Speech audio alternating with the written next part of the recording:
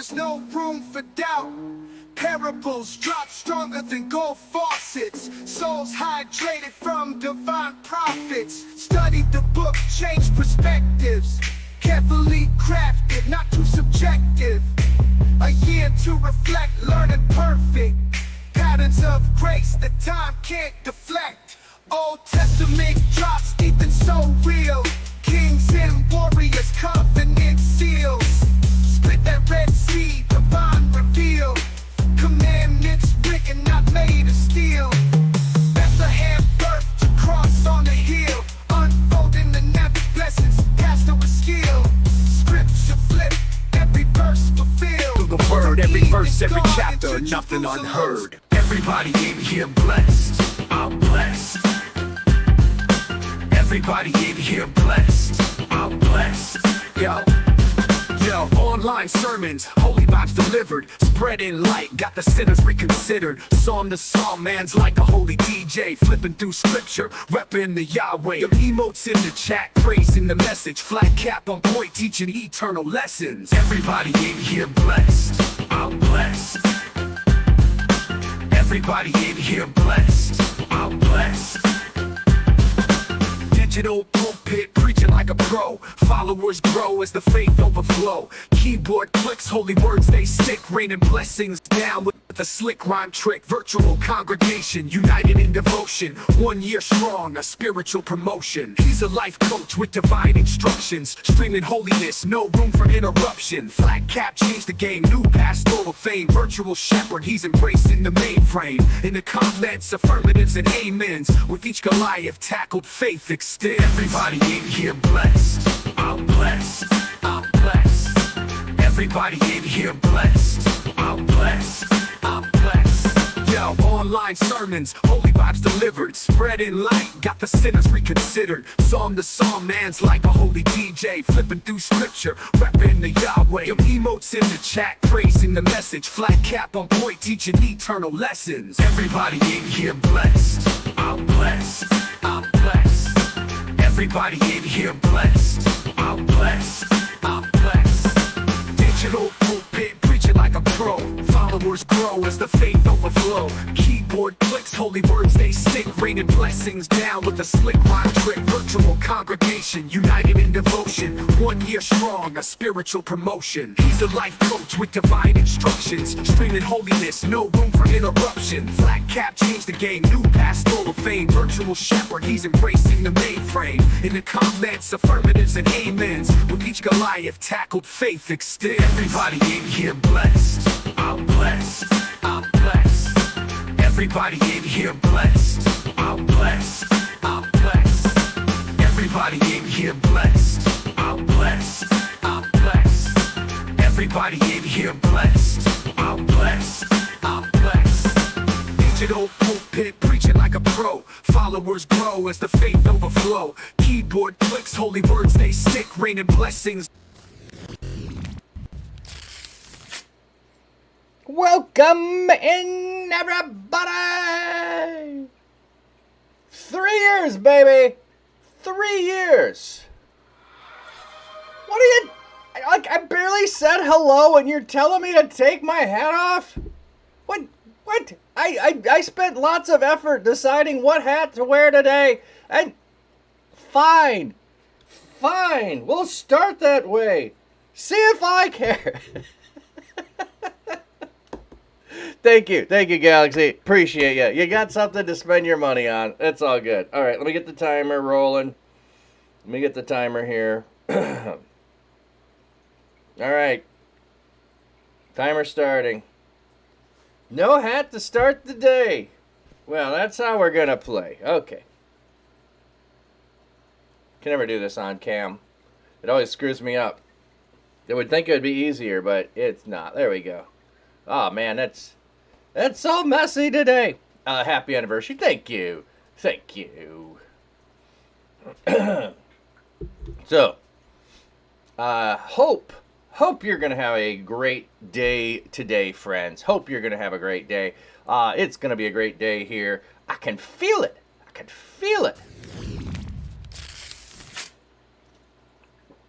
All right, so got all the info over here. Oh, that's what I needed to do. I know it was sent to me. Oh, okay. I knew there was something I had not done. Let me get this up here a minute. We can do this here at the beginning to start with, since we're not really rolling yet.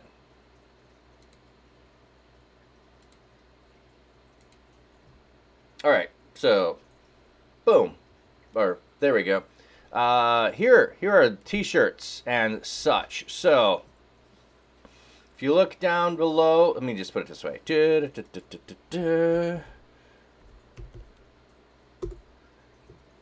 There we go.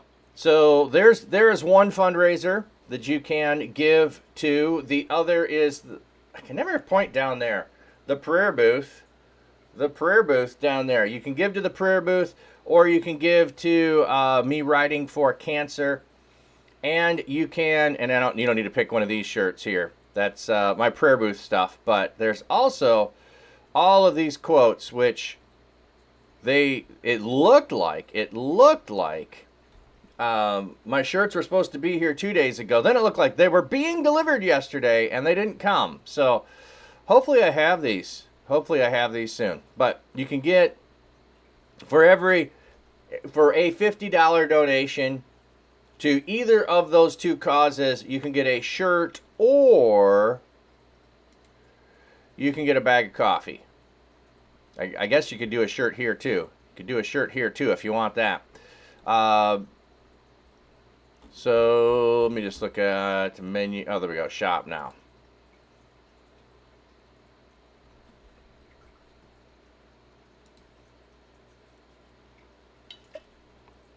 All right, so we've got several different flavors of coffee. You can pick a bag of coffee or a shirt for a $50 donation to either of those two. You will need to DM me so that I have all your info to be able to order and send that out to you. So that's how we're going to do that. So I'm doing two different fundraisers. Neither one makes a difference to me what you give to. They're just opportunities to give. So, and again, here are the other shirts. You can just go buy a shirt too if you want. I mean, that's fine. That's fine. You don't have to make a donation. Trying to think if there's something else. Oh, I was looking up more names yesterday. You know what I realized? We looked up over 50 names yesterday. If you were not here yesterday, go look at the clips. There are some hilarious names. Like Dunghill.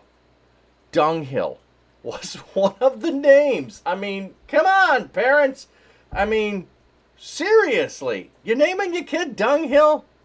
What is wrong with you? Now, it might not be that the parents named the kid that, because some people's names are, like nicknames and things of that kind. I still can't imagine how you get the name Dunghill. But, like Slim is a nickname for people, and it's an ironic nickname because it's not usually a slim guy that is named Slim. So maybe Dunghill was one of those fun names that's the opposite. And then there was one that was elevator or exalted or something, or slime. Like the name means either exalted or it means slime. I mean, I love when Hebrew does that. That is fun. Like, I say your name, and I can either mean the good or the bad. So, you're back on keto. 3 days in, and you're going through sugar withdrawal. Like, what? Oh. Timer is done. The hat is back. This is my favorite style, or it used to be. It used to fully be my favorite style of flat cap. So that's why I picked it today. It's just so comfy. So. So see, you had to wait 5 minutes to redeem the tip of the cap. You should have did it in the other order there. Tip of the cap, Galaxy. Tip of the cap. Yeah, so good. Okay.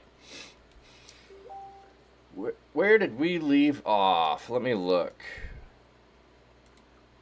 Oh, that's what I was going to go look up. I know that I got sent this. Let me find this a minute. Hey, Anita Diamond! Oh, hey, Raiders coming in with the Raid of Love. Let me get my raid song. Welcome in, Anita. Good to see you. Still pushing for that 600. Go give Anita Diamond a follow. Help her reach 600. We need to get her to 600. It's less than 10. Less than 10 left. Ukulele, much love, friend. Much love. I've been subbed to you for 33 months, so not quite as long as I've been streaming, but I think in the first I missed every other month kind of thing. Jordan, Raid of Love, thank you, friend. Subdue, here and coming in. That's awesome, friend. Mel, fantastic. I'm so glad to hear about the fires are doing better. The fires are doing better. So, yeah, let's get, you know what, I don't know if my mods are here yet, so let me get a shout out for a couple of you. Trigger Boss, hey, we're playing the song, my friend.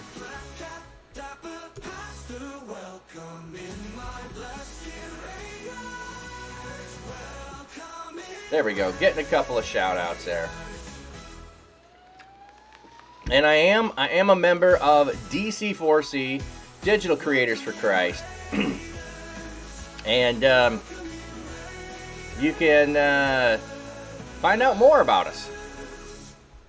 There we go. So you see that in the Streamaversary. There's some swag that's going on for, I'll talk about just a second, ReachCon. But Streamaversary, it's in the chat there. You can read about that. I'll mention in just a second. This is my old raid song before Trigger Boss made the new one. So that is the trombone. If you're not familiar with why the trombone, I am singing the trombone song. And I modified it. I modified the, if you don't know the trombone song, it's thank you, Lord, for this great day. And I changed it, thank you, Lord, for this great raid. And it wasn't great, but, you know, just showing appreciation for all of you raiders coming in. Love it. Thank you, Ukulele. Much thanks and appreciation for you and all that you have done and your continued consistency in what you do. Love that. Love that so much.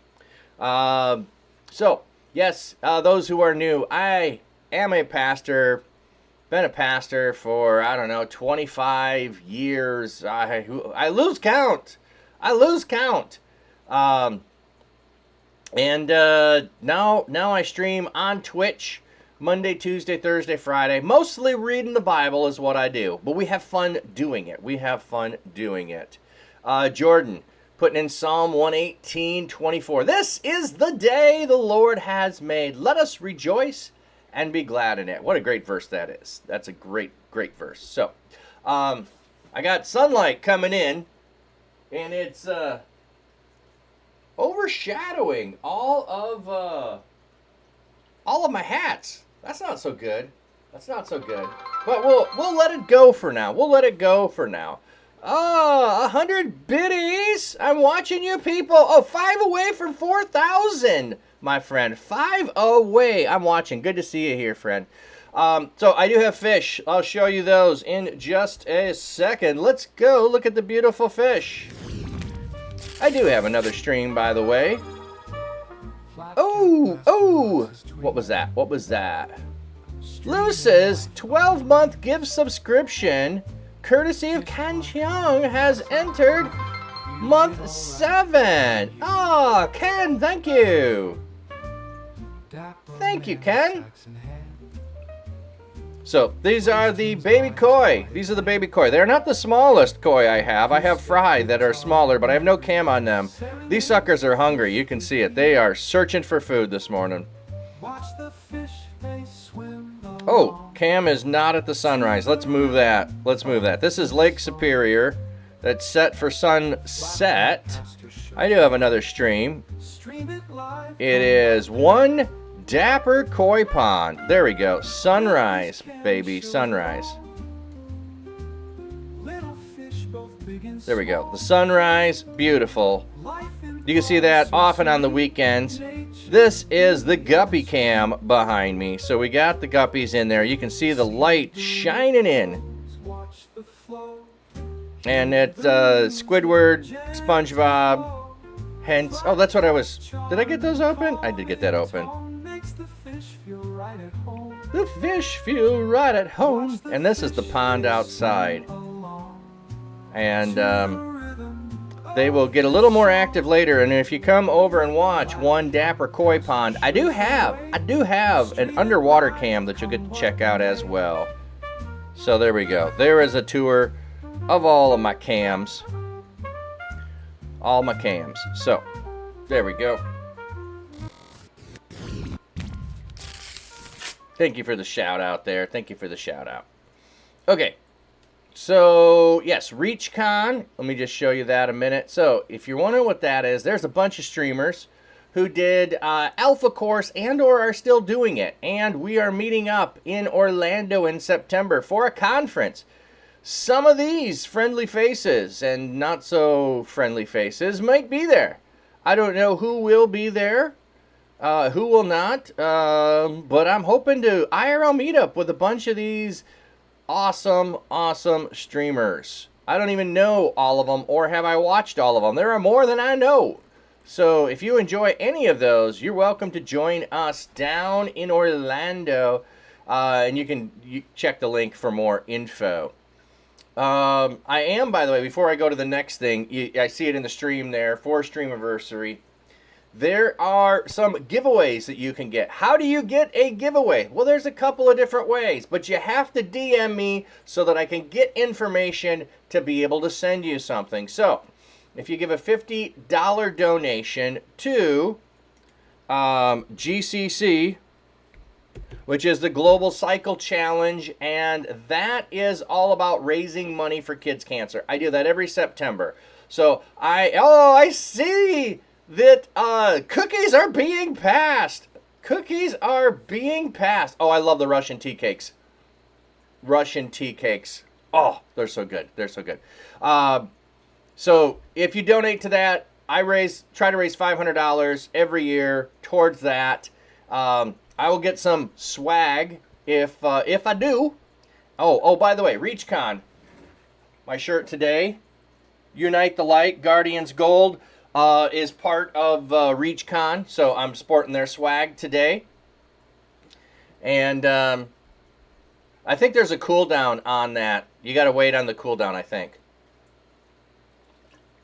Remember, you got to, as an individual, you got to wait there. But, so, yeah, ReachCon going on, $50 for the cycling. DM me. You can choose. This is the same if you do the cycling or if you do, can never point down, prayer booth down there. I have a prayer booth. I want to show you that a second. So I have a prayer booth down in my local artisan marketplace. And I sit down there. I've got little blessings and prayers on the wall. I take prayer requests, put them on the wall. I pray with people. I listen to people. And I spend time down there. So, if you can, if you choose to, make a donation of $50 to either of those two things, to help me fund the cost of being in the prayer booth because I have to rent it, or if you give to the cancer, you can get a T-shirt. A T-shirt would be one of these T-shirts. You can let me know which one you want, what size you want. I'll need all that info and your info, and I will get that sent out to you. Or if you just, it'll show up eventually. I don't think my I have a good command for merch that I can do this. You can go shop for yourself too, I guess. You can just shop for yourself. You want to say, no, I don't want to give 50. I just want to buy a shirt. Boom, there you go. Go buy a shirt. Go buy a shirt. Or you can choose coffee instead. So a $50 donation, you can choose a bag of coffee, and this is all every bag of coffee that you buy sends a Bible to someone who does not have one. So I work with this organization, And you can go get coffee from there. Oh, we've got several that are sold out. I need to double check that, if that's true or not. I see that that's the case. May or may not be true. May or may not be true. I will check on that. But you can tell me what coffee you'd like if you want coffee. You can tell me what shirt you'd like if you'd like that. So that's what you need to do. DM me or Discord me. Tell me what you want if you give a $50 donation. You don't have to, letting you know that. But, I also, if you give one for the Global Cycling Challenge, I have stickers that I can throw in there as well. If you'd like a sticker for fighting cancer. If you give a donation for that, I can send you one. I also have other sticker swag, and I need to order a flat cap sticker. So every sub, again, I'm sorry, but you gotta DM me so I can know where to send it. Every sub that you give, I'm gonna send you a sticker. I'm gonna send you a sticker or two. So all the subs that are going on that people might give, you can get a sticker. I don't have a flat cap sticker to show you. I need to order some of those, and I'll be sending those out. So, yeah, you need a flat cap sticker. Yeah, you definitely do, ukulele. So those are the ways to get some stuff. I was gonna go look it up, and I forgot to have it ready, so I will have to do that in a minute. But well, actually, we can do that later. We'll do some trivia later. We're gonna start out with the normal thing that I do, which is reading through the Bible in a year. So we're gonna start with that. We're gonna keep going with that. Let me see if I can make this a bit smaller. Why is it not? There it is. That way I can keep a little bit of the stuff on screen that you can see chat without the whole thing over everything. But the sticker that I need to get, I'm going to get some of them made like that. I may also get some with a little 8-bit guy. I started using that. So I may get some with that as well. So we'll see what I get. Okay. Let's get over to see where we were at. So we made it through 1 Chronicles 4, verse 8. 1 Chronicles 4, verse 8 is where we left off. So at this point, what we have had is a bunch of genealogy in the book of Chronicles. And Chronicles starts off with Adam, and it's doing a whole history. It's trying to tell the people of Israel, hey, remember our history. And along the way, it's going to be pointing out spiritual problems. People have been highlighted in the genealogy for their spiritual condition or things. Not a lot of people have been highlighted so far. There's been an ongoing thing of just list a bunch of people. One of the things that we saw was, well, Caleb had lots of kids. Lots of kids by Caleb. We have a running through of the line of David, all the way up to David, all the way after David, all those kinds of things. Just resubbed for another 3 months. Does that count for a sticker? Absolutely, Anita. Absolutely. If you resub, if you gift sub, I don't care. If you did it, or let me put it this way. If you currently have a sub and you're subbed to me, send me your info. Because all I have to do is go look and see that you're subbed. So just send me your info. And when I get the flat cap stickers, I will send those out to you. So just DM me, Discord, whatever, whisper, get me your info. And when I get those stickers in, I will be shipping those stickers out. So that's the plan on that. So yes, Anita, resubbed for 3 months. Oh my goodness, friend. Thank you for that.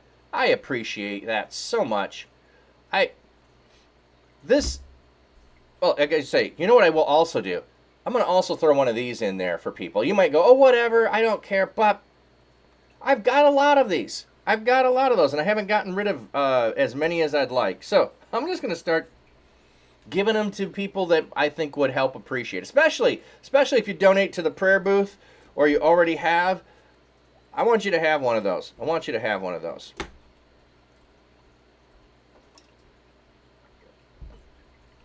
I do, by the way, I should say, I was supposed to have all of the rent paid. So let me tell you what a blessing this has been on some level. 2 for the price of 1. There we go.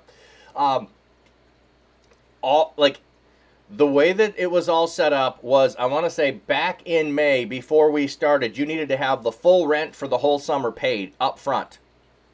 I said, or I had talked with the city manager prior to my learning that information, and I thought he had said I only needed half of it up front. So then when I said, hey, I thought this was the case, the person in charge talked with the city manager and said, yeah, that's fine, you can still do that. So I only needed half of it in, and you guys all helped me get half of the rent for being in the prayer booth. And then he told me I needed to have the other half in July, and he hasn't come and asked for the rest of the money. I did get the electric bill, so I got to pay that, but I need the other half of the rent and all of that. But you guys have been such a blessing, praying for me, giving to that. It's been awesome. Oh, a dozen brookie cookies. What is a brookie? I've never heard of a brookie. I mean, I saw you passing the Russian tea cakes. I mean, and cookies are good pretty much no matter what. So half brownie, half cookie. Oh, okay.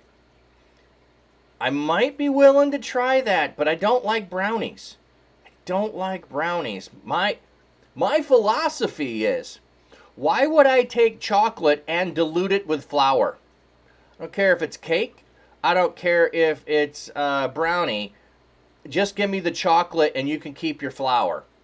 I mean, that's why chocolate chip cookies are good. The chocolate's not diluted. It's a bite of chocolate in the chip cookie. So, yeah, no brownie for me. No.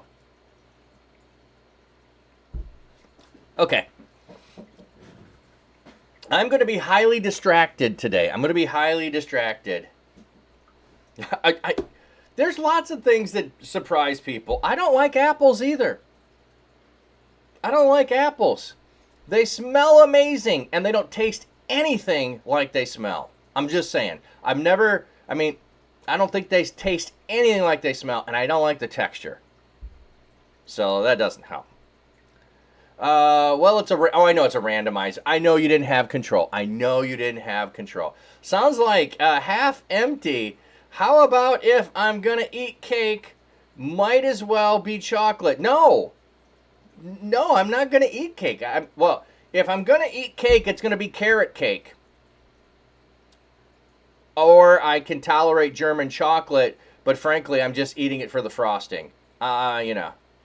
It's also diluted with milk and sugar. Yes, you're correct.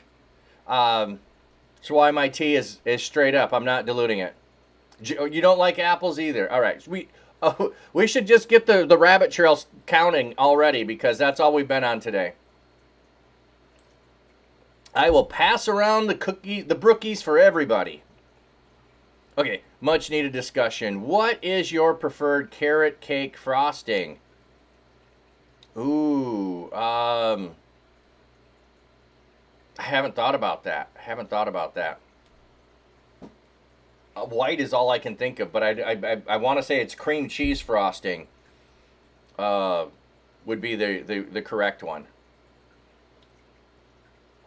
But I'm not turning carrot cake down. I like carrot cake. I like zucchini bread. I like banana bread. Cream cheese icing. Yeah, that's what I was thinking. Okay, since we're talking about food, cream cheese is hey, Hap, welcome in.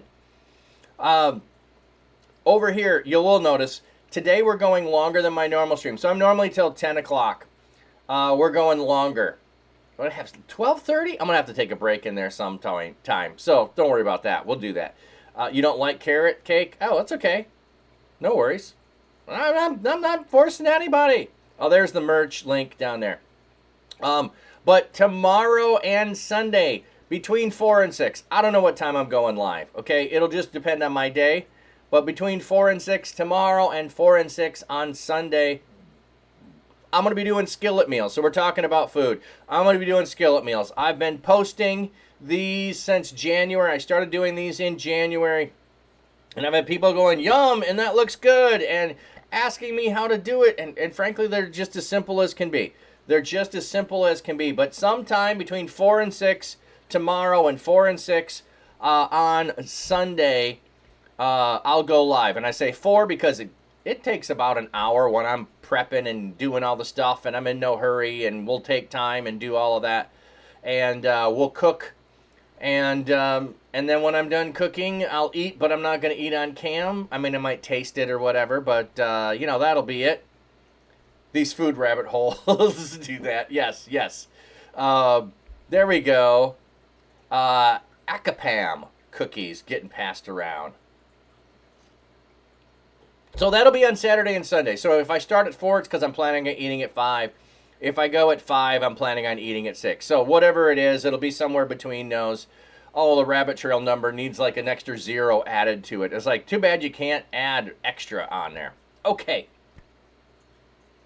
Let's try to get into... by the way, there are new commands. And there are new redeems.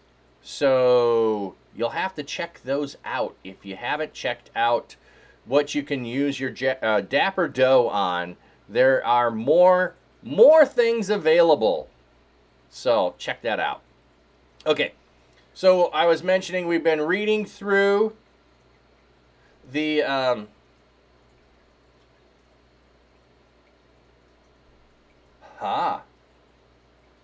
I didn't know that there was what is that?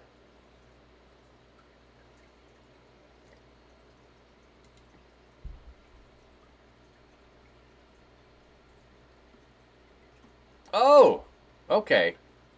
That's for stream avatars. Oh, that's cool. I didn't know what those were. That didn't used to show up there.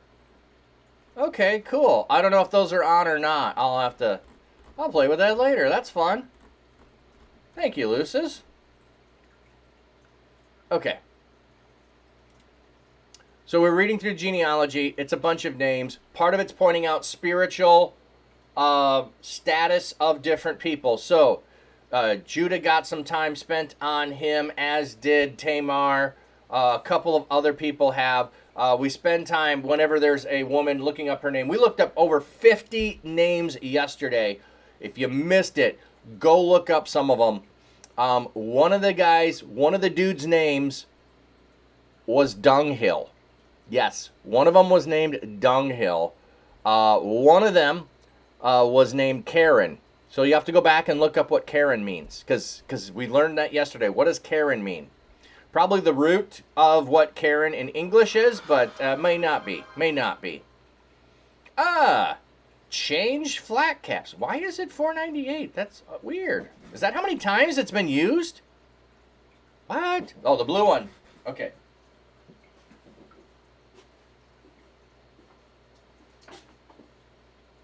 I'm going to go with a different blue one today. I'm going to go with a different blue one.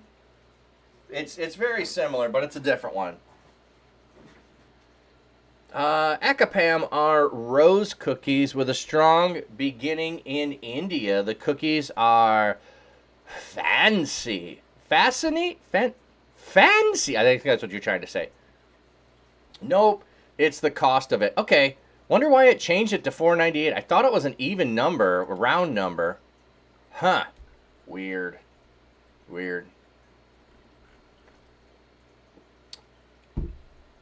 Okay. So we left off here at 8. We have this whole big long list. We've been progressing along. So we had Judah here, his sons. We're going along. And then all of a sudden, we have an interruption. Yeah, you like it.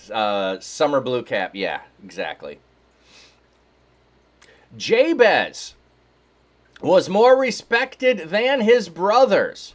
His mother named him Jabez, for she said, I experienced pain when I gave birth to him. Jabez called out to the God of Israel, if only you would greatly bless me and expand my territory. May your hand be with me Keep me from harm, so I may not endure pain. God answered his prayer. Okay, there's a whole book on this. New name He's Eclipse somehow, maybe. Well, it's more exploration than teasing. I mean, yes, there's some teasing, but it's... So, Jabez sounds like the word for pain. Sounds like the word for pain. If only begins in oath formula. Okay, so this is an oath formula that's used in the Old Testament. It is not certain whether Jabez should be connected with the town Jabez mentioned in the earlier chapters. If Jabez were the head of a town, more respect than his brothers, then the request for an enlarged territory would not simply request for his own benefits, but an example of a leader of character whose faithfulness to God benefits those under his leadership. I think that's a good point. The Hebrew text here is difficult in the keep me from harm. Okay, and do some harm so that I might not be hurt. Yeah, that's difficult. Do some harm so that I may not be hurt. Do some harm. Okay, I'm not going to dig into that. Let's go look up Jabez, what it tells us Jabez means. Yes, Jordan. If bum bum bum. And if you notice, if you're looking real closely, it's bump, bum, bum. So with a P, with a B, and just an M. That you can hear it when I say it. You can hear it when I say it. I hope. Okay, we are in 1 Chronicles 4.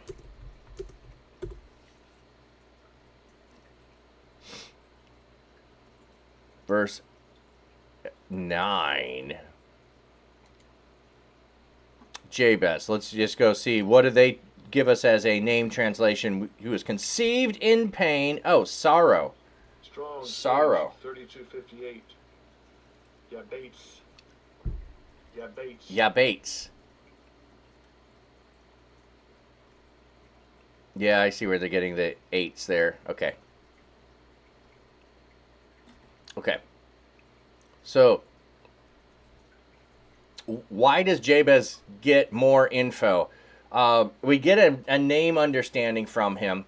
So, think this through for a minute. His mom names him Jabez because she gave birth in pain, and his name has a connotation of meaning sorrow. So, one of the things he's praying is to be kept from harm so he may not endure pain.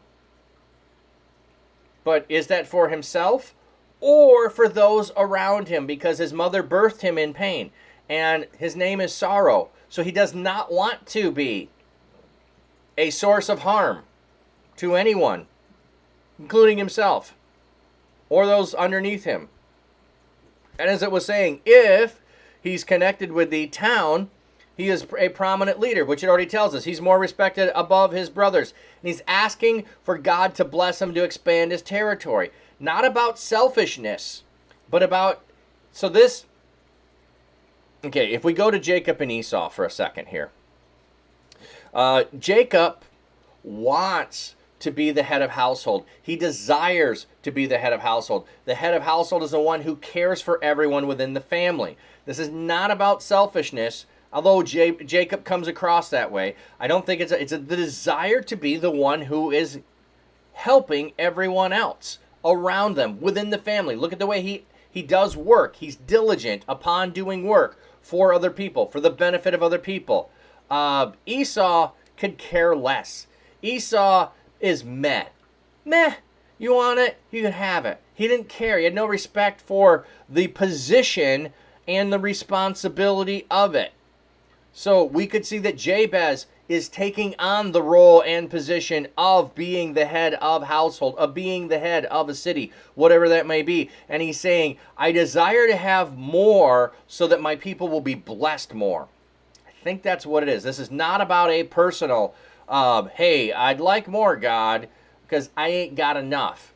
It's not about I don't think, about self-centered selfishness, because I don't think it'd be included in here. Because the reason that people are being included in the genealogy with some depth is because of their righteousness or their unrighteousness. They're being pointed out along the way, some more than others. So, I'm watching. I know you had mentioned about liking Jabez. If you got anything else to add on Jabez, I know that there's the Prayer of Jabez. I remember reading that book. That book is, I don't know, 25 years old or something. I don't know what it is. Okay. Caleb, not Caleb, Caleb, the brother of Shuha, was the father of Meher, who was the father of Eshton. Eshton was the father of Beth Rappa. Beth Rappa! That's a rapper name again, isn't it? Beth Rappa. It's got rap right in there in the name. Beth the Rappa. Peshea. Tehina, the father of Nahash. Nahash. Okay, what is the city of Nahash? Okay, that's still not telling what Nahash means. These were the men of Raqqa. Wow, I'm eating pizza. LOL. I'm watching. I was taught something different, that he was praying for God to bless him so that he wouldn't be harmed as a blessing. Not certainly selfish, but protection. Oh, yeah, and I'm just saying, I think it expands to not just being him personally, but since his mother was harmed in birth, I think it expands past him personally. But yes, certainly keep me from harm, and somebody may not endure pain, so keep me from it rather than in it. So, is Beth house or bread? You don't remember. Donnie, welcome in. Beth is house. Beth is house. So you have Beth-El is the house of God. Bethlehem is the house of bread. So, welcome in, Donnie. Thank you, Lucis. Was just going to say that. Yes. Oh, also, let's get a shout out for I'm Watching You People. I'm Watching You People also having a party celebration tomorrow. Beth Rappa, House of the Rappa. Yes. We're going to go look up some names here. But she's got a whole raid-a-thon going on tomorrow. Check out, follow I'm Watching. I will probably raid out to whoever is currently in the raid train when I'm finished with my skillet meal tomorrow. So, okay. So we're verse 12. Verse 12.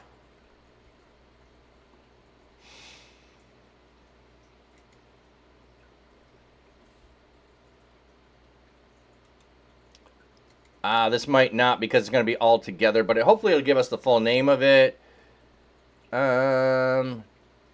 Iranash, they're saying the city of Nashis. So those are the ones I wanted to look up.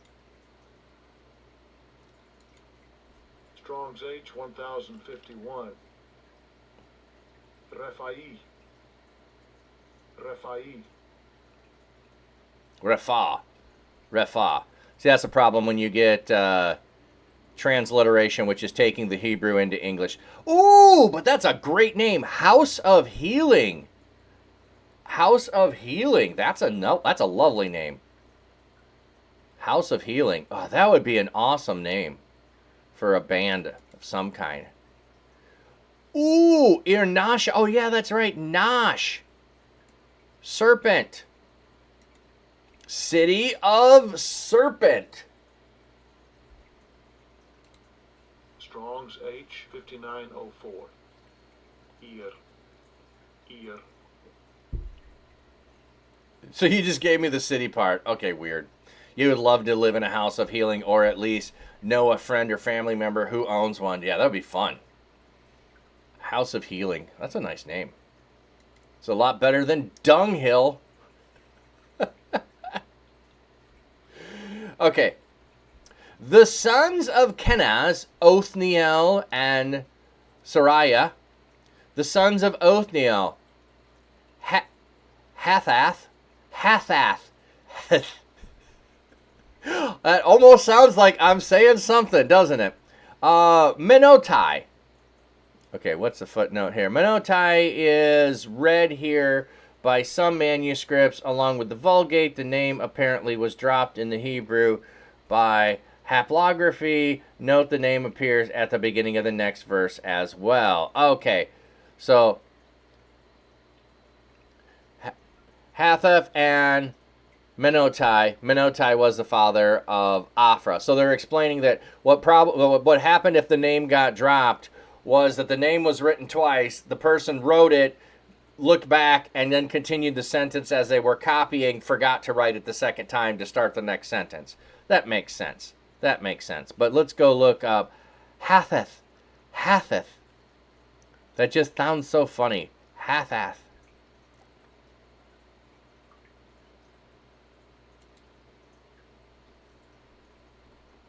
I want to see how close I am to pronouncing that right. Strong's H 2867. Hathath. Hathath. Pretty close on that one. Hathath. Hathath. I lost count of the words being looked up yesterday because I was so busy making clips yesterday. Was hilarious. Yo mama are the champion command typer. Yes. Yes. Yes. Lucis is the champion command, and you are the champion clipper. I kept you both on your toes yesterday. I kept you both on your toes. That's for sure. Okay. So it's fearful. Fearful.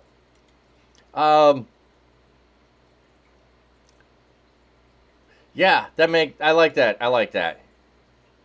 Yes, I did read Yo Mama, not You Ma'am. I read that wrong. Yes. Yes, I did read Yo Mama. You Ma'am. Yeah, I should have. Yes, I did. Yo Mama. Oh. I had a friend.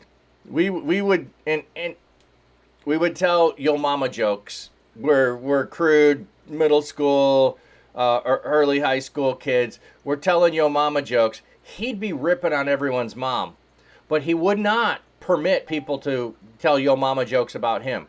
Well, he didn't know his mother. He was adopted or foster care. I don't know all the details of it, but it was like, you started it. I'm not going to exclude you from it. So whenever I would tell Yo Mama jokes to him, he would get upset about it and want to fight, which I thought was hilarious at the time. Yeah, I was a numbskull back then. I thought it was hilarious, so I would always do it to poke at him, to get him upset.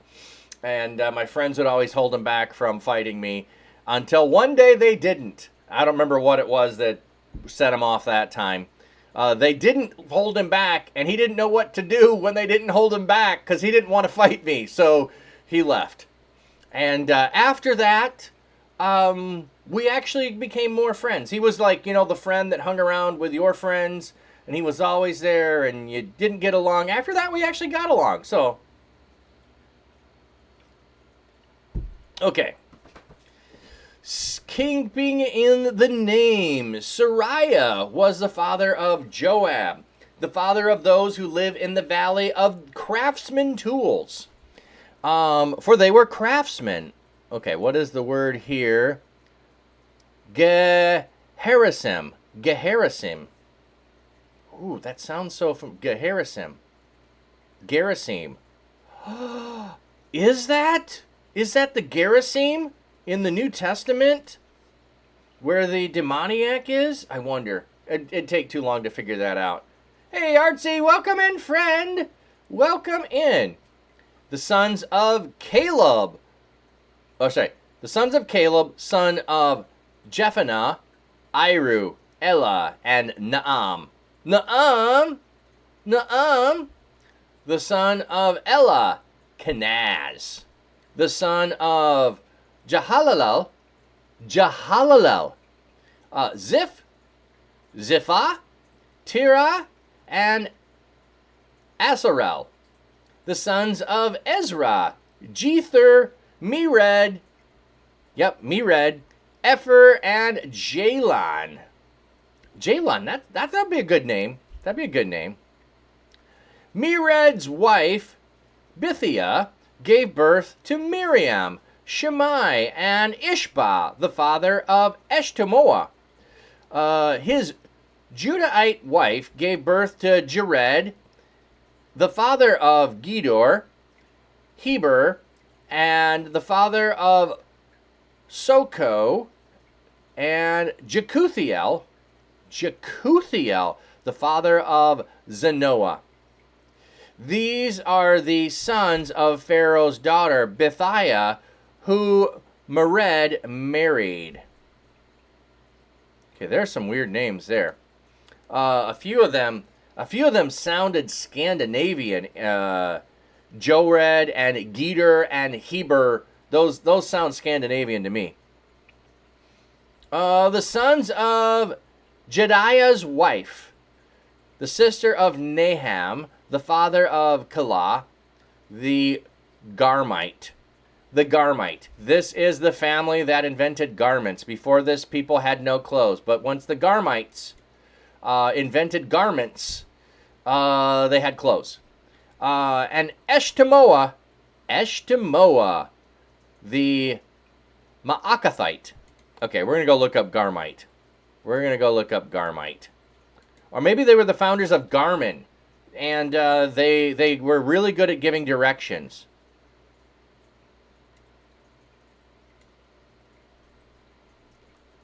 What does Garmite mean? And Father, forgive him. He knows what he's doing, but he's having fun with it. Yep, I gotcha. Garmy. Sounds like Kermie. Strong's H 1636. Garmi. Yeah, Gar men and Gar women. Absolutely, Artsy. Absolutely. Bony. Oh, like the fish, the Gar. There we go, the Garmite. Okay.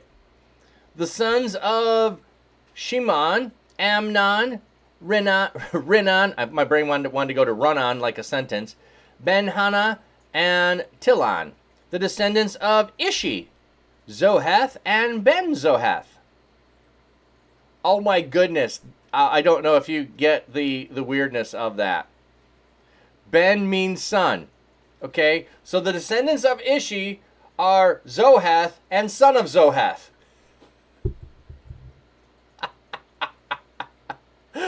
Like, son of Zohath doesn't have a name? He's just son of Zohath? Yes. So Ben Gay, and Gay used to mean happy, so son of happy. So the Ben Gay would be Happy Gilmore's son. Right? The sons of Shelah, son of Judah, the father of Leka, Laada, the father of Marashah. The clans of the linen workers, Beth Ashabeh. So house of Ashabeh is Ashbay. Is Ashbay going to be linen? Hey, Omega, welcome in. Okay, so verse 21. Let's see, is Ashbay.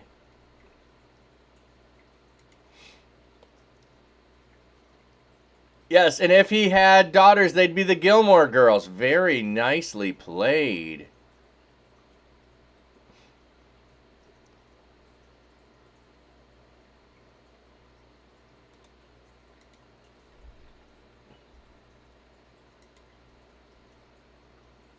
Ashbea. Strong's H 791. Ashbea. I shall make to swear. So, like, do you swear on an oath? I shall make you swear. I shall make them swear. The house of I shall make you swear. That is weird. Like, I feel like something got lost in translation there. Let's go look at this here. It's the verb to swear an oath, I bet. Yeah. Yeah, it's the verb to swear an oath. Okay. As long as they're not getting vulgar with it. Oh, totally. Omega, if my memory doesn't fail, wasn't there two offspring named my son And not my son in Hebrew. Oh, I think you're right. There is actually what it might be, Omega, is a reference to God talking, or I think it's in Isaiah. I might be wrong on that. That sounds like it'd be Isaiah. Not my people and my people, or maybe it's Hosea. Is that Hosea's sons? Yeah, like not my people. I think, or not my. I think it's not my people. Maybe it is not my son. I don't remember what that is. But yeah, definitely there's something along those lines. If it's not one of like the prophets who's naming their children, I want to say Hosea sounds right. If it's an actual person's name as opposed to Isaiah, which is going to be not my people. But if it is not my son, that would be my guess. Is look up the names of Hosea's children, which we did Hosea about a month ago. And you'd think I'd remember, but I don't, which is why it's fun to go look them up all the time, because I can't remember all of them. There's too many. Oh, I went too far. Okay. The sons of Shelah, son of Judah, I did that. There is where he left off. Okay. Joachim, the men of Kozibah, and Joash, and Saraph, both of whom ruled in Moab, and Jeshubai Lehem. Jeshubai Lehem. So like Bethlehem is house of bread. What is Jeshubai Lehem? What is Jeshubai Lehem? Okay. I just saw that the command there for DC4C. But let me show you who else is in DC4C. Oh, there we go. I guess it doesn't show you all of that. You've got to click the link to go there. So the other link is just as good as that link. Okay. I was trying to get those. But you could do this. Let me do this.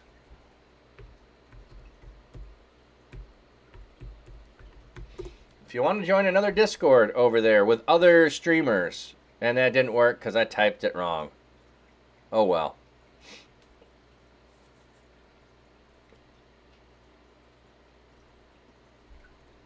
Did I miss something there? Or are you just saying that sounds like anime?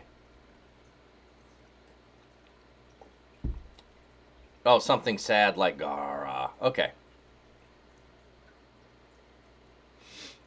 Okay, so Jeshubi Lehem. So we have Lehem in there, which should be bread. Okay, so verse 22.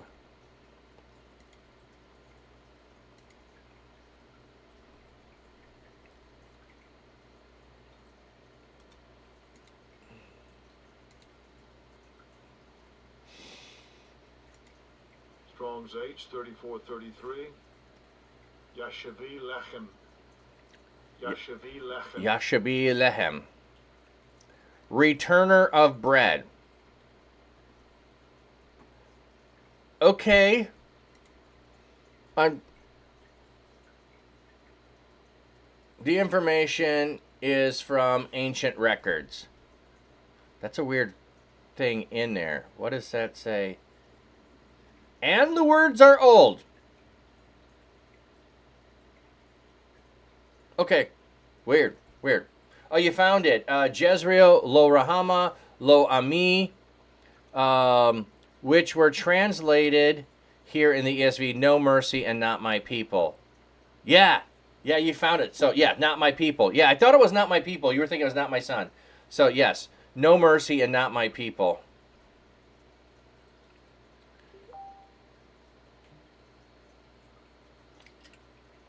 Man, let me just check. My phone keeps blowing up, beeping. Let me just double check that there's nothing important going on. I see nothing important. Okay. They were the potters who lived in Nedaim and Gederah. They lived there and they worked for the king. Congratulations.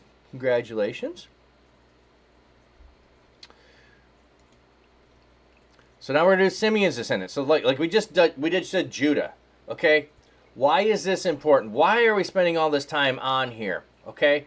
Because if this is written, which I think it could be, when they're in exile, okay? And we're trying to go back through, or it's written, you know, as they're going to exile, and we're trying to recall what's going on and why things are happening. When you're in exile, one of the things you want to know is you're still important to God, okay? You're still part of the family of God. You are still part of the descendants of. That's why we're going through all these genealogies. No one is forgotten. That's part of what's going on. No one is forgotten. No one is excluded. We are saying as many of them as we can, okay? As many as we have records of. The descendants of Simeon, Nemuel, Jamin, Jereb, Jerah, Shaul, his sons Shalom, his son Mibsam, and his son Mishma. Please pray for Hurricane Debbie to stay out of my basement. Yeah. I have friends in South Carolina that got a bunch of flooding. I should have checked on my sister who's in North Carolina. She doesn't have a basement there. But I don't think she's on the Virginia border. I don't know that they were getting much there. I haven't paid attention. I don't watch the news that often, so I didn't pay attention this week. But everyone who's in the path, definitely prayers for them. The descendants of Mishma, the son of Hamuel, his son Zakur, and his son Shammai. It seems like Shammai, in variations, keeps showing up. Shammai had 16 sons and 6 daughters. Don't know that these are symbolic, okay? I don't know that 16 has a number of symbolism in it. Plus, we're going to get names, but I'm just saying is sometimes... okay, here's one of those places where I believe if you go through the story of David, and we already went through genealogy. Oh, ad break, and sorry, ad break's coming. I'll come back to this. So, ads happen. Those who are here, we go to fishies while people are getting the ads. And I get up and stretch. That's why I have ads. Can't believe we're already an hour in. How did that happen? How did that happen?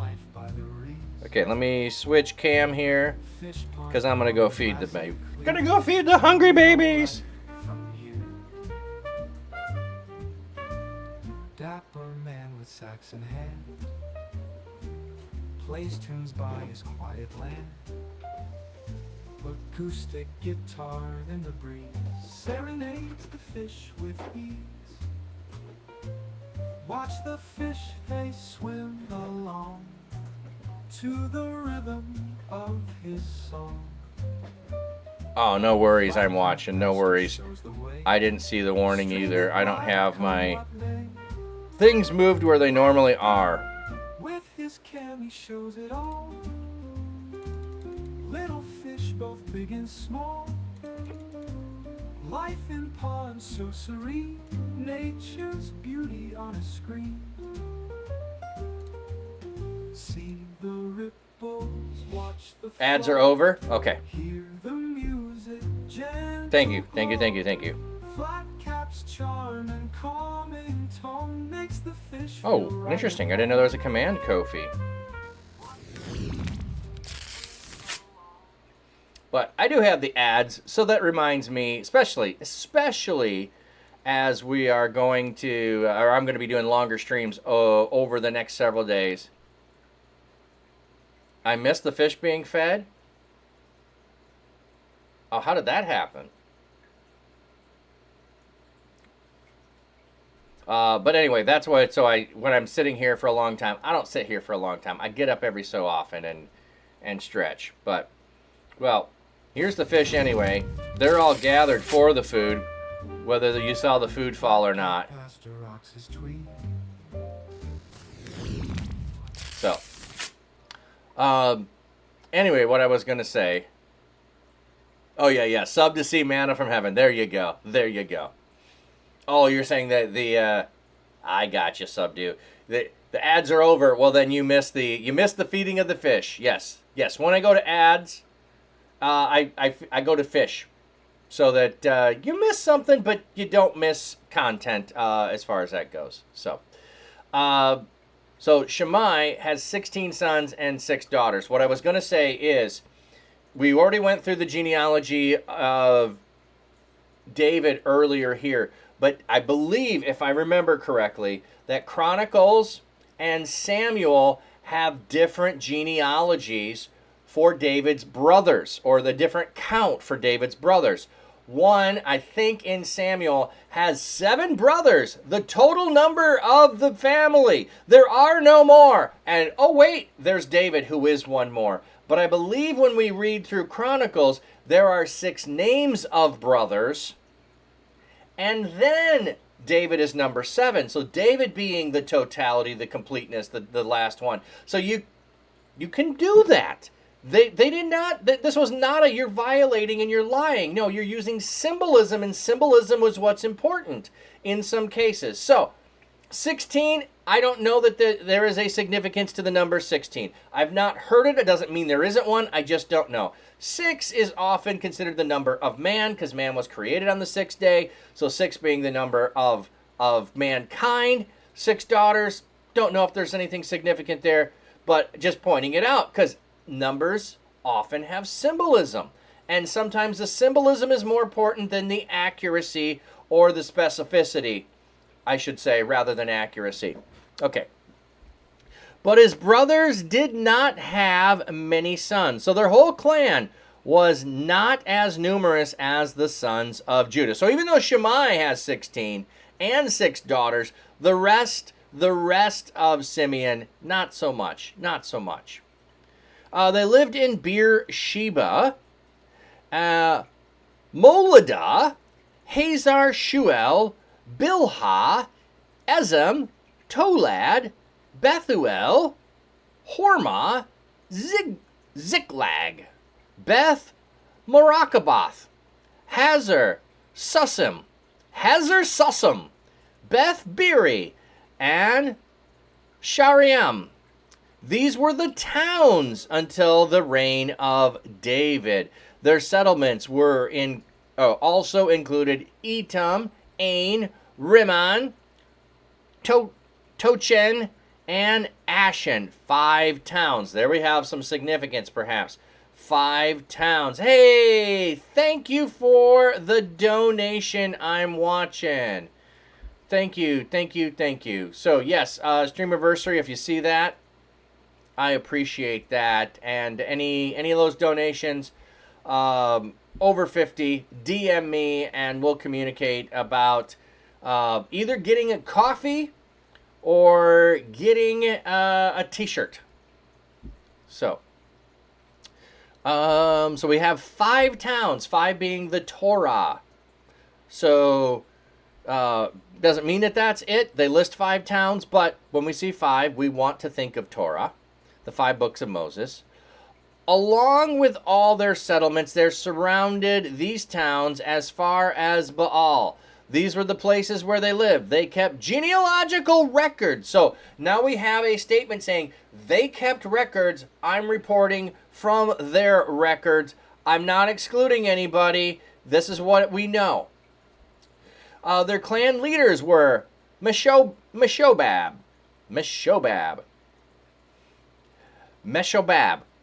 I don't know. I got to look that one up. Jamlech, Joshua, son of Amaziah, Joel, Jehu, son of Mishabiah, son of Sariah, son of Asiel, Eloenai. Wow, that's a weird one. There's too many vowels there. Jaakobah, Jeshahoah, Ashahiah, Adiel, Jesamiel, Benohiah, Ziza. Coffee for Bible, but please give the coffee to a person who stumps you with trivia. Ooh, I like that. Melchizedek, welcome in. Did also get the flaming tongue Holy Spirit power thingy when he became follower of God too. We're in the Old Testament. So, Paul. Oh. Interesting. Did the flaming tongues of fire come upon him? I don't think that we have that recorded. I think the flaming tongues only shows up in Acts 2. If we bump ahead before Paul to the house of Cornelius, I don't remember a description of the tongues of fire, but they did have the gift of the Holy Spirit. So I don't know other than Acts 2 that it was there. Hey, Day Music coming in with the raid. Raiding with the cozy vibes. Let me get my raid song, everybody. Welcome in, Day Music. Thank you for the raid. Ruzzle, 1028. Welcome in.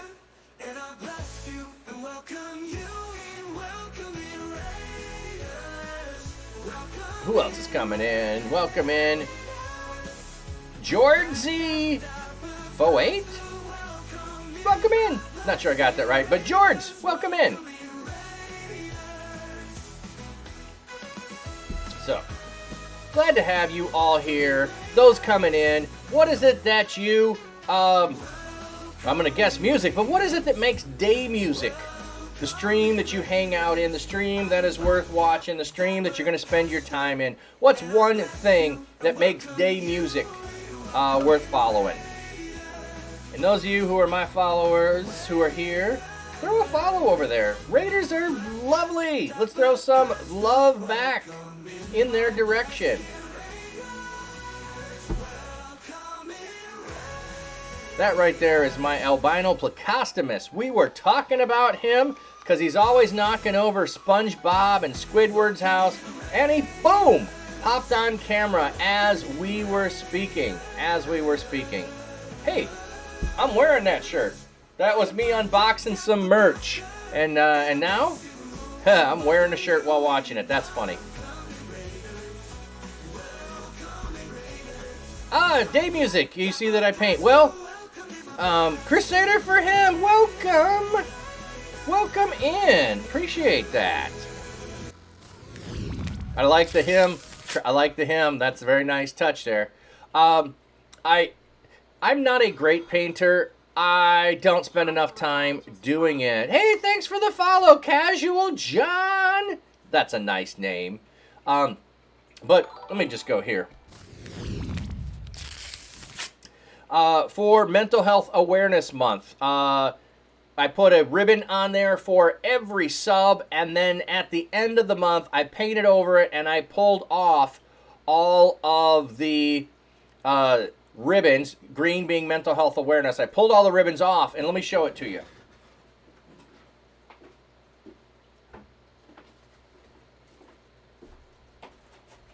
So, I got to get the right distance. So, it's a butterfly. I was not going for the realism. I was going for it being a thing of beauty. And you can see all the voids. All the voids are still there for where the mental health ribbons were taken out. And in our lives, it can still be beautiful despite having any mental health things going on in our lives and in the lives of those around us. And so that was the thought, the process. It turned out, I think, pretty good. I made a couple of errors and color choices that I would have redone, but that's okay. It turned out, I think, wonderful for my stream.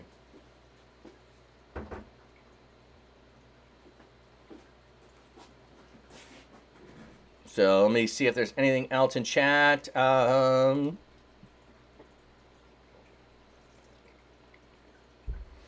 am doing Streamaversary. I'll talk about that in just a second, but let me finish. Oh, thank you, Davey. Sorry, Day. My brain wants to read the double Y as a VY. Thank you, Day Music. Anita, can not hear you now as you have come vets to fetch Tabby. Got you tabbed. Okay, thank you for the lurk. Mental health can be messy, but also beautiful, so I like the symbolism. That's what I was going for. It was the symbolism, really. Didn't also know that the original Jesus friends, when he's still alive, also get empowered and receive the flaming tongues of the Holy Spirit. Yes, the 11 plus others. If we go back to the book of Acts, Melchizedek, there were 100 some that were gathered. You had to go back to, I can't remember, it's at the end of Acts 1, where Peter talks about there were about 120 gathered in the upper room. And then when Pentecost happens on the chapter 2, we can make a good guess that there were about 120 gathered. You know what I'm going to do? I'm going to move this up because I don't think you can... Oh, wrong one. I want to move up. Oops, that's not what I wanted. I hate when it does that. Now I got other... There it is. That's what I was trying to drag. No, that's not it. Okay. My stuff is moving all over the place because I clicked on the wrong thing. Sorry, I was talking, distract, and I did it again. See, this is what drives me nuts. I click on the thing, then I click to grab it, and it clicks on something else instead of what I grabbed. There we go. Now I can put that back. I'll leave it. I'll fix it later. You'll have, okay. Oh, Hype Train coming on. Hey, thank you. Thank you for the biddies. Well, let me just share that. So, for my Streamaversary, yeah, ReachCon, I'll share that in a minute. I got too many things to share with everybody. For Streamaversary, if you want to, give to, I have a prayer booth in my local artisan market. Let me show you. I got to find the right one. Okay. So I've got a prayer booth that I have started, and I got to pay rent down there. And I sit, and I give blessings, and I give prayers. And I'm down there on Saturday and Sunday from 9 to 2. And since I'm down there on Saturday and Sunday from 9 to 2, I am an IRL pastor, but I have no pastoral gig right now, IRL, because I'm sitting down in the farmer's artisan market, praying with people and listening to them, spending time with them, and trying to get a nonprofit started. So I have no income. So you can help donate. Every donation of $50 or more will get a t-shirt or coffee. And the other thing I am doing is I am raising funds for kids' cancer. And so you can give to that. So I'll make sure that the links are in the chat, that you can give to either of those if you want. If you don't, that's okay. I'm just letting you know what's going on here as you're coming in with the raid. So either of those, you'll have to DM me, whisper me, give me your address, and you can choose for a $50 donation to either of those. Some coffee. I work with this organization called Full Circle Beans. And for every bag of coffee that is bought, there is a Bible that is given to someone who does not have one. And then also, here are some shirts you can choose. These are funny quotes from the book of Job. They're funny quotes from the book of Job, taken out of context and intentionally. And then Bless White Lake, that's my little prayer booth. So, ReachCon is an event that's happening in Orlando. So if you know some of these streamers, they are participating in the Alpha program, which is an introduction to the Christian faith. If you don't know anything about the Christian faith, these are all friendly people who are open to you asking questions and exploring your faith. We may not all believe things exactly the same, but we are all seeking to love other people in the digital world. So we have a conference that's going on. That's going there. I'm trying to think what else I wanted to say or share, but that's enough for now. You can ask more questions. So, what I normally do is I'm reading through the Bible in a year on stream, Monday, Tuesday, Thursday, Friday. Here we have it mapped out. You can see we got a different tab on the bottom of it. We should be in August. However, I'm behind because I went on vacation last month. So, that's where we were. That's where we are. Let me see what else there is. Oh, that's the other thing. If you do a sub or you gift a sub to somebody, DM me because I'm giving free stickers away. I'm giving free stickers away. I've got a bunch of merch and stickers of different kinds. and I'll send you some random stickers for a sub. So,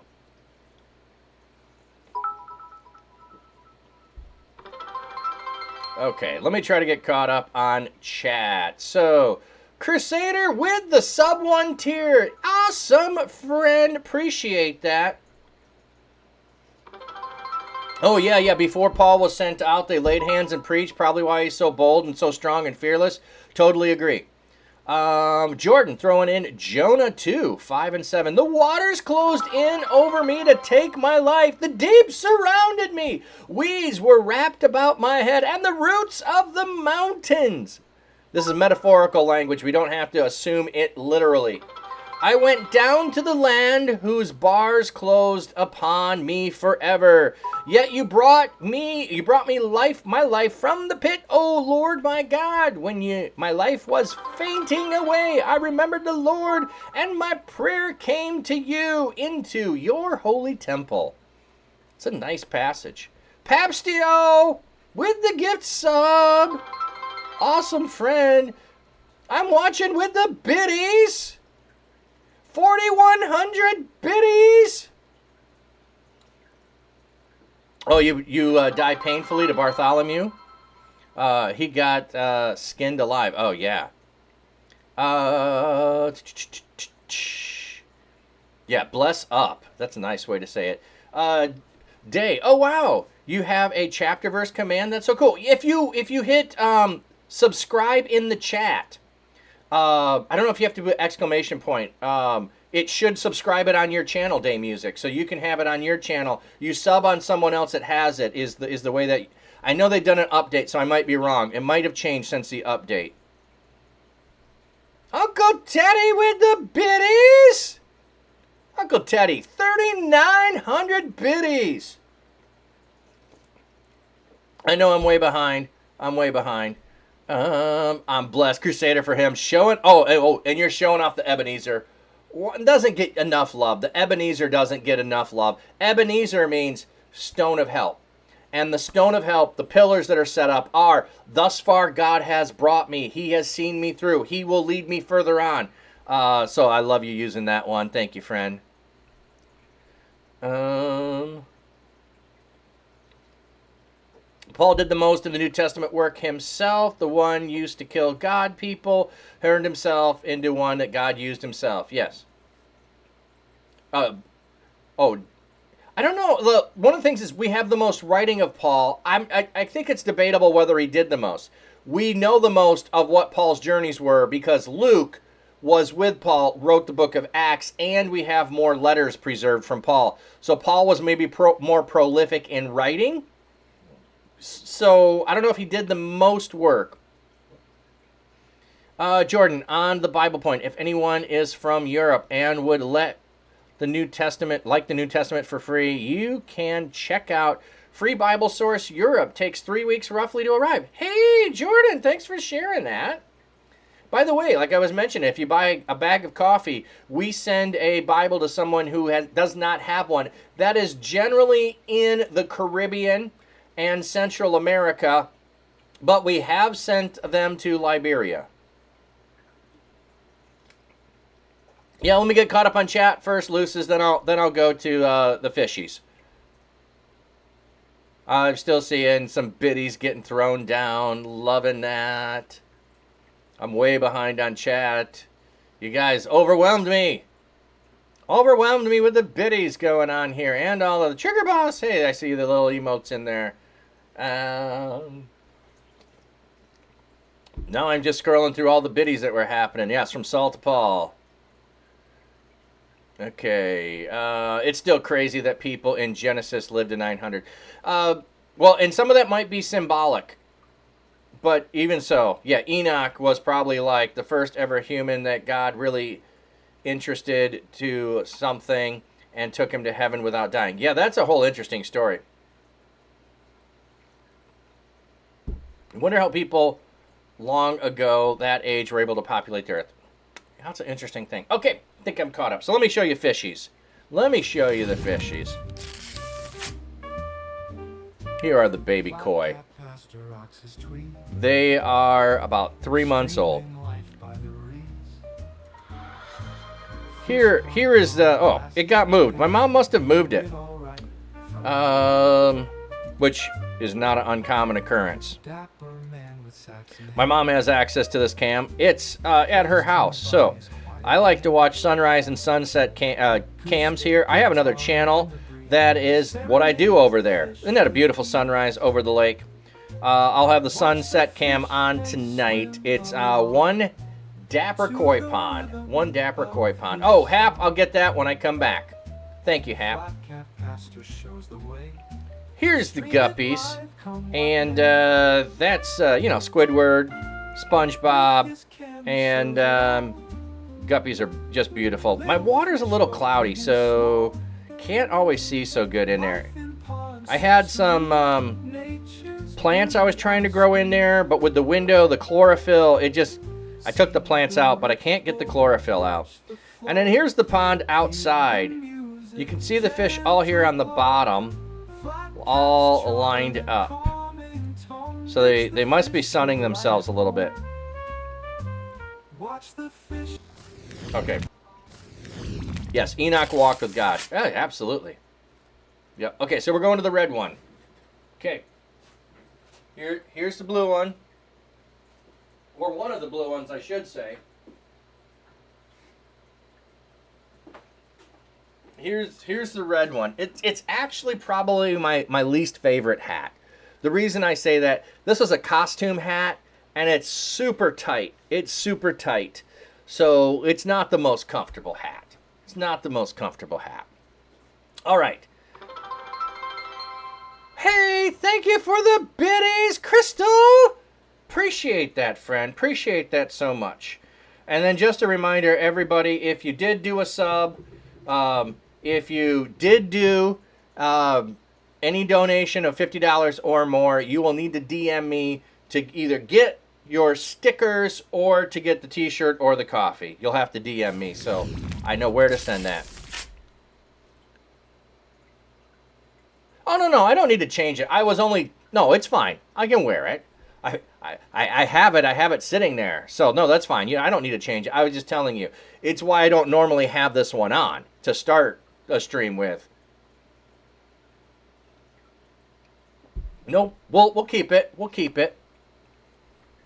Okay. Those of you coming in, we've been reading in 1 Chronicles. And in 1 Chronicles, so far what we've had is just genealogy. Okay, we started with Adam. We're reading through genealogy. What we're looking for when we're reading through genealogy is 2 things. One, for the people, is they want to know that Grandpa so-and-so and Grandma so-and-so, if there's women mentioned, are in the record. I am a part of the family. I've got proof. It's in here. It is validated. I am included. Especially if you are in exile and you're reading this and you want to know, hey, I'm part of the family.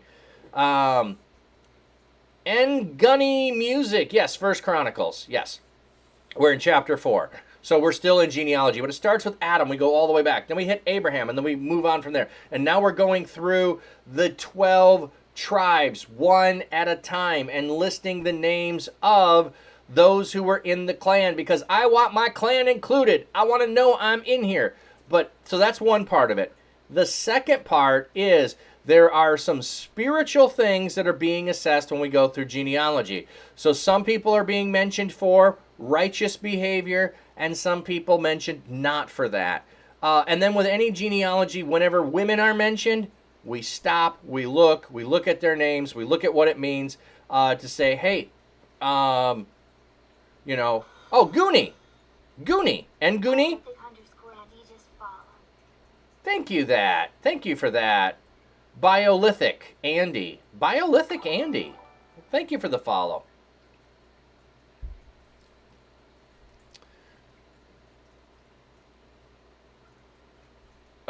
Melchizedek, you need the colon in there if you want that to post in the chat.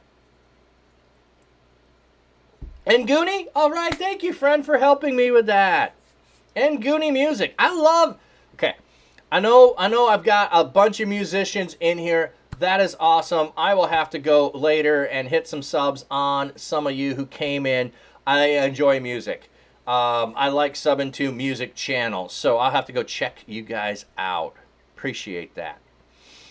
Okay, so that's where we are. That's what's going on. The other thing, I look up names all the time. I am intrigued by names. I want to know what names mean. I think that names are important in the story. Sometimes a person's name tells us about them, and it tells us about them is more important. Like all of you who just came in and have music in your name.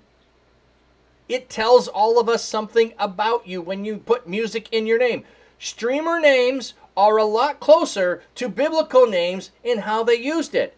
I mean, and I use mine to poke fun of myself a little bit. You know, Flat Cap Dapper. Well, okay, it tells you something. I'm wearing a flat cap. And then I'm being a little fun with Dapper, you know, just poking fun of myself and that. And I'm whimsical and all of that kind of stuff. And I'm a pastor. It's in there so that you know about it. That's what the Hebrew names often are doing. Greek names do sometimes, not as much as the Hebrew names. I see a mashup of cookies. It's either going to be the F cookie or the M cookie. You probably forgot to put an apostrophe next to each of the spaces, them out properly. Oh, yes. There, what it is, I left quotation. I hit the wrong thing. I hit quotation mark in there. Actually, I need a vertical line in there, in my commands. So, but I'll look at that later. Okay. And again, ask questions as we're going along. Ask questions about names. Say, hey, what does that name mean? What does that place mean? I love looking those up. Okay. Their extended families increased greatly in number. They went to the entrance of Geter at the east of the valley, looking for pasture for their sheep. Okay, this is the longest story we've got so far. We've had a couple short stories. Don't know where this is going, but we got some people looking for pasture for their sheep. They found fertile and rich pasture. The land was very broad and undisturbed and peaceful. Indeed, some Hamites had been living there before that. The men whose names are listed came during the time of King Hezekiah of Judah and attacked the Hamite settlements, as well as the Meunites. They discovered there, and they wiped them out, as can be seen to this very day. That's a phrase that often happens to talk about the time in which this is written, and the proof is you can see it still today. That happens all through the book of Judges. They dispossessed them, for they found pasture for their sheep there. 500 men of Simeon, led by Pelatiah, Neriah, Rephaiah, and Uziel, the sons of Ishi, went to the hill country of Seir and defeated the rest of the Amalekite refugees, and there they live to this very day. Okay, here's what's going to be important, is the Amalekite refugees. The Amalekites are part of the nation that is the giant clans and is supposed to be wiped out. Yes, okay, let me see if there's anything else going on in the chat. I saw it popping a little bit. Outside the disciples, what are the names of Jesus' brothers biological? I know James. I don't know any others. I know there's James, who is the brother of Jesus, who does show up in the early church, but I don't know that off the top of my head. I have to look it up. I'm looking up to see all these biblical God mentions himself in the Bible in the afterlife. Ooh, Melchizedek, that's interesting. If I ever make it to heaven, hopefully. Genesis 6:28. Or sorry, 24. Why did that not work? Chapter verse having problems? Huh. Are other commands working?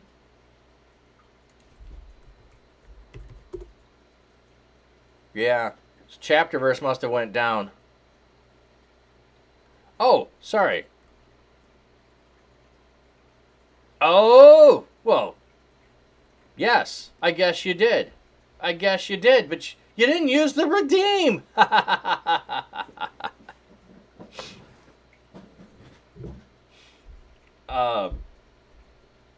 Yeah, it's not something I ever spend time focused on. All right. Moving on to the next chapter. The sons of Reuben. So we're now at, maybe I missed a reference to using a redeem. I'll scroll back. I didn't see you put it in there.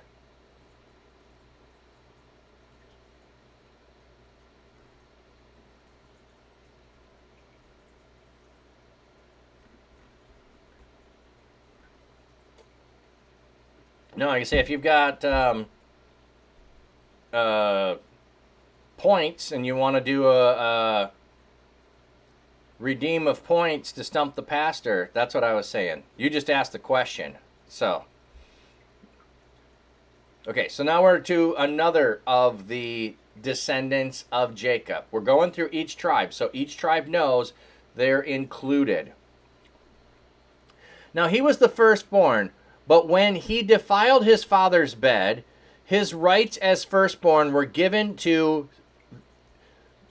the sons of Joseph, Israel's sons. So Reuben is not listed as the firstborn in the genealogical record, though Judah was the strongest among his brothers and a leader descended from him.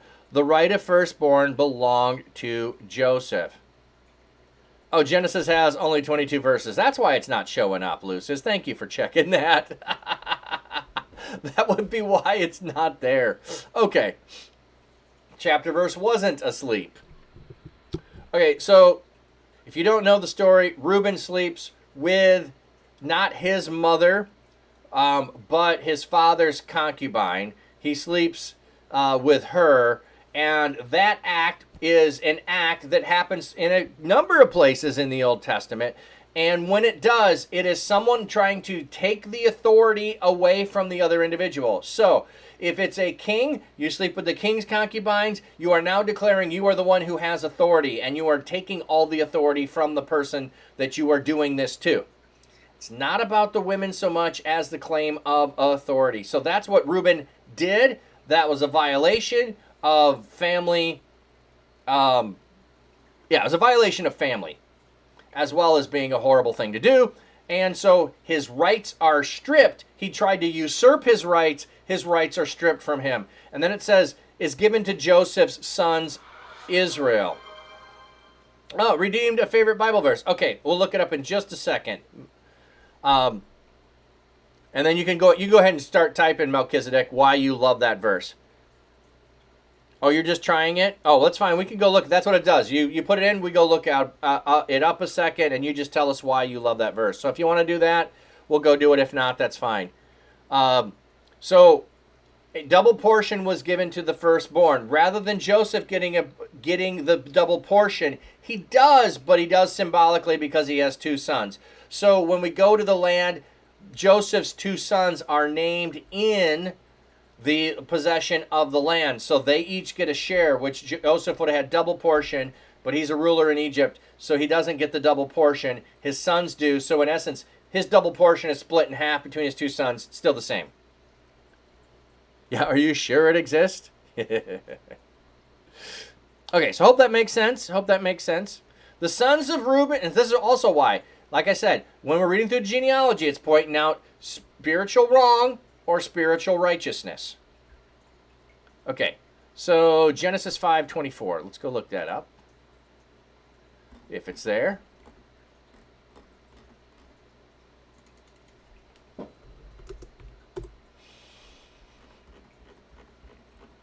Okay.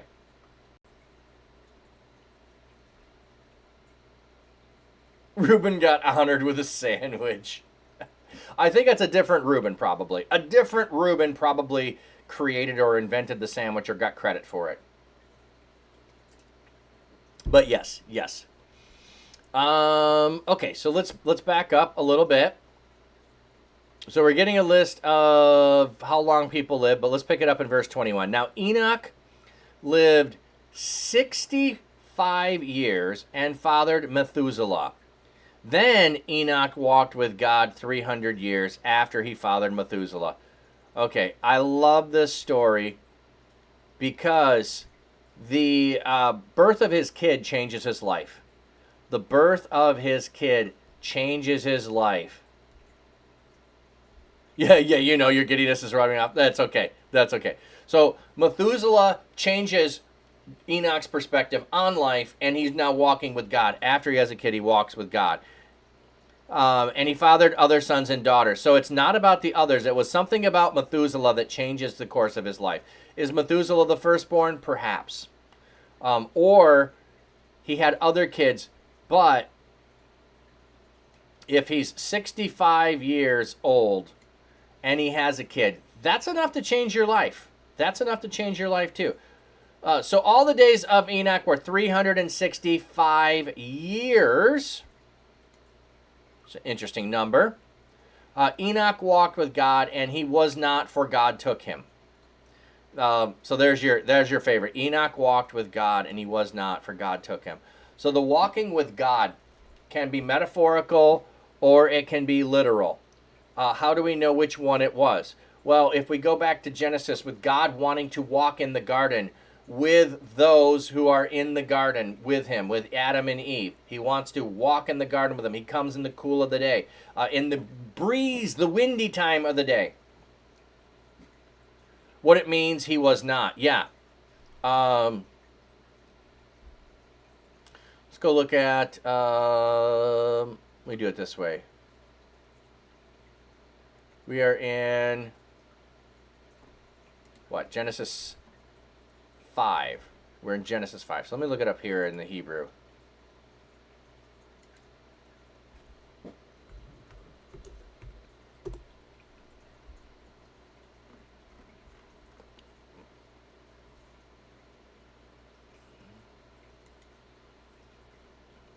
He walked with God. So your walk is your way of life. Your halak, how you live things out, how you do things. So it could mean his way of life was with God, or like Adam and Eve in the garden, God actually spent time with him in some kind of spiritual or physical capacity. I think it's talking about his way of life was walking with God. It was following God. It was after God. That's how I think it was. And he was not, for God took him. Okay, so let's go look up the word here. Ayin. Strong's H 369. Een. Oh, sorry, een. Een. Een. And the form just below that, ayin. Yeah, there it is, the ayin. Ayin. That's the version I was going with. Okay, so as a noun, to be nothing, as a negative, not, as an adverb, without, or as a preposition for lacking. So, he is not. Okay, we have from outside of Scripture the book of Enoch, which expands and talks about this furthermore. So there is the thought that Enoch never dies. He walks with God, and then he is with God, because it says, for God took him. But he was not could mean he was no longer alive and God took him. It could mean that. But we have the books of Enoch, which expound this in the direction of saying God took him while he was alive to be with God because he was so righteous. So there are two ways I think you can see this. Is the God takes him alive into eternity and does not have to suffer death. We also have Elijah. So there's another case because Elijah is caught up in a chariot of fire and taken to be with God. So those are the two people that we can look at Scripture and say there's a point that says they didn't experience death. But the fact that says he was not could actually just mean he was not alive. He was not alive. Hey, DJ Courageous, thanks for the follow. But since we have so much other stuff talking about Enoch, I want to go in the direction of God took him. There's a beautiful story in there. Anita, I have sent you a pic of Tabby. He's now home safe. Thank you, everyone, for the prayers this morning. Awesome. So glad to hear that, Anita. Lost pets are not fun. Okay. Melchizedek, if you want to add why this is your favorite, I think it's a fantastic story, by the way. All right. Back to where we were. We were talking about the inventor of a sandwich and all his children who had to work at the delicatessen. Oh, sorry, wrong book. The sons of Reuben, Israel's firstborn, Hanak, Palah, Hezron, and Carmi. He wasn't lost. He had his tooth out. Oh, okay. Sorry. My mistake. I misheard the story, or I was confusing you with someone else who recently lost their pet. I'm sorry, Anita. Yes, just going to the vet. Oh, well, that's good. I don't think I got the whole story. The descendants of Joel, his son Shemaiah, his son Gog, his son Shammai, his son Micah, his son Raiah, his son Baal. What? Why are you naming your son Baal? You aren't following after God if you're naming your son Baal. Like, would you name... Just saying. This would be like maybe a pastor naming their son Lucifer. Not a good look, buddy. Not a good look. Don't think that... What doesn't matter what the meaning is. Calling your son Lucifer, not going to be a thing you want to do.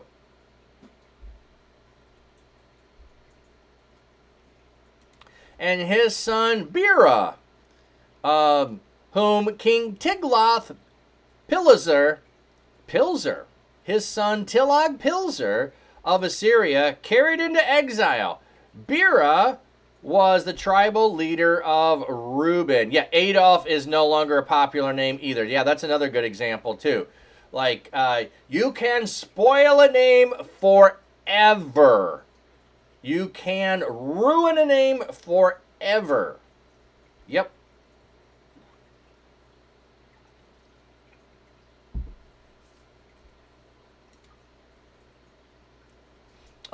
His brothers, by their clans, are listed in the genealogical record. So there's a couple of times where they're telling us that we've looked at the records, we're validating things, we're accumulating them here, we're putting them all before you. The leader Jael, Zechariah, and Bela, son of Azza, son of Shema, son of Joel. Okay, so if you see L in the name, that is part of God. So each of these individuals has some attribute of God. Or Aya also is a name with an attribute of God. They lived in Aurora as far as Nebo and Baal-Meon. Baal-Meon. In the east, they settled as far as the entrance to the wilderness and stretched to the Euphrates River. Okay, so remember, Reuben is on the east side. They did not go into the promised land. They wanted to stay on the east side. For their cattle had increased in numbers in the land of Gilead. During the time of Saul, they attacked the Hagrites. Yes, the Hagrites. And defeated them. They took over their territory in their entire eastern region of Gilead. Artsy Bible Nerd, still popular though, and will forever probably because of historical record. Yeah. Okay, so let's go look at the Hagrites. What does Hagrit mean? Okay, so we're in 1 Chronicles 5.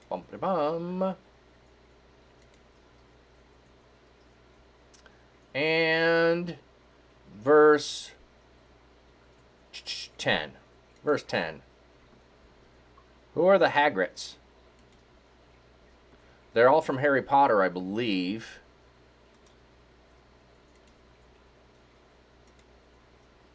Hagri. Strong's H, 1905. Hagri. Ah. Wanderer. That's a good choice on a name for Hagrid. That's a good choice. Wanderer. If that was the intent there, because he's kind of excluded on some level from the fullness of everyone else, and he has done some travel. And I'm only gathering that from the movies. I didn't read the books, so my kids could probably correct me on how wrong that interpretation is. But the descendants of Gad. This is another one of the 12 tribes. The descendants of Gad lived near them in the land of Bashan, as far as Selica, the Selica Valley. Not the Silicon Valley, but the Selica. They included Joel, the leader, Shaphem, the second in command, Janai, and Shaphat in Bashan. Their relatives listed according to their families include Michael, Meshullam, Sheba, Jorai, Jachin, Zai, and Eber. 7 in all. Sorry, Wywis is just making a bunch of noise. He's digging down in the rocks there. Must be something he wants to eat down in the rocks there. So that is the albino plecostomus. He's usually in the back, so you can't see him on the other cam. You have to just look there. But he's making noise and distracting me. Okay, 7 in all. 7 is a number of totality, a number of completeness. Don't know that we need anything symbolic there, but sometimes it's used symbolically. So I just like to point it out. These were the sons of Abihail, son of Huri, son of Joran, son of Gilead, son of Michael, son of Jeshiah, son of Jado, son of Buzz, Lightyear. Okay, we got to go look up son of Buzz.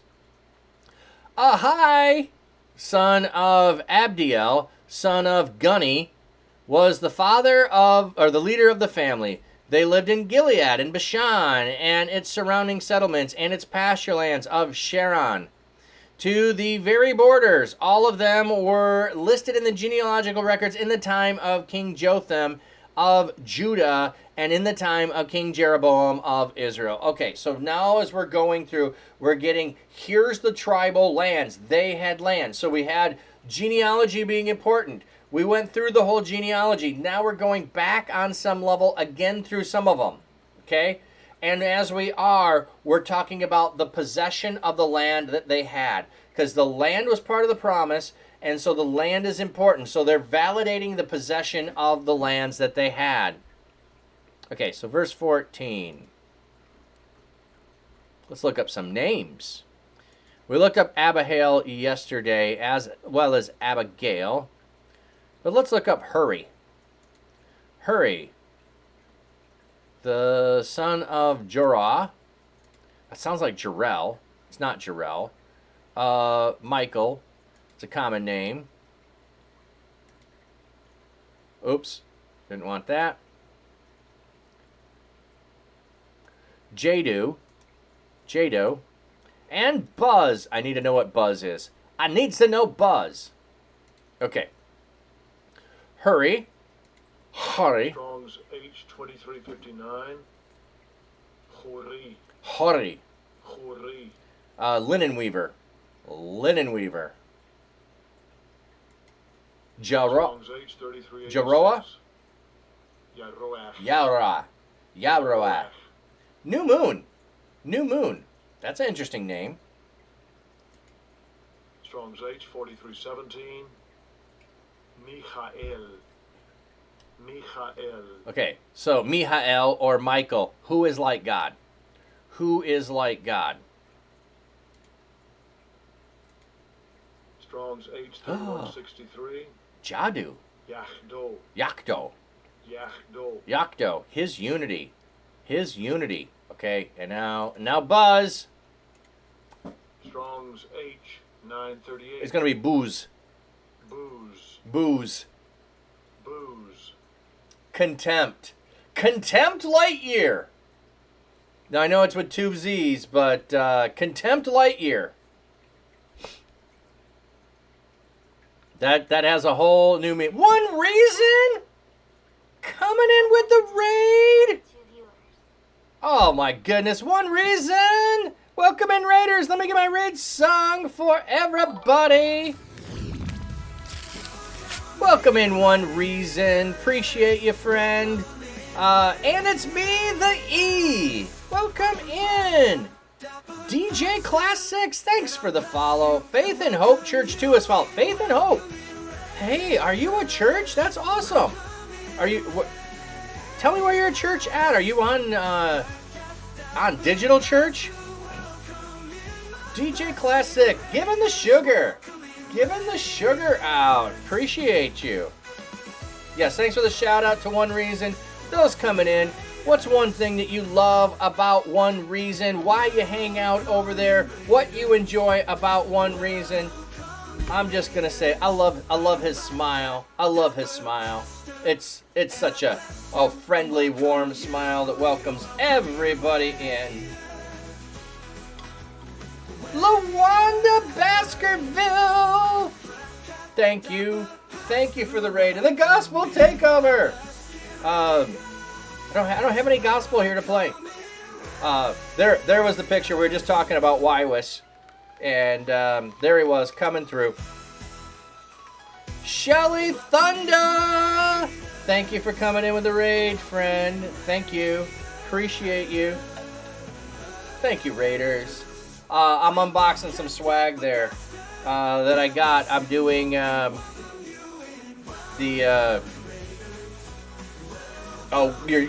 Crystal says, One Reason plays the best gospel music. So true. So true. There's my old song, which was the trombone song. I'm not musically talented, so we have this song instead. Thank you all, thank you all, thank you all for being here and coming in. I'm just so blessed today. You're back to alert, Crystal. Thank you, thank you. Good timing there. It's showing it up. So it is my Streamaversary, 3 years here on Twitch. What my MO, usually what I'm doing is reading in the Bible. You can see that we had that in the chat. And we read the Bible Monday, Tuesday, Thursday, Friday. And we're trying to read the Bible in a year. We might get there, we might not. That's okay. That's what I've been doing. I do games occasionally. We'll do some perhaps a little later today. But thank you all for coming in. For Streamaversary, I've got 2 different fundraisers. One of them is for cancer, kids with cancer. I ride my bike every September, riding 500 miles this year. I did 750 last year. I'm not in as good a shape as I did last year, so I bumped it back down to 500. So every donation that you give over $50 to that cause, or I have a prayer booth. Let me show you that. And I'm just telling you, you do what you want. If you're coming in and you don't know me, why would you give? But maybe the cause is something you want to give to. So that's why I share it. So don't feel obligated, but if you do, you'll be appreciated. So, wrong one. Okay, so I've got a prayer booth down in my local artisan market. And I sit down there, I give blessings to people, I give prayer cards to people, I pray with them, they can put prayers on the wall, and I serve as chaplain to the local artisan market. So, down over there, if you give on coffee, you can, every $50 donation, you can either get some swag, which is going to be, oh, that's not the right one. Showing you the wrong thing. A t-shirt here. I've got some t-shirts. They are quotes from Job, taken out of context. Bear with me while I speak, and after I have spoken, mock on. That's a direct quote from Scripture. You probably didn't know it. I will never admit you are wrong till I die. I will not deny my integrity. Here's one of my favorites. My breath is offensive to my wife. I am loathsome to my own family. How fun would that be to walk around with that and then have it be a quote from the Bible? Okay. So anyway, I've got those. So every $50 donation, you can choose one of those, or you can choose a bag of coffee. This company that I work with, Full Circle Beans, Every bag of coffee you buy, we send a Bible to someone in need. So that's why I just wanted to let you know about those. But you can also go give. Why is that command not? Oh, maybe it's coffee is the command. There we go. Full circle beans, if you want to go there. The other thing, I'm working with a bunch of streamers. We're doing Alpha Course, Intro to the Christian Faith. If you're interested in that, you can check out one of these streamers. We'll be at a conference, ReachCon Conf, in Orlando in September. So, there you go. That's a little bit about me. Let me show you one more thing. Let me show you all my cams. So, Flat Cat Pastor rocks his tweet. we'll probably, and I go to these whenever we get the ads. So, there are my baby koi. They're about 2-3 months old. With all right from here. There is the sunrise and sunset cam at my mom's house on the beach. Plays tunes Here by are his the quiet guppies behind me, acoustic and guitar there's the pond outside. serenades There's the the pond fish outside. with So I do have a another stream Watch the fish that I started that you swim can watch along those most days, or not most days, most weekends. Most weekends that goes live. So thank you everybody for coming in. Appreciate it all. Oh, the other thing too, if you give a sub, you do a sub, DM, and you have to DM me so I can get you all those other things as well. You'll have to let me know your info to send you the t-shirt or the coffee. And if you do a sub, I'm sending you stickers. So, there you go.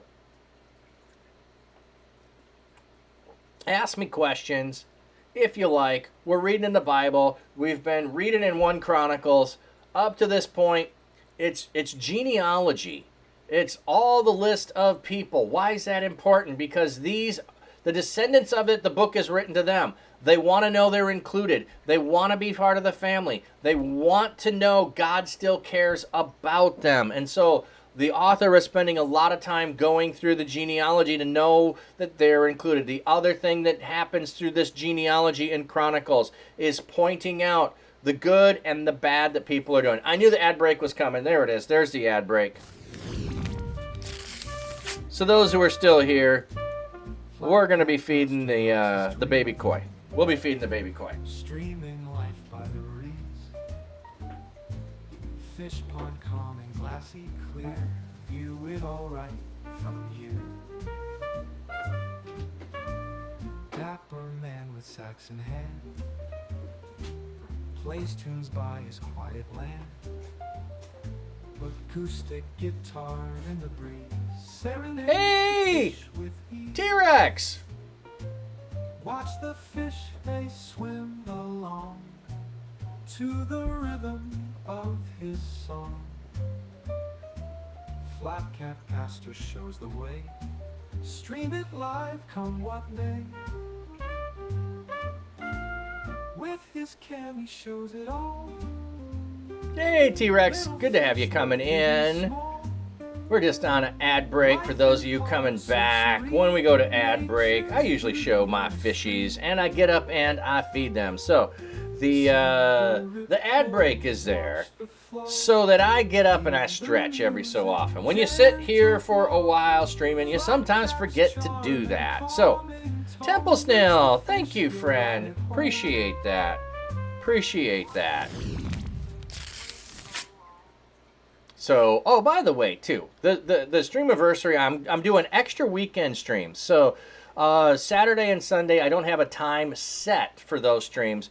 They will be somewhere between 4 and 6 p.m. EST. Whenever I get around to making dinner, I'm going to be doing skillet streams. I post as I wait for the ads to stop. Okay, hi again.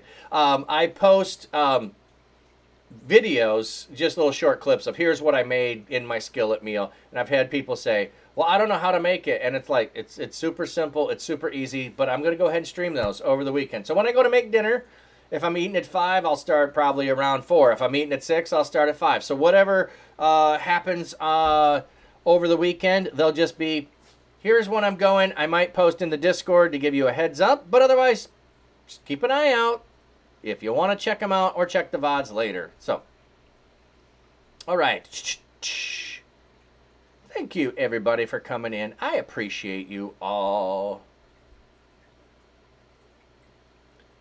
Yes, you missed a raid. You missed a raid coming in. One Reason came in with the raid. So, and a bunch of new follows. Thank you all for the new follows.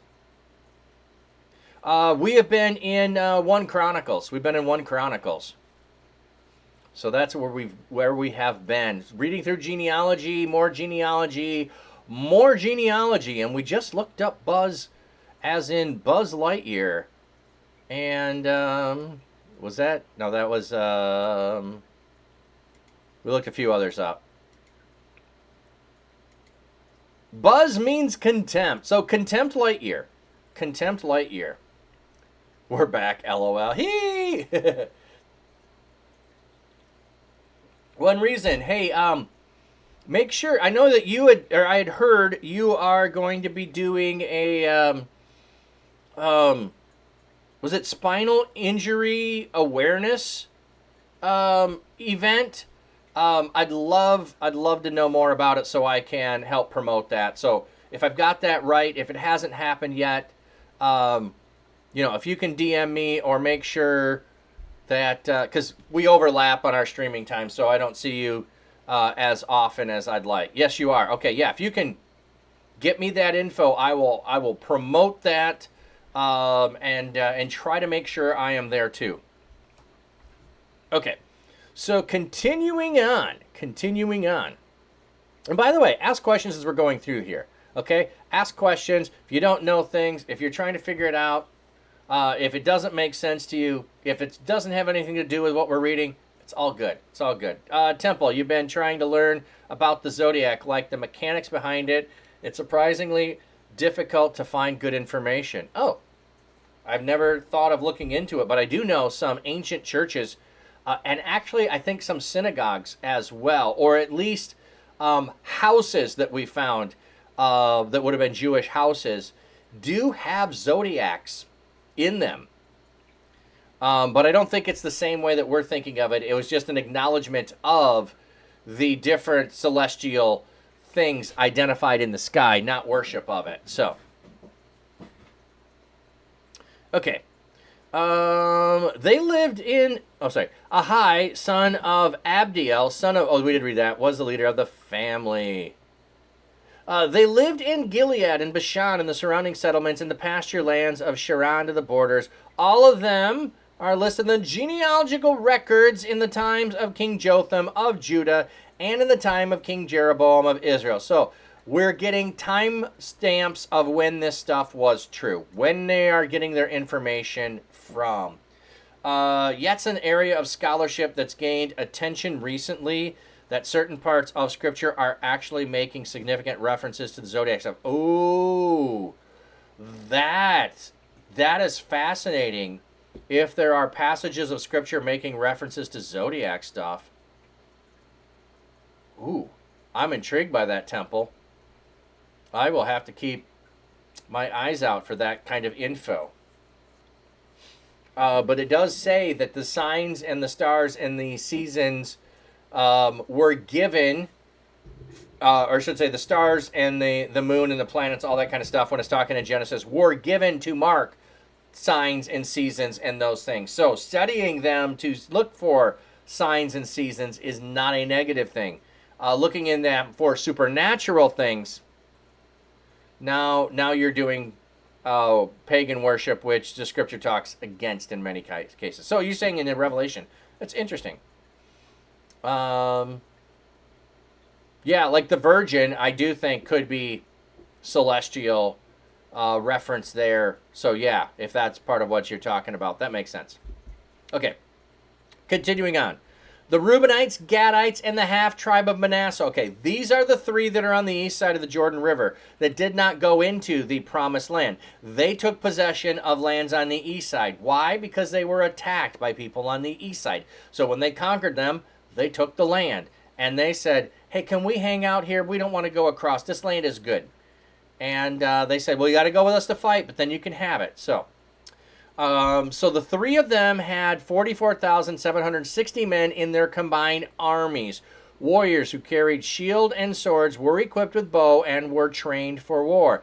They attacked the Hagrids, Jutur, Naphish, and Nodab. Nodab. Nodab. Oh, you know we got to look it up now.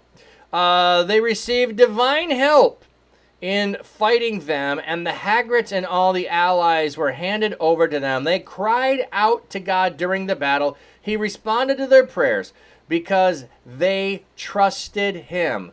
They seized the Hagrids' animals, including 50,000 camels, 250,000 sheep, 2,000 donkeys. They also took captive 100,000 people because God fought for them. They killed many of the enemy. They dispossessed the Hagrids and lived in their land until the exile. So we have a reference here to the exile. So the Hagrids still are among them even in their after that. Okay. Lucis, Psalm 19:1. The heavens declare the glory of God.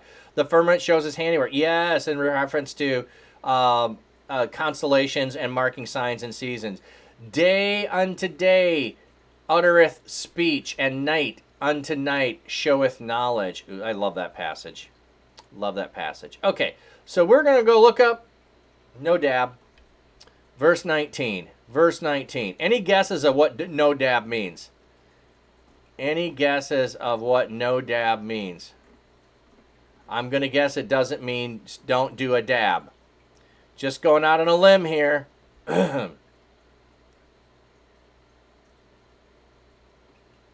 No dab. No dab for you. Strong's H5114. No dab. No dab. No dab. Nobility. Nobility. That's what it means. That's interesting. That's interesting. Temple. Continuing the conversation there. Well, he says he's looked up the sky and described things he sees, which are kind of confusing, but at least sort of coincidence that things happen on Earth and that all the things can be made sense of with constellations. Yeah, I think a lot of it can be.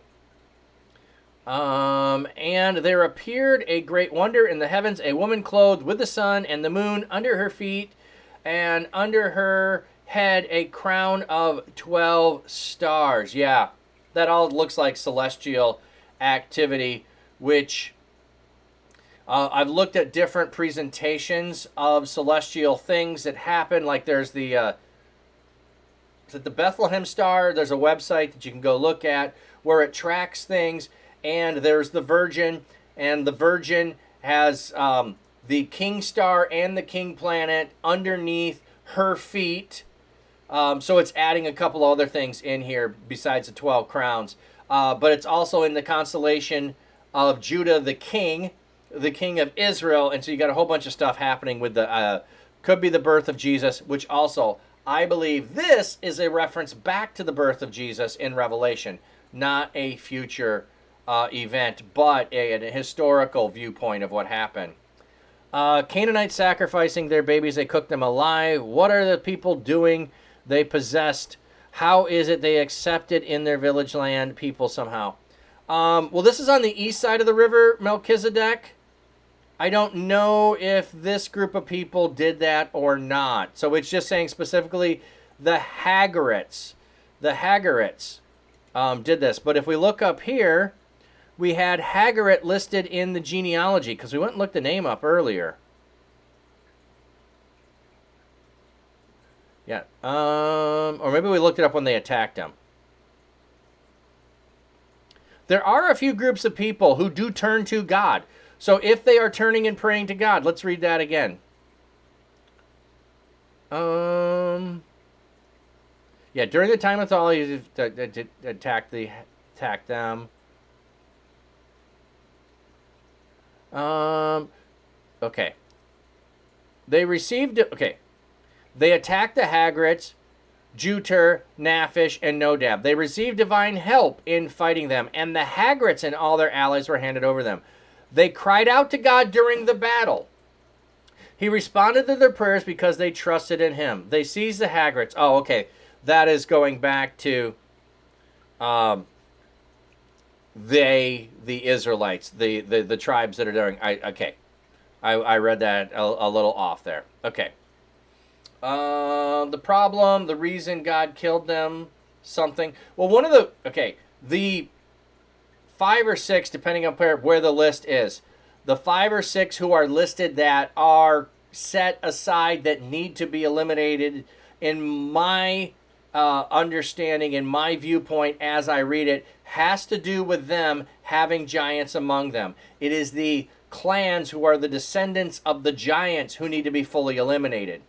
Why is that? Because if we go back to Genesis 6, there is the sons of man who have children with the daughters of men, or the sons of God who have children with the daughters of men. If I said that wrong, I'm not sure.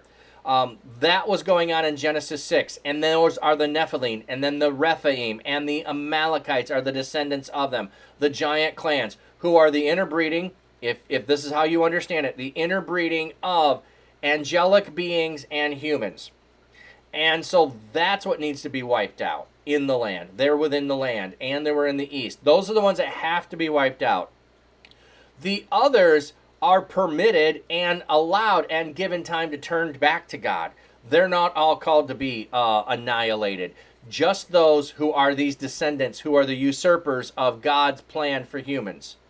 Hope that makes sense. If you've not heard that, they can still be evil people and still turn to God. But when they were the descendants of these others, they are given some time, and then the time of judgment has come upon them. Yes, they're very evil, selfish people. Totally. Temple. Also at SBL, you went to a paper presentation about calendar disputes among the Dead Sea Scrolls, and they were based things off celestial movement. So the Jews have been concerned about such things a long time. Oh, totally, yeah. I know that the Essenes were part of their reason for leaving the temple system was calendar arguments. Lucis, I'll do that in a second. Let me know which one you want. So it's arguments over calendar, and the Essenes proposed what I've seen. They proposed 364-day calendar. And if you followed their 364-day calendar, what happened was the festival celebrations fell at the same time every year. The Jews were not following a 365-day calendar. They weren't following 364. I can't remember what it was. I think you multiply. I can't remember if it's 38 or 28 that you multiply. I think it's 28 because a cycle of the moon, I think, is 28 days. So you follow the moon as a cycle. You have the moons, and then every so often, you got to throw in these 2 weeks to get your calendar back on track, was how they were operating, and the Essenes did not like that. I don't know what you learned in your paper, but I'd be interested in seeing what else is there. Okay, my choice. Okay. Well then we're going to go more vibrant. We're going to go more vibrant. All right, so red hat. This is a costume hat. One size fits all kind of a hat.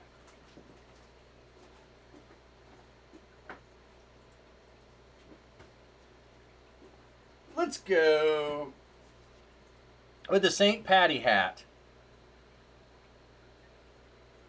So, some vibrant green. Oh, by the way, sporting swag today. Guardians Gold, unite the light. Unite the light. Okay. Ba-da-ba-bum.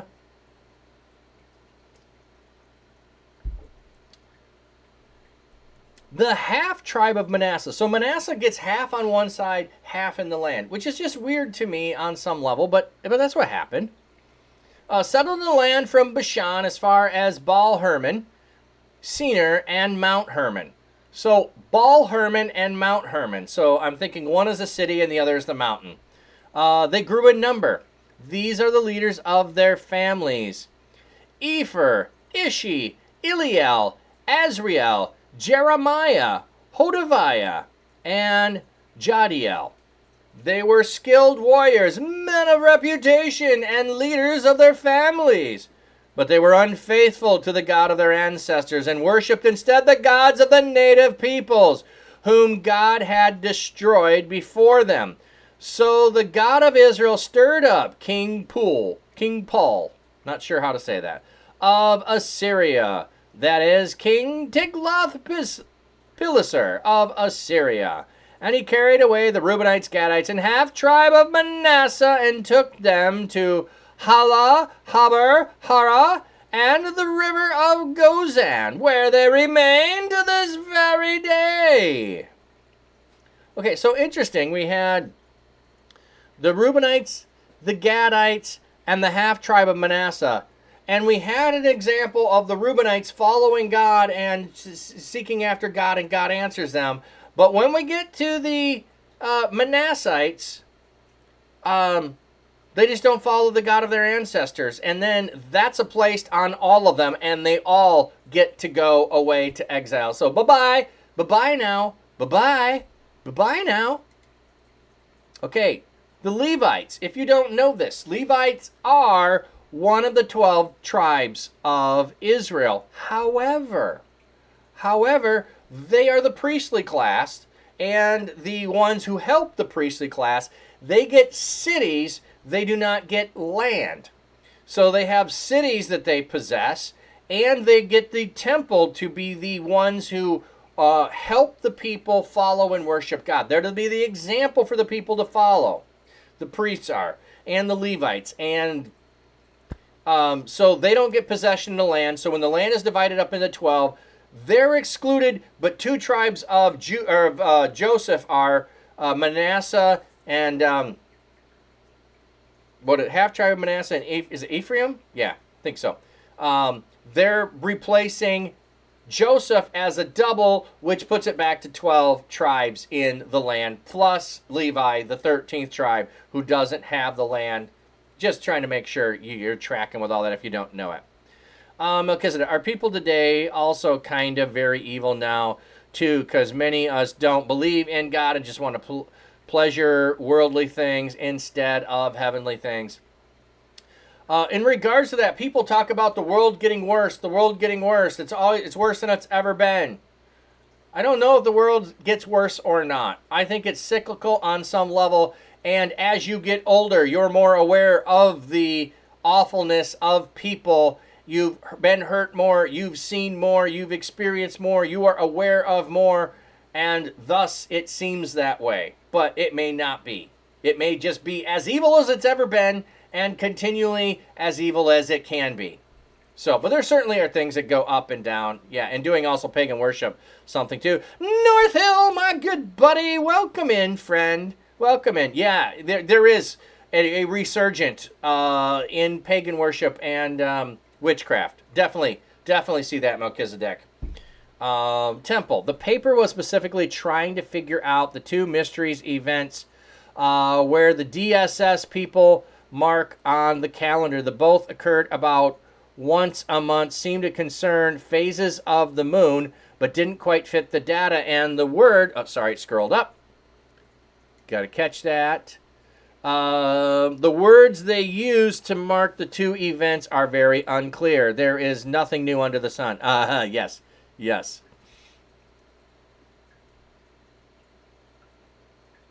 Yeah, all the world, yeah.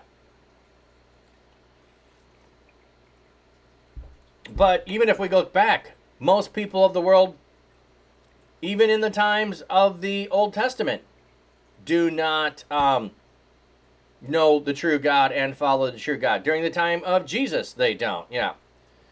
Just look at the Paris opening. Well, what do you expect? Paul tells us this.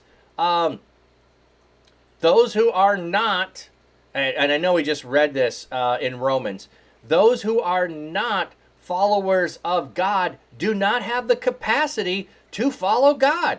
They don't. So if they're of the world and following the world, they don't have a choice or an option.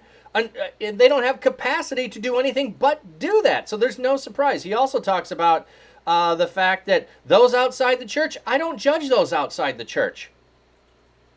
God's the one who judges those outside the church.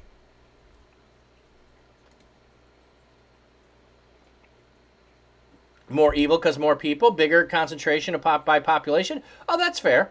That's a fair thing to say. There could be potentially more because more people. I gotcha. Temple, if we would go live back in time, go live back in time, I think we'd almost all say no if we thought about it enough. The chances of us getting an infection and dying instead of taking a pill go up like 1,000%. But that's a little different than evil. Okay, would I want to live in 100 years ago? No, I don't want to go live 100 years ago. Not a chance. Yeah, I don't want to live before modern conveniences and modern travel. And you're talking modern medicine. Yeah, I don't want to live before that. The bestest pronouncers pronounce that.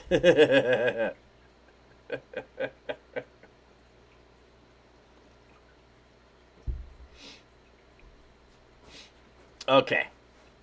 Moving on to Levi now. And this is just telling us here that there is a discrepancy in the beginning of the marking in the Hebrew versus the Greek manuscripts that we have, which give us to the English. Yes, it's a North Hill Live. Yes, I gotcha. I gotcha. The sons of Levi, Gershon, Kohath, and Merari. I just love Merari. It sounds like Ferrari. Maybe that's why I like it. Merari. The sons of Kohath are Amram, Izhar, Hebron, and Uziel. The children of Amram, Aaron, Moses, and Miriam. What? Yeah, see, here's where it is. We start with Levi. We get 2 generations down. We're doing Moshe. We're doing Moshe. The sons of Aaron, Nadab. Okay, so we just looked up Nodab. You know we got to look up Nadab. So Nodab was, let me see, what was Nodab again? Nobility. So Nodab was nobility. Maybe Nadab is also nobility. Maybe Chronicles. Let's go to the next chapter. Da-da-da-da.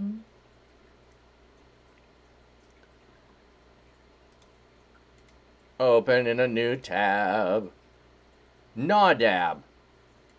Strong's H 5070. Nadav. Okay, so generous. Generous. So you have nobility on one side, and you have generous on the other. So let's look at the so we have NDB. And we have a different vowel pointing in there. That's what the difference is, which is an older one. I gotcha. Okay. That won't make a lot of sense to those who don't know Hebrew, but that's okay. Yes, Aaron. I love calling him Aaron. You done messed up, Aaron. Mel, besides modern medicine and modern conveniences, as a brown woman, I have no desire to go back in time. Fair. But if you went back in time, you could go to a different place than that might. You go to a time where that wouldn't matter, in a location where that wouldn't have mattered. Your cat bit me last week, and you needed antibiotics. Thankful for modern medicine. Totally thankful for modern medicine. Oh my goodness, yes. I'm also thankful for modern food. Just gonna say. However, not the industrialized aspect of it, okay? That part I'm not. The industrialized processed stuff, don't mean that. I mean more like serving of the way that food is cooked and prepared and all of that stuff. Yes, the microwave. No, I'm not looking for microwave food. No. Like our microwave is barely used. Honestly, it's barely used. But refrigeration, yes. Yes. Okay. The sons of Aaron are Nadab, Abihu, Eleazar, and Ithamar. Oh, you said appliances. Yes, I said food. I said food. I added food. Hap, saying running water. Oh, yeah. Yeah. And heating and cooling. Plumbing. Yeah. Eleazar was the father of Phineas and Ferb. And Phineas was the father of Abishu. Abishu was the father of Bucky. And Bucky had a whole convenience store location. I'm sorry, I'm just having fun. Bucky was the father of Uzi. Okay, so we got to go look up Phineas and Bucky now, right? Right? Phineas and Bucky. Melchizedek. Am just probably not going to be surprised if one day rapture suddenly happened and all the followers of God, commandments suddenly, poof, gone. Oh, yeah. Plumbing, including bathrooms. Yes. I still haven't been to a Buc-ee's. They're interesting. I don't think they're anything super special. They kind of remind me, if you've ever been to the I-80 truck stop, which is the world's largest truck stop. They're a little bit similar, but with better barbecue kind of a thing. Yeah. Phineas and Ferb's cousins 1,000 times removed. Yeah, no outhouse for me. My mom's house with does have an outhouse still. She does have an outhouse still. Not Nick Cage. Yes, BBQ. Exactly. Okay. We were looking up Phineas and Ferb. Phineas. We're going to look up Phineas. I know we've looked it up before. I can never remember what it means. There's some names I will remember. Others I don't. And we're going to look up Buc-ee's. Buc-ee's.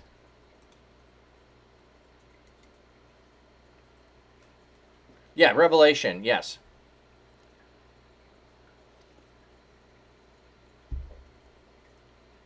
Oh, you're not losing your mind. I took the Wayne thumbs up emote down and I replaced the Wayne emote because I was the only one really using the Wayne emote, and I replaced it with more Charlie Brown dancers. So, not sure what you mean. Oh, yeah. What's to happen? I have a different viewpoint on Revelation. You started using it in other streams. Oh, okay. Well, I didn't see it used in mine much, so I decided to switch it out. I can certainly switch it back if you're using it. Okay, Phineas. Mouth of Brass. Strong's H6372. Pinchas. Oh, you could totally add it to yours, Nick. I got it for free.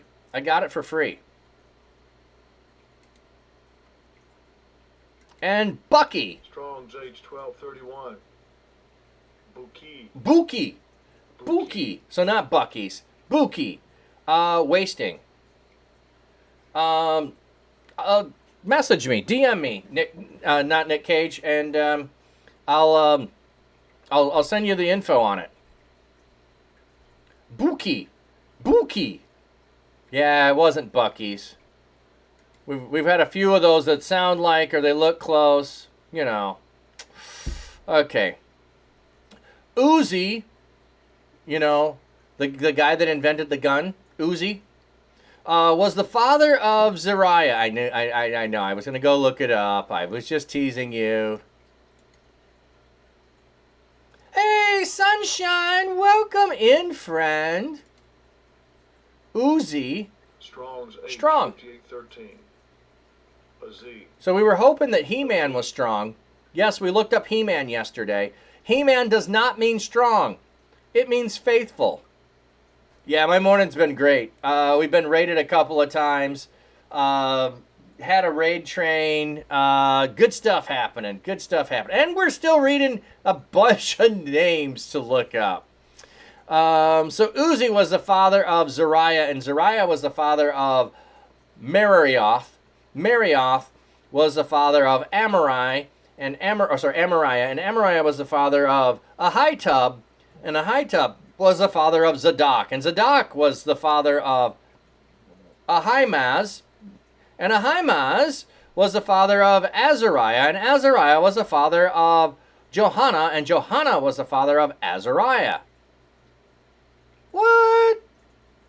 This is like you're naming your kid after your grandpa or your dad. So they're named after their grandpa. That's what I mean.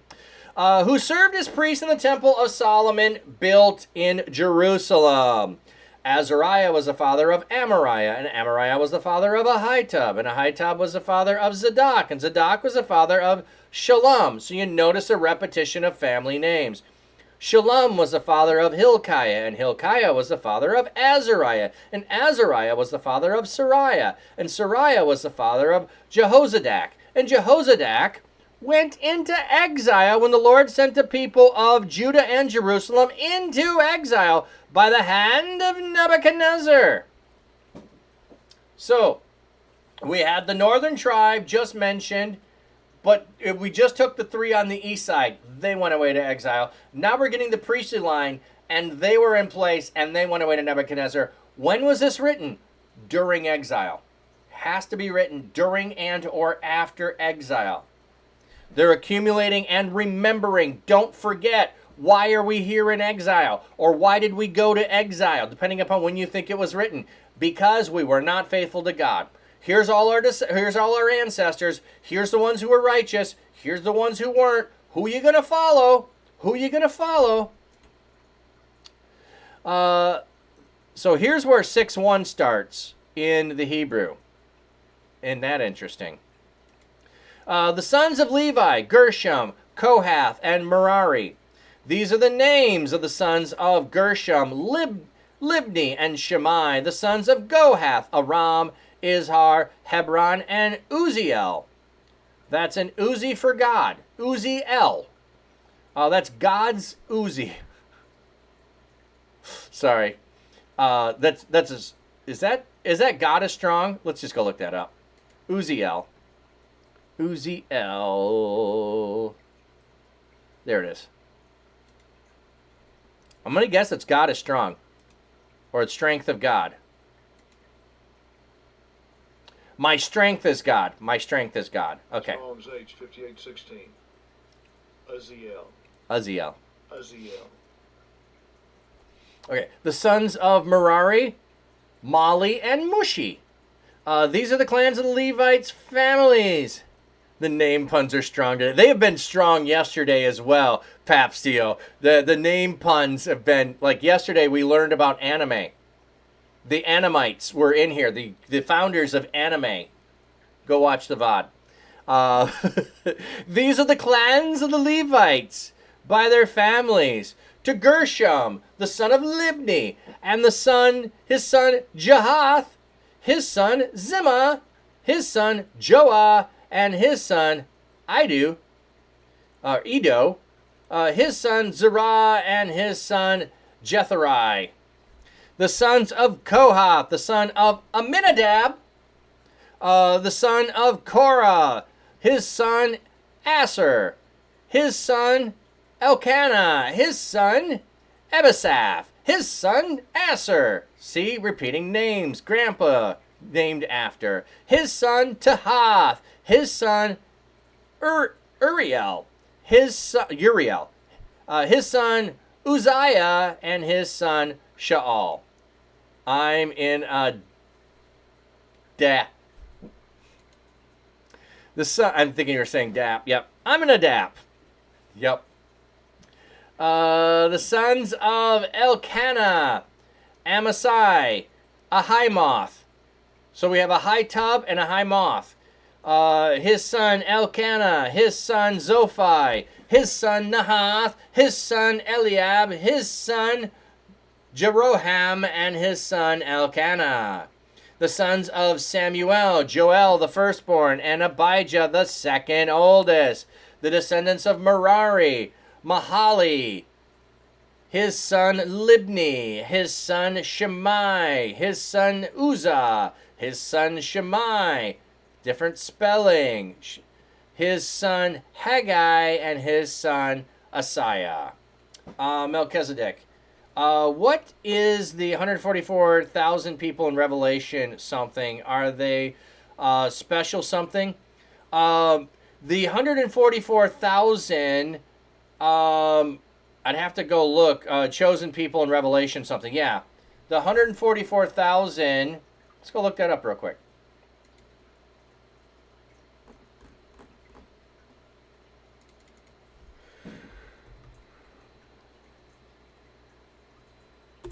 I don't know if this one's going to use numbers. There it is. Okay, I just wanted to make sure. It's of every tribe of Israel. Okay. Then there's another 144,000. And then, okay. So there's 144,000 who are of the tribes of Israel. Why are there 144,000? Because there are 12 tribes. So you take 12 times 1,000. 1,000 is a significant number. So you have 12,000 from one tribe multiplied by 12 tribes. You get 144,000. So you have the 12 tribes, 12,000 from each tribe. 12 times 12, 144,000. That's a significant number identifying the fullness of those who are in and sealed of the tribes. And so the same number is used for the others who are from every tribe, tongue, and nation. So you have 144,000 from Israel, who are the people of God, and 144,000 who are of the Gentiles, who are outside of the people of God. So you have an equality of God having the fullness of people being brought in. Now, some take these numbers literally. I don't think that they are. I think they're symbolic. Otherwise, and this is usually where I go with some of those people who believe the total number of people who will be in heaven is 144,000. I point out the fact that their membership currently in their denomination exceeds that. So they should stop having converts, because the more people you get in, the percentage that you stay in goes down, because maybe I'm the last one that gets in. If you get me in, I might bump you out, kind of a thinking. So when you think this literally, it really has problems. But that's what that is, Melchizedek.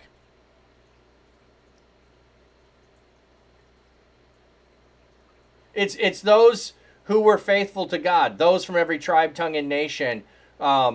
I'd have to go look if it's whether they don't take the mark of the beast, or that they're just the ones who are saved, who are preserved. They are the remnant. They're the ones who are preserved out of and followers of God, both the people of Israel and those who are outside, the two different ones. Does that make sense? Okay, continuing. These are the men David put in charge of the music in the Lord's sanctuary. After the ark was placed there, they performed music before the sanctuary of the meeting tent until Solomon built the Lord's temple in Jerusalem. They carried out their task according to the regulations. These are the ones who served along with their sons. From the Korahites, Heman the musician. You'll have to go look up what we already know what Heman means. I already told you it's faithful. Heman means faithful, doesn't mean strong. Son of Joel, son of Samuel, son of Elkanah, the son of Jehoram, son of Eliel, son of Toah, son of Zuph, son of Elkanah, son of Mahath, son of Amasai, son of Elkanah, son of Joel, son of Azariah, son of Zephaniah, son of Tahath, son of Aser, son of Ebasaph, son of Korah, son of Izhar, son of Kohath, son of Levi, son of Israel. So we went backwards this one. We went backwards to Israel in there through Levi. Serving beside him with his fellow Levite Asaph, son of Berechiah, son of Shammai, son of Michael, son of Baasiah, son of Malchiah, Malchijah. Wow, I don't know that one. Son of Ethni, son of Zerah, son of Adiah, son of Ethan, son of Zimmah, son of Shammai, son of Jahath, son of Gershom, son of Levi. So they're going the backwards route here to go back to, we descend from, rather than starting with the oldest and going to the youngest, we're starting with the newest who's alive and going backwards. Serving besides them were their fellow Levites, the descendants of Merari, led by Ethan, son of Kishi, son of Abdi, son of Moloch. Moloch? Is that like Moloch? What? Gonna look that one up. Donnie, the kind of miss the verse that talked about the multitude of tongues and Revelation 7:9. After this I looked, and there was a multitude of great, and no one could mount the number of every time, tongue, and nation standing before the throne of the Lamb, clothed in their robes. Yeah, sorry. Yes. There's several groups that are within there. There's those who are preserved, and there's the other one as well. Thanks, Donnie. Jacob's names was changed to Israel. Can you look up those names? Oh, it's not right here. But, hey! Doctate Vicious. Is that it? Doctate Vicious? Dr. Vicious. There we go. Howdy, good morning. Welcome in. Is it Dr. Vicious? Anyway, welcome in, Doc. Okay, we're going to look up Moloch here a second. Son of Hashabiah, son of Amaziah, son of Hilkiah, the son of Amzi, the son of Bani, the son of Shemer, the son of Mahali, the son of Mushi, the son of Merari, the son of Levi. Okay, Lo Doctavicious. LOL. Doctavicious, yeah. Doctavicious. Welcome in, Doc.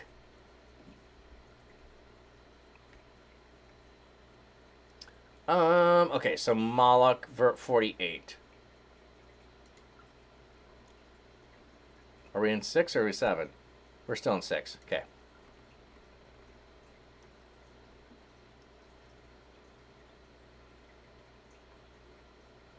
Is that where I'm at? Let me make sure. Oh, no. We're 44. Why did I read 48?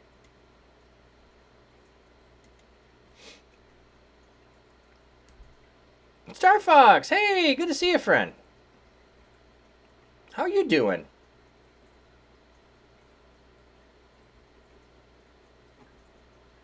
Here it says left-handed. I didn't see that. I'll have to go back and look a second. Maluk. Strong's H4409. Maluch. Second entry. Counselor. Maluchi. Counselor. Okay, this is one of those times where... Entry. Melihu. Melihu. Melihu. Okay, this is one of those times where the position or the role that the person plays might become the prominence of their name. So not like, hey, I'm going to name, like, I'm not picking on names. I'm just trying to give examples. I'm going to name, and I know a gal named Hunter. I'm going to name my child Hunter because I believe they'll grow up to be a mighty hunter. No, we're not doing that very often. Or I know a guy whose name was Pastor. If he became a pastor, he would be Pastor. Weird. But he wasn't, or Judge. Or, you know, so there's different names, or Marshal. You know, those are titles we have for job occupations. It doesn't mean you're naming your kid that. But it could mean you become the moniker of it at some time. So some of these people may have been named that. They may have become that moniker. I just like to point that out every so often to remind us that names have meanings, but sometimes the meaning of the name is in what we do. Yes, so many tabs. Totally. My tabs are overflowing. I have abundance of tabs. You can't even see the rest of it. That's all right here. You can't even see those. Okay, you were asking about Israel. I just looked this up.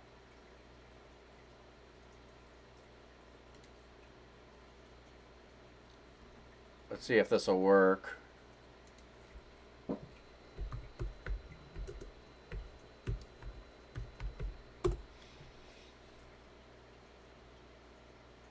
There we go. We got a verse with both.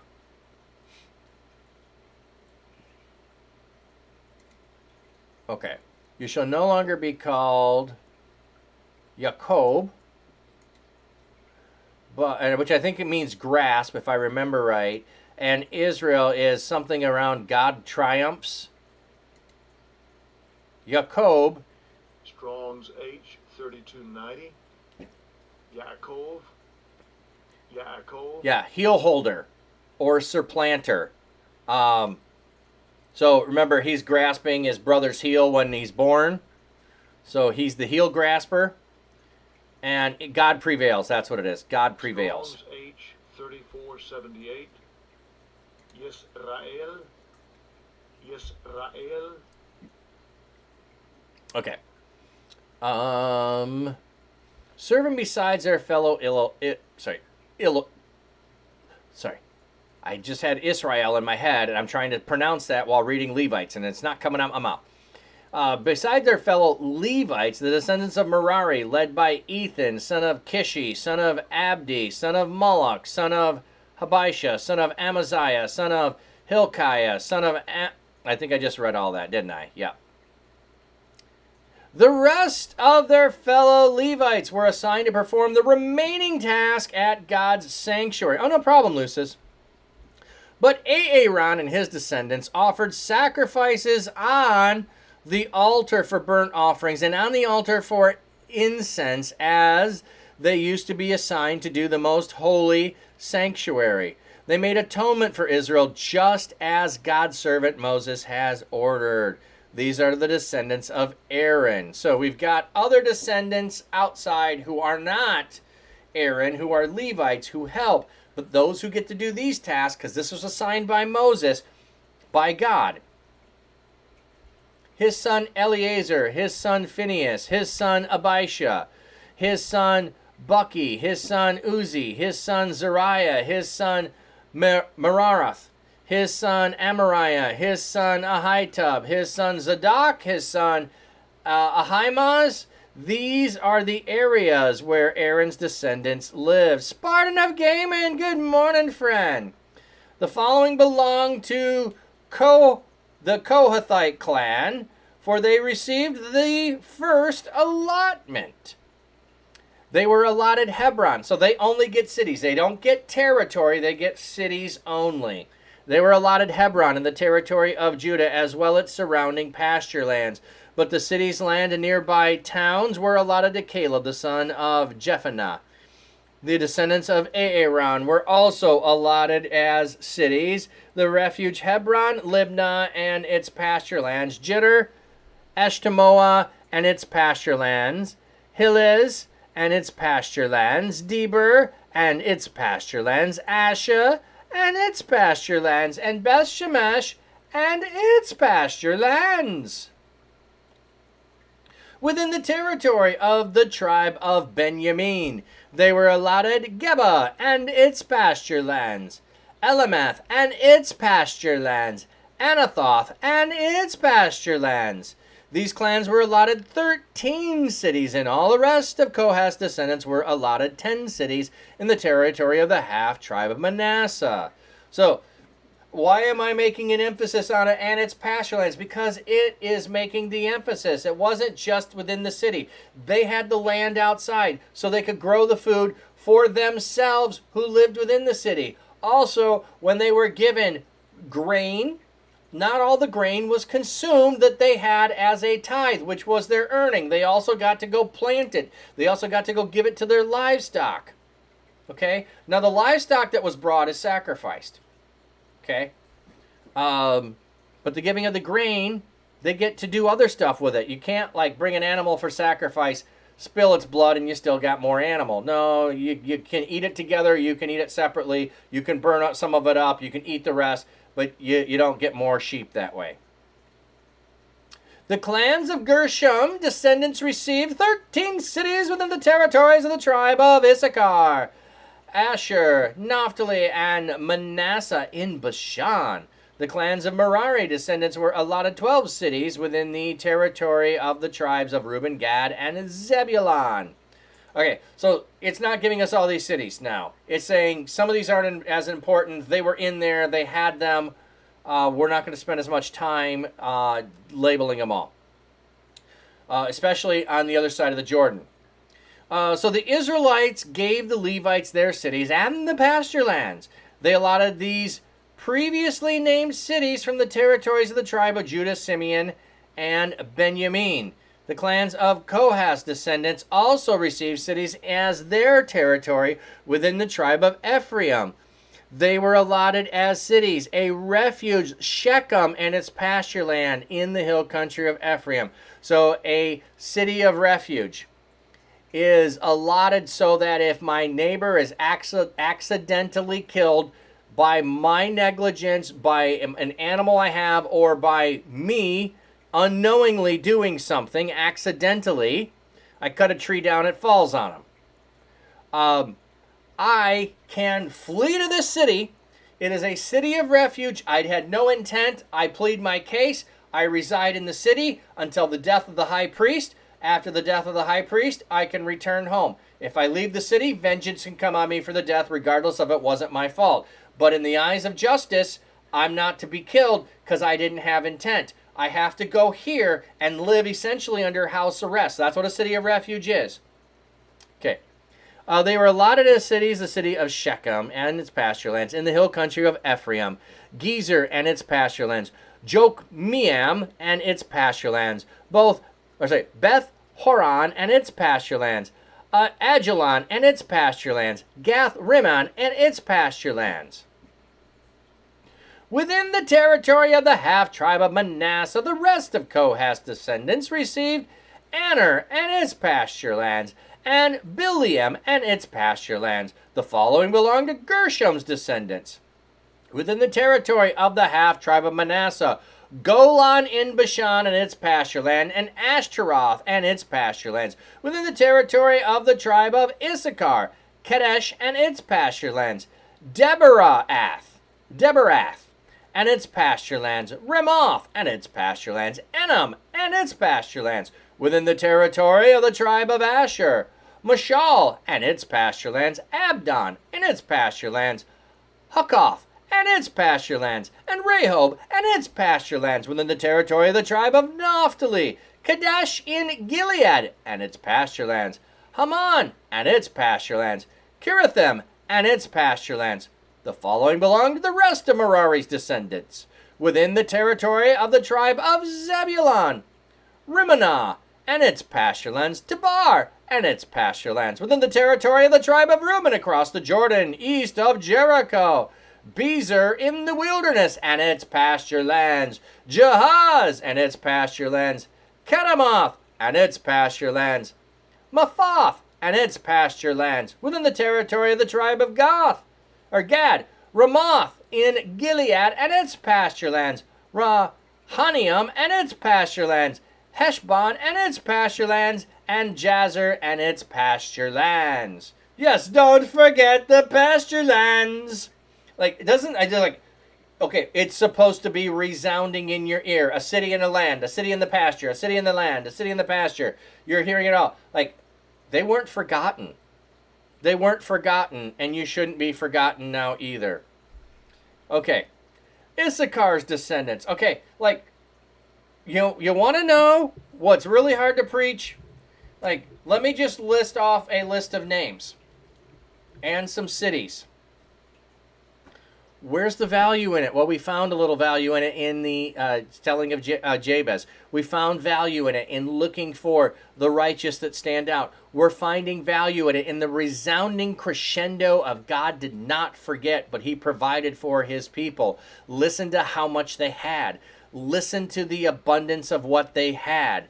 They were not forgotten. They were not neglected. They were not abandoned. Okay. I think we have an ad coming up in not too long. So what I'm actually going to do, I'm going to give you a BRB. I need to take a quick break, and if we end up in the ads during that, that's fine. And if not, what I'm going to do when I get back is I'm going to pull up a VOD for us to watch on Stump the Pastor, but I will start that after we have the next ad. So I'll be able to tell that, but until then, I will be RB. Thank you all for hanging out. We got through 6. I think that's okay. It's getting just like a little tedious. Like either we spend a whole lot of time looking up, or we just spend a whole time reading more. So I'll be RB, and then we'll try doing a little bit of Bible trivia. Okay. He'll be right back. He's got that flat cap dapper look, making waves online, spreading the word on Twitch. Pastor with a cheerful heart, no lie, preaching joy so high to the sky. He'll be right back, yes, he'll be right back. He'll be back in 2 or 3. Flat cat dapper, flat cat dapper. We'll be right back after this break. No mistake, joy they make. I'll be right back. Yeah, we'll be right back in 2 or 3.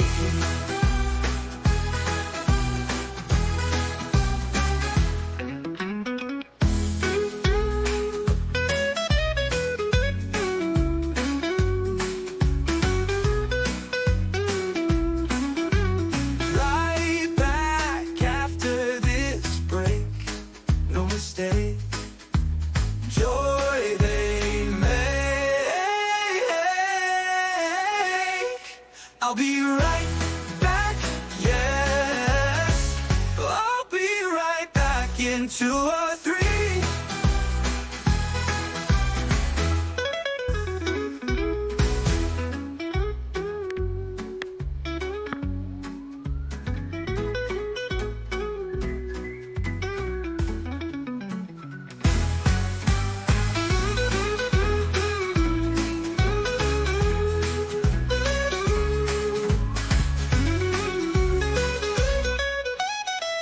Right back after this break. No mistake, joy they make. I'll be right back.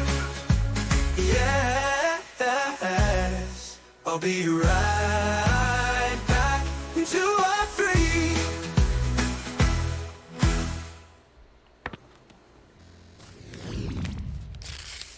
All right. I saw your question. Does it talk about how and why? We have the Genesis 6 part that talks about that, and we have also the temptation with in the garden that talks about that on some level.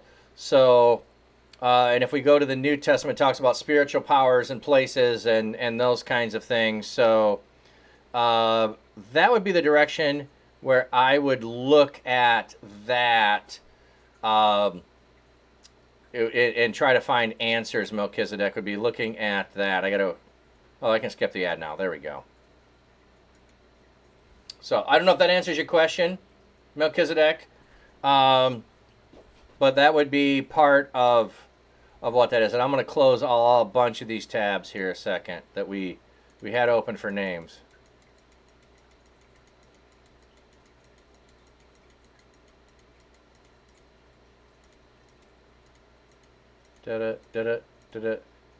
Not as many as yesterday, but a lot nonetheless. Okay, so I watched through this. I didn't get to the hard questions. I watched through this. Like the simple questions were too easy. Yeah, that kind of answers it, I guess. You're right. Yeah. So if you start out with where does evil come from? There are lots of interpretations and understandings of is Satan's fall prior to creation, or does Satan's fall happen when he tempts Eve and Adam in the garden? I tend to like the explanation of his fall is at the time where he falls, or he tempts them. That I like as the explanation of his fall. But a lot of people don't find that satisfactory. They want his fall prior to that. They want him thrown down, like I saw Satan and a third of the angels cast down. Is that prior to creation? Is that at Jesus' birth? Like there's a lot of things that there's more than one way to understand things, Melchizedek. So that's why I'm not trying to avoid the question. I think it's a great question, by the way. I just don't fully know that the answer is knowable. So we have that example of Satan tempting, and the temptation is that you have something or you're missing something. God didn't give you something. You could have something you don't have. The temptation is you don't have something. You have something. There is something you could get. Go get the thing you don't have. That's the temptation, is you have a lack and you can fill it. You can look at almost any temptation is that. It's selfishness, self-centeredness, kind of a viewpoint of things.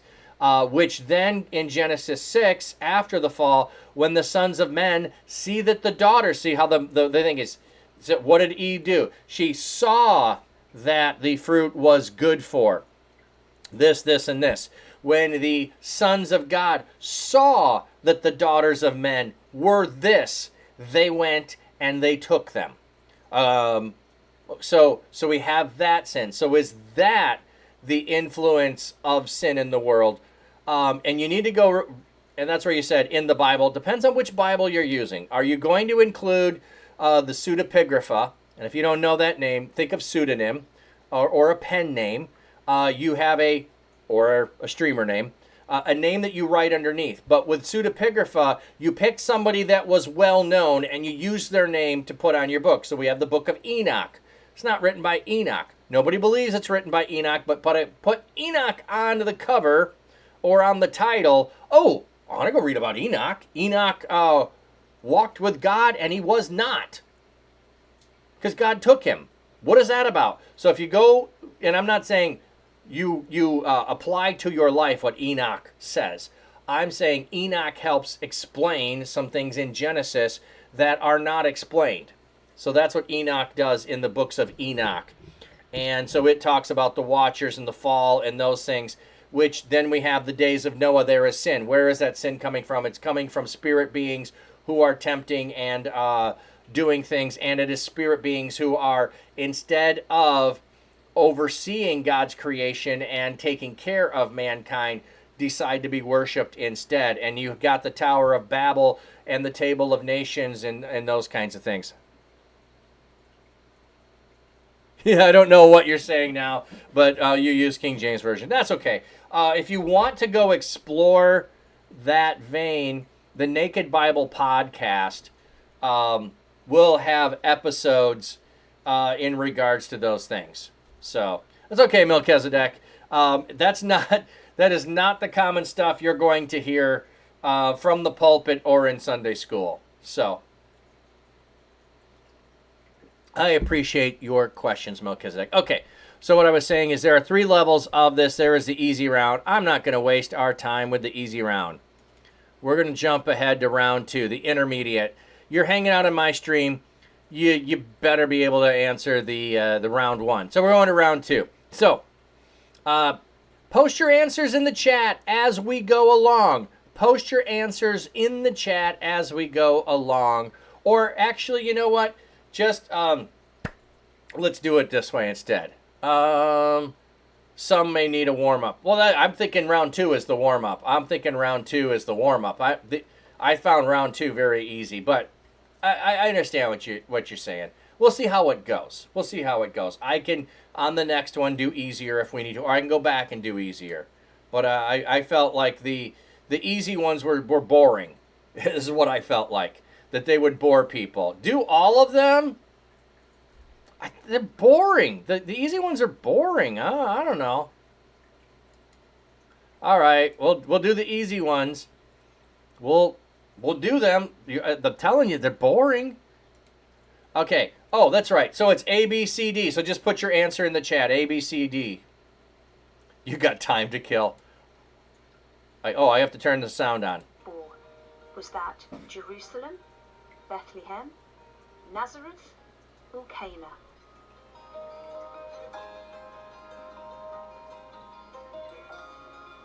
Mel, I'm totally lost. Left for a bit because my grandma called. Oh, we're doing some. Oh, louder? Okay. I didn't have it turned on to begin with, so maybe that was a problem too. I can turn it up a little more though. We're doing some Bible trivia now. We're just gonna have some fun with Bible trivia. So where was Jesus born? See, I told you the easy level are boring. This is like for kids. Jesus was born in Bethlehem. I do like that they put the passage in there for you to know. Question 2. What guided the wise men to Jesus' place of birth? Was that a map? Was it Google an Maps? angel, a star, Was it Waze? or a dream? Was it Garmin? Oh, The answer was a star. sorry. What are you asking Question there 3. on the video? Please maximize your. Oh, okay. I don't ever do maximize, so I'm used to just. Okay, that's why.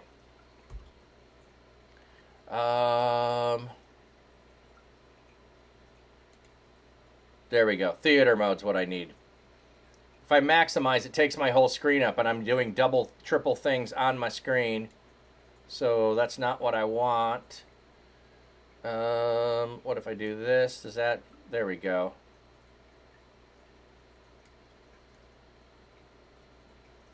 Okay.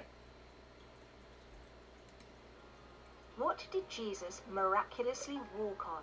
Was that water, fire, smoke, or a rainbow? Rainbow's a pretty cool answer.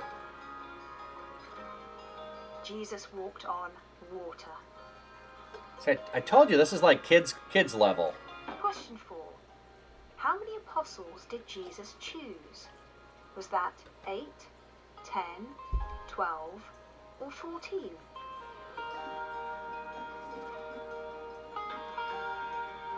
Jesus. Yeah, it's like, who wants to be a millionaire? Yeah. Let's just skip those. At what occasion did Jesus turn water into wine? Was that at a birthday party, a funeral, a bar mitzvah, or a wedding? I find bar mitzvah very funny. That was at a wedding. Question 6. In the Sermon on the Mount, what does Jesus say we are to do to our enemies? Is that kill them, fight them fairly, ignore them, or love them?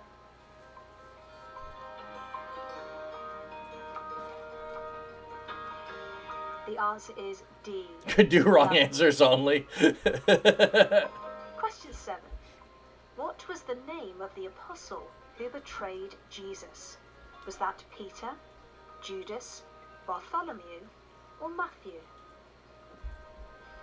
I think it'd be funnier if they'd have put Barnabas, which is son of encouragement. That would have been a Judas. funnier answer. Question 8. The soldiers who mocked Jesus put a crown on his head. All of the above. Was that thorns, reeds, gold, or silver?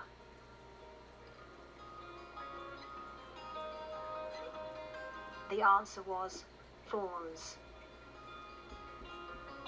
Uh-huh. The last two in this section won't have multiple choice answers. Question 9.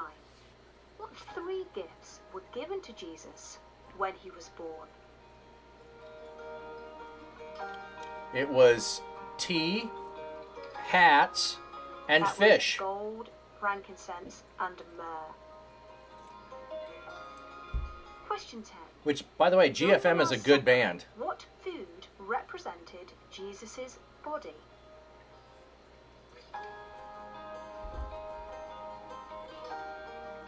A. That was bread. Round 2. Here are 10 slightly more challenging questions. Bring it. Question 11. Who first announced Jesus' name? Was that an angel, the wise men, Mary, or Joseph? I actually like this question a little bit. The answer was A, an angel. Question 12. Yeah, on the typing ones, yeah. Yep, I can do that. When Jesus was 12, how many days did Mary and Joseph search for him in Jerusalem before finding him in the temple? Was that 1, 2, 3, or 4 days? Okay. I really want you to answer this one. Do you know it? Do you know it? The answer was 3. Yes. Question 13. Exactly, Artsy. Exactly. It's typology. That's why it's like, I want you to know this one. It's typology. Yep. He is 3 days missing from his parents, and then he's revealed to them. He's 3 days in the tomb, missing, and then he's revealed to his disciples. Oh, yeah, it's beautiful. In which body of water was Jesus baptized? Was that the Dead Sea, the Sea of Galilee, the Euphrates, or the River Jordan? I mean, I guess putting Euphrates in there is at least a biblical river. I mean, you might as well put the Answer was Mississippi in. The River Jordan. Yeah, you forgot? That's okay. Which gospel does not include accounts of Jesus' baptism or temptation? Now, Is that here's a Matthew, question. Mark, Luke, or John?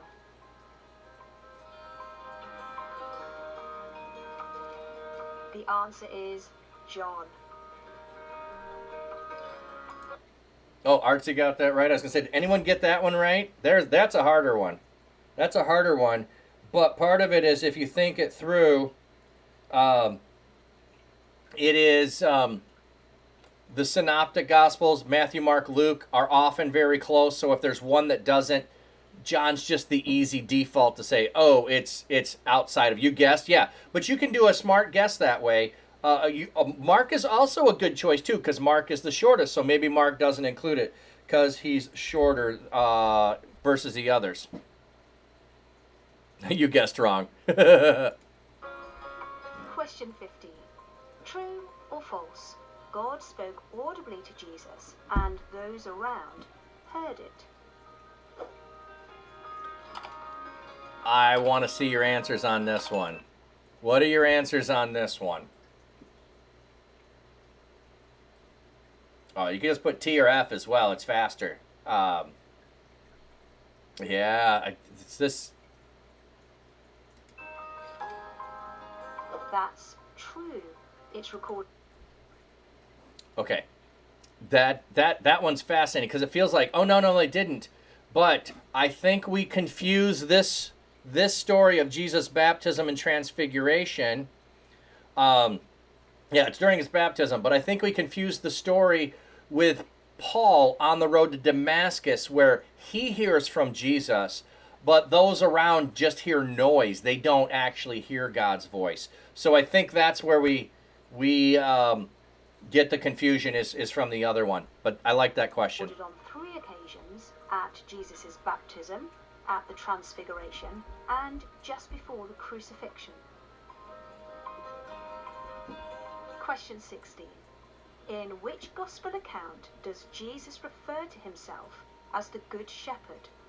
Matthew, Mark, Luke, or John? All right. Who's the one that's got the Good Shepherd?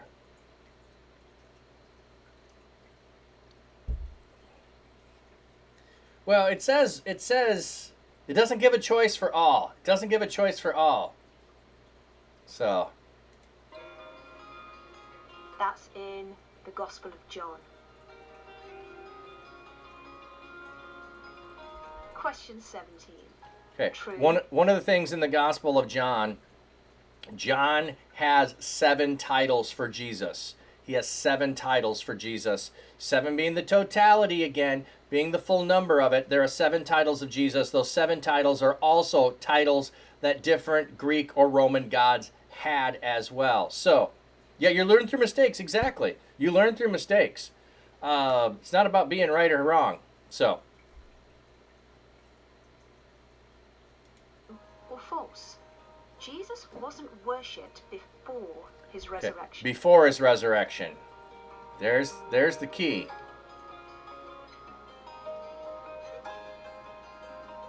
That's false. And you can read an example in Matthew chapter 14. Okay, I want to go look that one up actually. Matthew 14:33, just to make sure you see this one. I think this is an important one.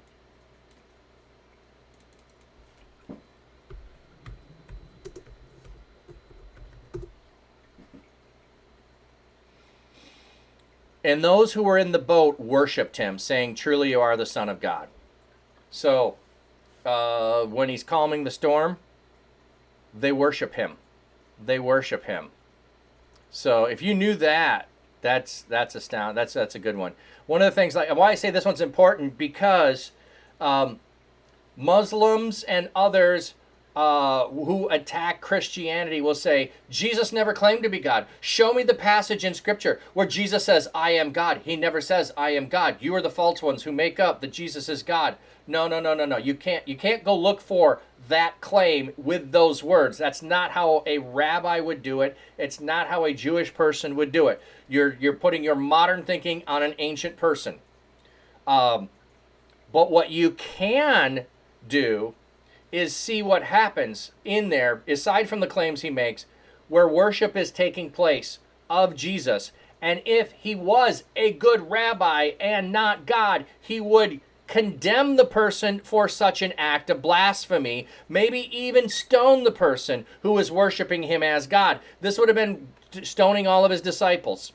He doesn't say, stop doing that. You're all wrong. You done messed up, Aaron. Knock it off. Quit being boneheads. No. It happens, and it happens again later after the resurrection. So, I'm watching. I mean, if you worship God, you worship Jesus by default. So, all the OT. That's an interesting way to think about it. Yeah. But that doesn't prove the argument that they're making, because they're making the claim that Jesus is not fully God. He was only a prophet. We'll accept him as a prophet. He never claimed to be God. Stop making the claim he is God. He's just a prophet. Worship of him is a proof that he was. By 2 or 3 witnesses, here's a witness to the fact that he was God, because he allowed and permitted and did not rebuke and did not condemn and did not take retribution against those who, if he was not God, were falsely worshiping him. So, Melchizedek, Islam, snooze. I'm just on the question on the video. What's it going on deep? Oh, okay, fair enough. It was one of those things where I just want to take I think it's a good, valid point, and there's a reason why it's important. And some of you, and occasionally we do have Muslims in here. So. Question 18. To which apostle did Jesus say, "Get behind me, Satan"? Was that Judas, Peter, James, or Thomas? The answer was Peter. It would have been funny if they'd have put The last Simon in there as another round choice. Won't have multiple choice answers. Oh, okay, I'll pause. Question 19. When Jesus died, what happened to the curtain in the temple? I'll let it go about halfway and then I'll pause. Donnie, actually interesting enough, according to the Quran, Jesus was a false prophet because he stated he would die, yet the Quran states he did not die. So the Quran contradicts itself by saying that Jesus was a prophet who lied. Yes. Yeah, Peter and his big mouth. Oh, yeah. When Jesus died, what do you say would happen to it happen? We got ripped, we got tore, we got torn, we got ripped. cheat off your neighbors if you don't know the answer? It was torn in two. Matthew and Mark's Gospels add the detail from the top to the bottom. Oh, Donnie, adding the deets. Yep. Question 20. Can you finish this sentence from the parable of the lost coin? Rejoice with me, for I have found the drachma which I had lost. Even so, I tell you, there is joy in the presence of the angels of God over one sinner. Okay, and this is one of those, like, I had a teacher in middle school who, if you didn't know the answer, put something in the the blank that makes a sense of some kind, and you might get credit. Donnie, also, I really like the visual that Gate Zero has for that. I have not seen the updates on it. I haven't played in a while. I might do that next week. I got to do an update, and we might play some of that Gate Zero next week when we got Tuesday all day, because we ain't doing scripture for 8 hours. I mean, we could, but, you know. Melchizedek, I don't know if I'm right, but I think there's a verse in the Quran, too, that it's okay to deceive people if they Muslim something, and if they hymn to God something. There might be. I'm not that familiar with all of the Quran. They bring people to God, then it's okay to deceive them. Yeah, I think you're right, but I don't know that reference. I can't quote anything from the Quran. I only know individuals who have Muslim friends or were Muslim who have occasionally shared things from me from time to time. It was a good game. I'm excited for the full version. So am I. Full version, is it still on track to be out in December, do you know, Donnie?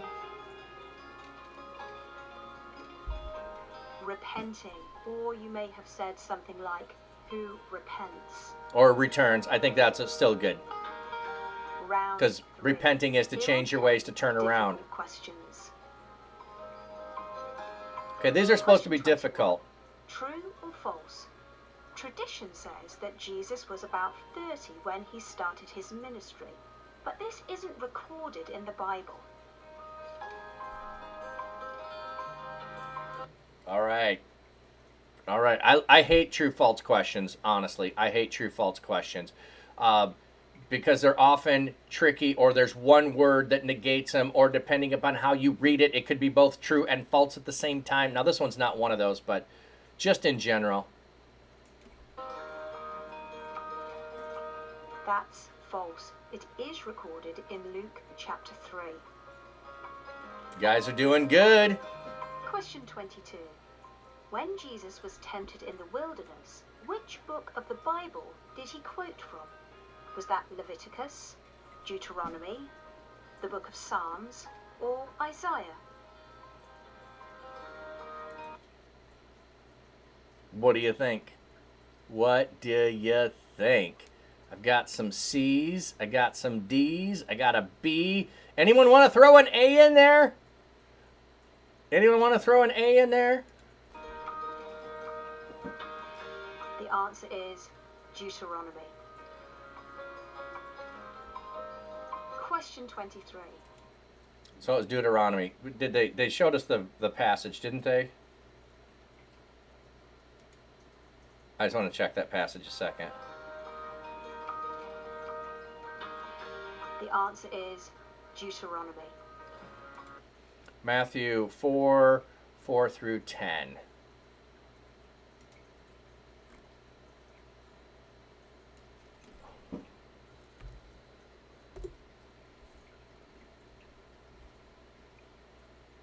But he answered and said, "It is written, man shall not live by bread alone, but by every word that comes from the mouth of God."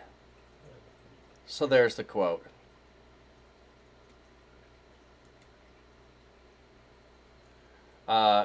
He gave his angels orders concerning you, or their hands that are filled up, they shall not strike you. So he's quoting other things here too. So I think that, maybe look it up over here, because it should give me footnotes if I look. So let's go here, Matt 4. Oh, let me write down where we are, where we left off. 1 Corinthians 7 is where we left off. I got to write that down. There we go. So there we're starting with 7. Okay. We're only about a week behind now. That's not bad. I want to make sure we get these right. So, Matthew 4. Satan quoted from Psalms. Ah, there you go. If you are the Son of Man, command these stones to be bread. Man shall not live by bread alone. That is Deuteronomy 8:3. Then the devil took him to the city of the high point, and he said, if you are the Son of Man, throw yourself down. For it is written, he commanded his angels concerning you in the hand. So Satan is quoting Psalms, and Jesus goes back to Deuteronomy. You are not to put the Lord your God to the test. And then 17 here, then Satan said, worship. And he said, you are to worship God and serve only him. Again, Deuteronomy. So, yes, all 3 times, Jesus' answers are from the book of Deuteronomy. They're from the book of Deuteronomy, which you can look at Deuteronomy as a summary of Exodus, Leviticus, and Numbers. It's a retelling of the whole journey of all the aspects of it. So he quotes from Deuteronomy through that whole time. That's a good question. That's a good question. I don't know that it matters. BRB? All right. By the way, there are redeems. Stump the Pastor and others. Check out the new redeems. Jesus raised from the dead? 1, 2, 3, or 4? How many people did Jesus raise from the dead? Ooh. Any guesses? Any guesses? How many people did Jesus raise from the dead? 2, 3, C. The answer is 3. And if you know who they are, then type them below. All right. Do you know who they are? Do you know who they are? Everyone should get one of them, if not 2. The third one is the hard one. The third one is the hard one. So yes, Jordan, you got it. Lazarus. Lucis, yes. Oh, wait. The widow's son? Is it the widow's son? Elisha heals the widow's son, or raises the widow's son. Elisha. I don't remember being a widow's son. Maybe I'm wrong. Yes, Lazarus come forth, 100% there.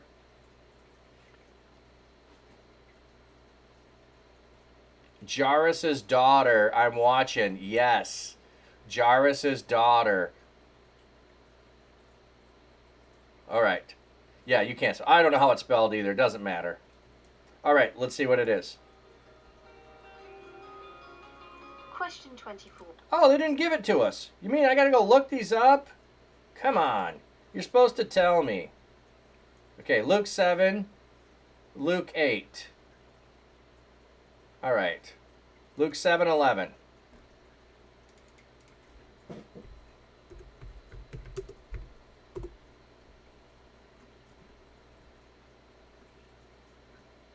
After Jesus came to a city named Nain, and his disciples were along with him as companions in a large crowd. Now he's approached with a gate. A dead man was being carried, and the only son of his mother. Oh, so Lucis, you were right. I didn't remember that. She was a widow with a sizable crown from her city with her. Then the Lord saw her and felt compassion on her. Do not weep. Okay. No, this one wasn't easy for me. I don't remember the son. I don't remember the son being of a widow. So I did not remember this one. And the other two are Jairus', which is the woman who has the bleeding. Jairus he's on the way, and it's in a couple of the Gospels. And while he's healing the woman with the bleeding, he's told that the 12-year-old girl has passed away. Don't bother the teacher anymore, but he says only believe and go, and he kicks the people outside. So there's that one. I didn't remember the son one there. Yes, I forgot that one. And then Lazarus, which we should all hopefully get.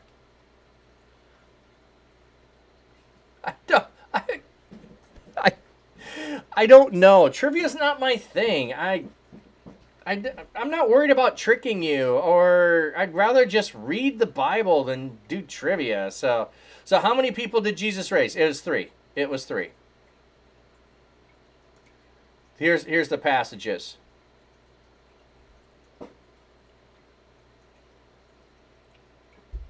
You'll just let us answer it. And if you know who they are, then type them below. Question 24. Which Old Testament prophet foretold that the Messiah would be born in Bethlehem? Is that Micah, Zechariah, Isaiah, or Jeremiah? Okay, just A, B, C, D.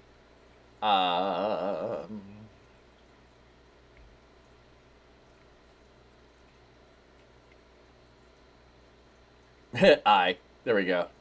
There we go. Any other guesses? Any other guesses? How you doing? There's 24 questions so far. Are you keeping track? I'm not. Are you keeping track? The answer was A, Micah. I knew this one. I knew this one. Question 25. It's really a trick. According to Jesus in John chapter 9, whose sin had caused a man to be born blind? Was Love that this the man's one. Father, the man's mother, the man, or no one's? Well, you know the quote, because the quote is, of the last one, "Oh, you Bethlehem, although you are the least of the tribe of Ephraim, out of you will come a Messiah." That's from Micah. You know the quote. You just probably didn't know it was from there. So. The answer is D. Jesus said, "This man didn't sin, nor did his parents, but that the works of God might be revealed in him." Yeah, I love this passage about no one's. Because what do we do still today when something bad happens to you? If you are a believer in Jesus, well, then you must have done messed up, Ron. You must have done something. That's why it happened. No, the world is sinful and awful things can happen to wonderful people. And oh yes, by the way, God causes the rain to fall on the just and the unjust. So good things happen to bad people too. Please increase the video volume. It's maxed. I can't increase it any further. I don't have any way to increase it. My desktop audio is maxed out. The on stream is maxed out. Sorry, that must not have any more volume available. I guess I can see if this makes a difference. If I turn it up for myself, which doesn't make sense that it would make it louder for you, but yeah, and the reverse. True. Yep. Question 26. How do... Yeah, YouTube volume right here is at max. You can see it at the bottom. I got YouTube volume maxed. Pilate's wife describe Jesus? Was that divine, mystical, or innocent, righteous, or troublesome, dangerous, or wicked, evil? It's an interesting little tidbit here. The fact that it's Pilate's wife describing him. Jordan, you don't know this one. Yeah, that's what I was going to say. Pilate's wife tells Pilate she had a dream and let him go. Let him go. This is C, I believe. The answer is B, and depending on translations, the word is either innocent or righteous. Yeah, so it depends on what translation, whether they say he's an innocent person, he's a righteous person. She's saying, I have a dream. Don't be messing with the Jews on this one. Let him go. Pilate doesn't listen to his wife. Just like the advice given on the Little Caesars commercial, which I sing to my wife often. Don't listen to your wife. Keep holding and waiting and holding and waiting forever. Because you're on the phone trying to order a pizza. Instead, just go pick it up because it's hot and ready. Maybe you don't know that commercial, but it's a fun commercial. Question 27. How many I am declarations does Jesus make in John's Gospel? Is that 5, Okay, 6, you need to get this 7, right. or You need 8? to get this right. Come on. Come on. Think about numbers. Those who know what number meaning is, you should get this. You should get this. He makes 7, and you can see them listed. What do you mean stop? Oh, I did. I didn't tell you anything other than you should get this. No pressure. Cause there's other numbers in there. But if you knew number meaning, BRB, okay. Yeah, you got it. You got it. I wasn't trying to pressure you. I was trying to show you how excited I was because you should know this. You should know this. Oh, and they put them all in here. The titles, when we were asking about the Good Shepherd earlier, when it's I am the bread of life, I am the light of the world, I am the gate, I am the Good Shepherd, I am the resurrection and the life, I am the truth and the life, I am the true vine. All the I am statements of Jesus are in John. 7, because of totality, of completeness. He completely is the God of all gods, because every single one of these is an attribute and a title given to a Roman or a Greek god, and John is making the declaration to all of those Greek readers that no, your God ain't all that in a bag of chips. Jesus is all that and all that and all that and all that and all that and that and that and more. So yeah, I was more getting excited and knowing that you were going to do it. Oh, we got some spam detected. Uh-oh. On your screen here.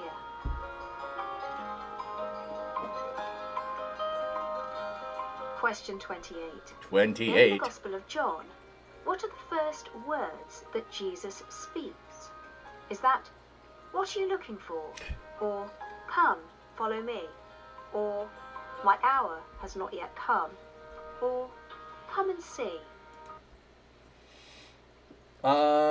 Just be mindful of various levels of Bible knowledge on your chat. Not all of us are that knowledgeable. That's what I meant. Oh, no, I wasn't talking about Bible knowledge. I was talking about those of you who know my chat and know numbers. That's what my point was. I'm watching is you hear me talk about numbers often enough that even if you don't know, you should be able to guess. That was my point. Not that you should know the answer based on your knowledge of Bible, but based on you hang out here and I talk about numbers. If you know that, you should be able to guess. So, but I appreciate I'm not trying to put anyone, like if you don't know, you don't know. And if you don't know, like I didn't remember, and Lucis knew, I didn't remember the son of the widow. Didn't remember that one at all. All right. See if you get this one.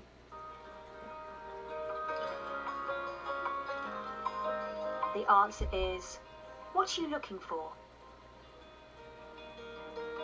The last... Okay, let's go look that up.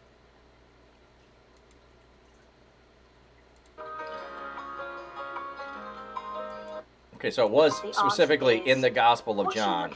Okay, John 1:38. John 1.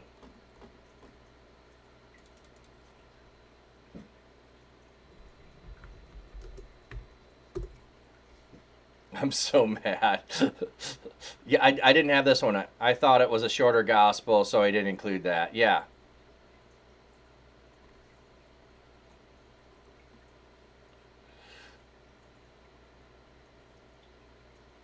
Oh, that's what it is. Okay, that's why I couldn't remember it. Okay, So what it is, and this is in John's gospel, there's the baptism of Jesus, and the next day, 2 of the disciples of John come after Jesus, and he asks those 2, what are you looking for?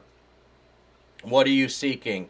That's why I couldn't think of what this was in the Gospel of John. I couldn't put the setting right. So that's what it was. That's what it was. So I got this one wrong.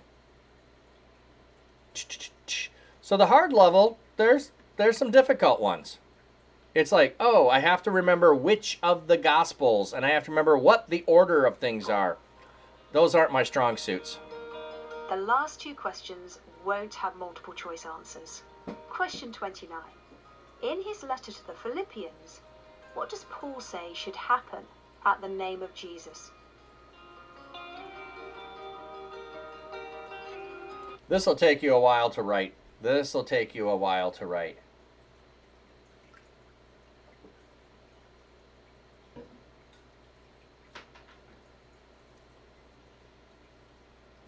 If you're skipping or don't have the time to write it, just let me know if you're enjoying this. The trivia stuff. I know. I'm watching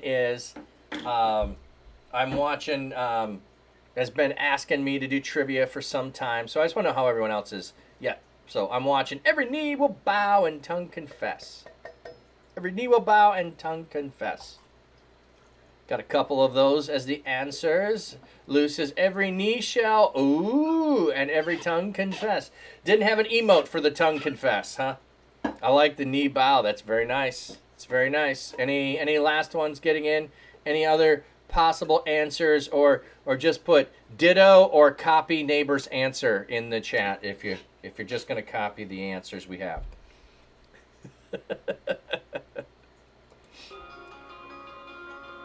Philippians 2:10 tells us that at the name of Jesus, every knee should bow. You need to switch to just listening. Heaven, those on earth, and those under the earth. Question 30. In John chapter 8, there is a dispute between Jesus and some Jews over his identity. Towards the You need end, to order groceries? he is criticized for not yet being 50. So, how could he have seen Abraham? How does Jesus reply to this? Ooh, that's a good question. That's a good question. Oh, I want to see if anyone can get this one right. Dumb adulty responsibilities.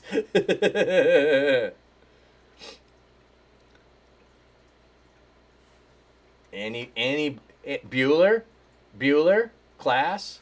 Bueller? You pinned the licking.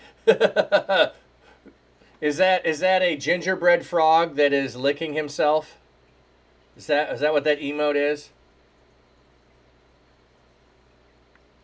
I am. He said before Abraham, I am. Melchizedek coming in with an answer. Any other guesses? Jesus replied, most certainly I tell you, before Abraham came into existence, I am. Yeah. You guys got it. How did you get on? Why not type your score in the comments section? If you've enjoyed this quiz, then do click subscribe and the bell icon. And why not share it with somebody else? Let's learn more about God's Word together. If you're still up for a challenge, we have plenty more quizzes here where you can test your Bible knowledge. Until next time. Okay. Let's go. I'm going to hit subscribe just so that I don't lose it. You missed a few. I did too. You passed with an A, B minus. Okay.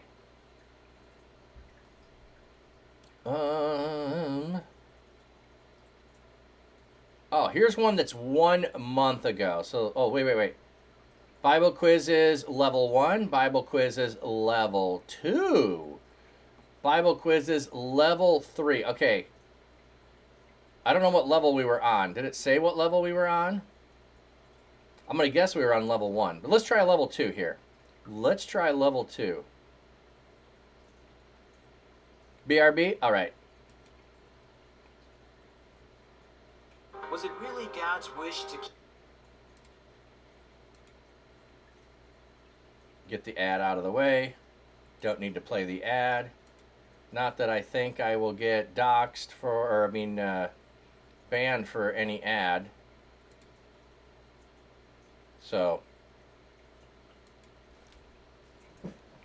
lurking, thank you, Mel. Appreciate it. Just go do your ordering of food. Do your shopping. Round 1. The Book of Revelation. Question 1. Ooh, Melchizedek, you ready for this one? You ready for this one? Donnie, I know you're pretty good at this one too, maybe. Who wrote the Book of Revelation? Was that Paul, Peter, or John? Or Ringo. Was it Paul, Peter, John, or Ringo? That would be answer 4. The answer is John. Question 2. How many churches had a letter written to them? Was that 3, 7, or 12?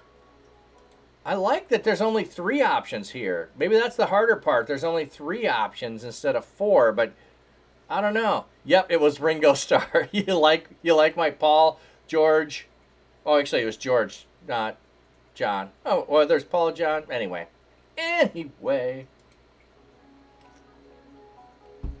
7. The answer is 7. 7. And those letters can be found. Again, 7. The number of totality, the number of completeness. There were more churches in Asia Minor. It is written to 7. 7 being the representation of the whole church. And in Revelation chapters 2 and 3. Question 3. John describes seeing a scroll. On the scroll, how many seals are opened? Is that 3, 7, or 12? Got some number symbolism in there. Which one is it this time? How many seals?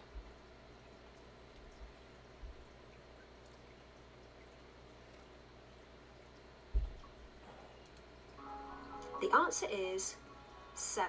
Yep, it's 7 again. Question 4. It's totally sealed up. Who opens the seals on the scroll? Is that the lamb, an eagle, or an angel? It's an interesting question. I mean, more interesting the options they put than the question, I should say.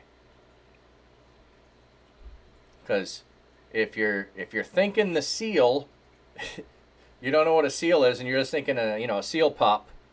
Lamb was the only one who could. Yes, Donnie, exactly. It's the lamb that opens. But if it was a seal pup and an eagle opened Question up the 5. seal. What colour was Death's horse? Ooh! Ooh! Dark or black? Bright or red? Or pale green? Oh, come on. What do we got? What do we got, people? We got an A. We got a C. These are all horses that are mentioned in the book, by the way. These are all horses that are mentioned in the book. There's also a pretty good movie. What was on the seal? Oh, the seals are on the scroll. So the seals, like if you think of, well, I'll do it this way. I've got ribbons here. Like you had a seal on a letter that you put over it so that you made sure that it was not open. So if the scroll is longer, you have more seals all the way across. So it's sealed 7 times, so it's completely sealed. Like if it was a tube and this was a scroll, it would have 7 seals going across it to make sure it's completely sealed, fully sealed. Nothing can get at it. Believe death was a pale horse. Might be black. I want to say pestilence was pale. Anita only just came back. The only one I can remember was the pale horse. I think C. All right. Let's see what it is. The answer is pale or pale green. It was, yes. Yes. So the movie is Pale Rider, and the beginning of the movie has a guy riding a horse with the quote from the book of Revelation. However, he's a preacher, supposed to be. So, there you go. Sunshine. Was it the lamb, the angel eagle? Oh, it was the lamb. The lamb was the only one who was worthy to open the scroll. Sunshine. Sorry, you missed that. I might have let that roll a little bit quick. But an eagle is a funny thing, and I was just poking fun of it by saying a seal as an animal, and an eagle might do that. But an angel is a throw-off thing, because the angel is in the book of Revelation and talking about things and present. So, Question 6. In Revelation chapter 12, who fought against the dragon? Was that Gabriel and his angels, or Raphael and his angels, or Michael and his angels? okay. I don't think this is super hard, but it doesn't mean everybody knows it, okay? You might know the names. Yeah, you missed that one. No worries. Thanks for asking. I totally want to answer if someone missed something. And I'll mention again, there are new redeems that are available. So we got Michael are the guesses. And also, Raphael, Michael. I don't think there's Gabriel's not one of the Ninja Turtles, is it? The answer is Michael and his angels. Question 7. Yeah, see, Michael and his angels, that's actually one of the reasons Jehovah's Witness claim Jesus was actually Michael. Oh, Donnie, that makes sense. That totally makes sense. They're claiming that he is Michael because it's Michael and his angels. But you have Michael in the Old Testament as being an archangel. There's another angel. Is it Michael that's in Daniel? I think it is. Gabriel shows up in the New Testament. He's the one who pronounces who Jesus is. So Gabriel shows up in the New Testament as bringing the message. And I want to say Raphael is in Enoch. I don't know if he's mentioned in Scripture. I should go look that up. Raphael. I might be wrong on that. Let's double check that.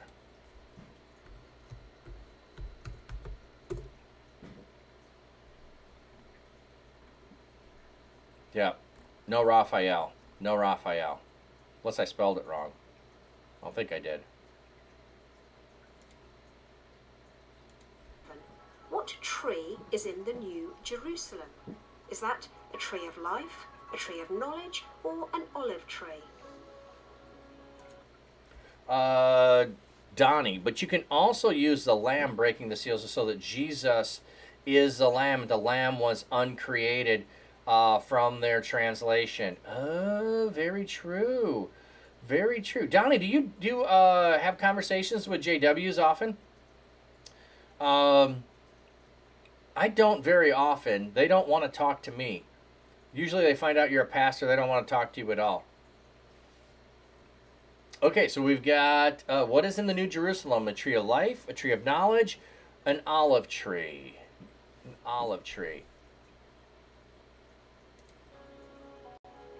The answer is a tree of life. So, one of the things in the New Jerusalem, there's a new heaven and new earth, and New Jerusalem comes down out of heaven. The New Jerusalem coming down out of heaven is a metaphor for the Garden of Eden.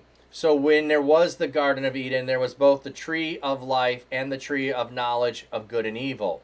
So you had two trees there. In the New Jerusalem, in the place of God's dwelling, there will only be a tree of life. There will no longer be a tree of knowledge of good and evil. So there's a really cool podcast called the Two Trees Podcast that goes through from the beginning of Scripture all the way through it, looking at the different places where wood, trees, and essentially anything made of wood is a tree. Anything made of wood is a tree. So it can represent a tree. It can be a tree. The staff is a tree. Aaron's staff is a tree. Jesus hanging on the cross is a tree. Why did you think olives? Because you're just thinking probably the Mount of Olives might have been what you were thinking. Might have been what you were thinking, Sunshine, because there's the Mount of Olives in Jerusalem and olives in Jerusalem. You weren't thinking metaphorically of new creation. That's probably what it was. Question 8. What name is given to the rider on the white horse in Revelation chapter 19? Is that Alpha and Omega, or Faithful and True, or Lion of Judah? I'm not sure I know this one. I think I know. It's more a matter of, I know the titles, it's where does the title go with those. Hey, Artsy, welcome back. So which one is the name given to the rider on the white horse? Artsy, you're guessing, yeah. I think Artsy is right, but not sure. That's what I'm going with, because I know the title of Alpha and Omega is given to Jesus, and Faithful and True. Oh, Donnie, you were actually raised Jehovah's Witness. I think I remember that now that you say that. First 10 years, your grandfather was a JW preacher, and then an SDA. Oh, that's right. Honestly, I'm still untangling the SDA teachings about Revelation in your head. Yeah. The answer is Faithful and True. Yeah. Round 2. Old Testament characters. Okay, this level is definitely a bit harder than level 1. And this is all one book. So this is testing your knowledge on one book. But Question 9. Which Old Testament prophet raised a boy from the dead? Was that Elisha, Isaiah, or Elijah? we already talked about this one earlier. We were guessing other things. We talked about this one.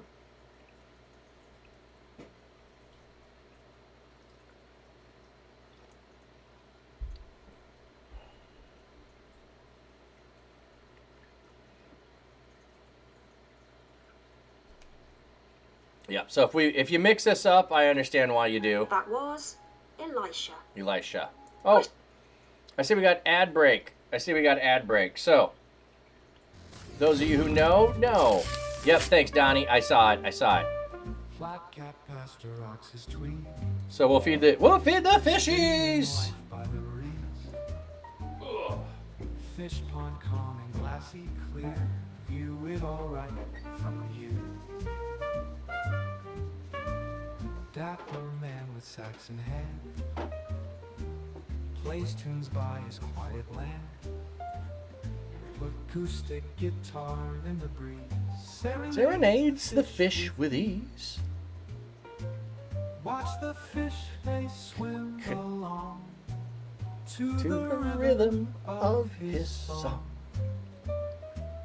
Flat cat pastor shows the way. Streaming live, come what may. Hey, back from the ads. All right, thanks, Jordan. We went to the fish. I paused the VOD. You missed the manna falling down from heaven, but the fishies are all excited. Lots of fishies, yes. Lots of fishies.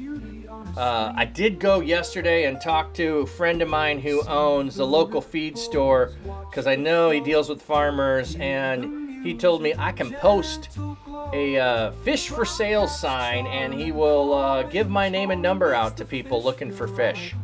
So I'm pretty excited about that. So, to the rhythm of his song. Flat cat pastor shows the way. Stream it live, come what may. All right. So, thank you for hanging out and still being here, whether you're lurking or not. Appreciate that. And hanging through the ads. And again, the ads are so that I get up and stretch. They're not really enough to worry about making money. Now maybe if I had 1,000 people watching me, there'd be revenue. They're not really much revenue. They're just a reminder, hey, you've been on for another hour. Get up and stretch. Don't just keep sitting there all day. So, we got about another half hour, so let's keep going.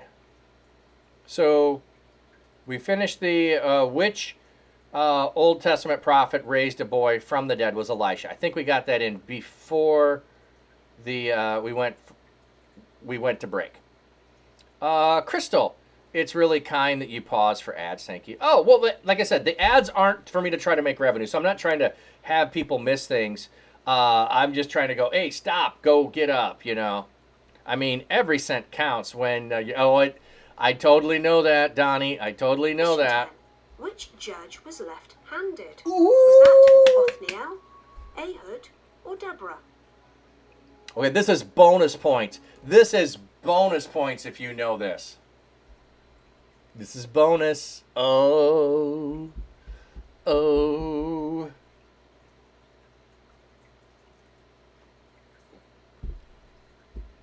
All right, all right. Any other guesses? Any other guesses? You know, and you can guess and be wrong. It's okay. You can not type and just go, I got it right afterwards. That's okay too. It was Ehud. Question 11. Okay, as a kid, Ehud's story, totally one of my favorite. Totally one of my favorite. He's left-handed. He hides a sword on his leg that he can reach left-handed. He goes into the king. The king is so fat. He stabs the king with the knife, with the sword, and the sword is sucked into his belly, and the handle goes in after it. Gruesome, gruesome story. But, you know, as a young kid, it was awesome. Donnie, Deborah, not familiar with the other two. I also may need to go back and read Judges. Judges is the story of the people of God never get it right. And they get worse and worse, is what it seems like. Oh, wait, that feels like today. That feels like today. There's no change. There's no difference. But the other side of it is God is willing to work with someone who is willing to be used by him. Yeah, and the guards don't know what to do. Yes, because they think he's on the bathroom. They think he went to the bathroom, so they don't go in and interrupt him. Yes, Artsy. Yep. Yeah. How many children did Hannah have after Samuel? Ooh. Was that 1, 3, or 5? Ooh. I got to guess. I don't know this one. I don't know this one with certainty.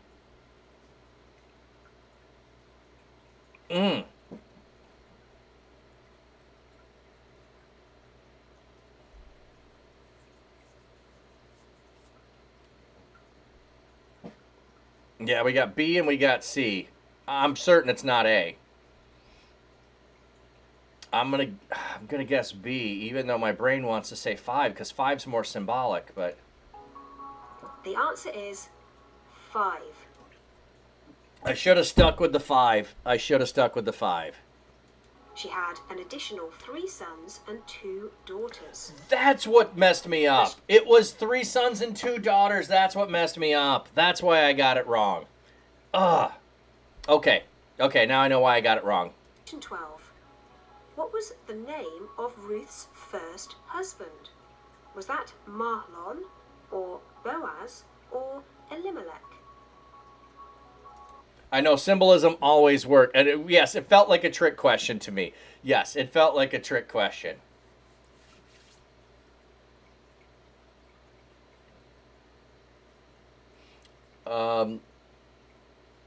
So, you know what Ruth's first husband's name means?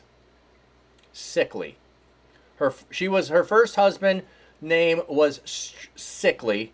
Her second husband's name was Strength, and her father-in-law's name is My God is King. The answer is Mahlon. So Mahlon means sickly, Boaz means strength, Elimelech means My God is King. So those who got it right, good for you. Those who didn't, that's okay. That's okay. Remember, she is a Moabite. She's the one. Her name means friendship, by the way. She's the one from the foreign country. Yeah, Art's kicking himself now, right? Right? Question 13. How old was Methuselah when he died? Was he 512 years old, 777 years old, or 969 years old? Interesting, interesting, interesting. Okay. Throw in the 777 in there. That's going to get some bites on people guessing online for sure. The 777. Oh, that sounds biblical. He was 969 years old. All I remember, it was over Question 900, 14. so. Which king was struck with leprosy? Was that Ahaz, Manasseh, or Uzziah?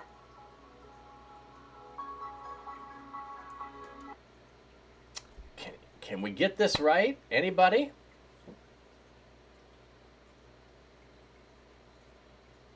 Oh, well, sometimes I do. I'm watching. I didn't think there was much other than the saying the name meaning there. So, yeah, I know what you meant. Yeah, after the answer. Yeah. Guesses on this? Who was struck with leprosy?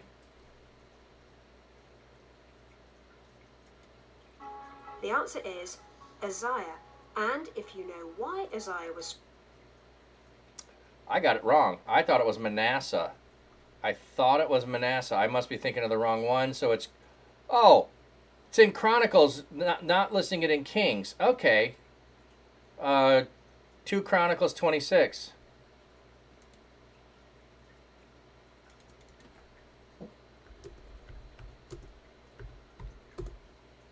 We just needed to keep going today. We would have got to it, obviously. Okay. 26, 19 to 21.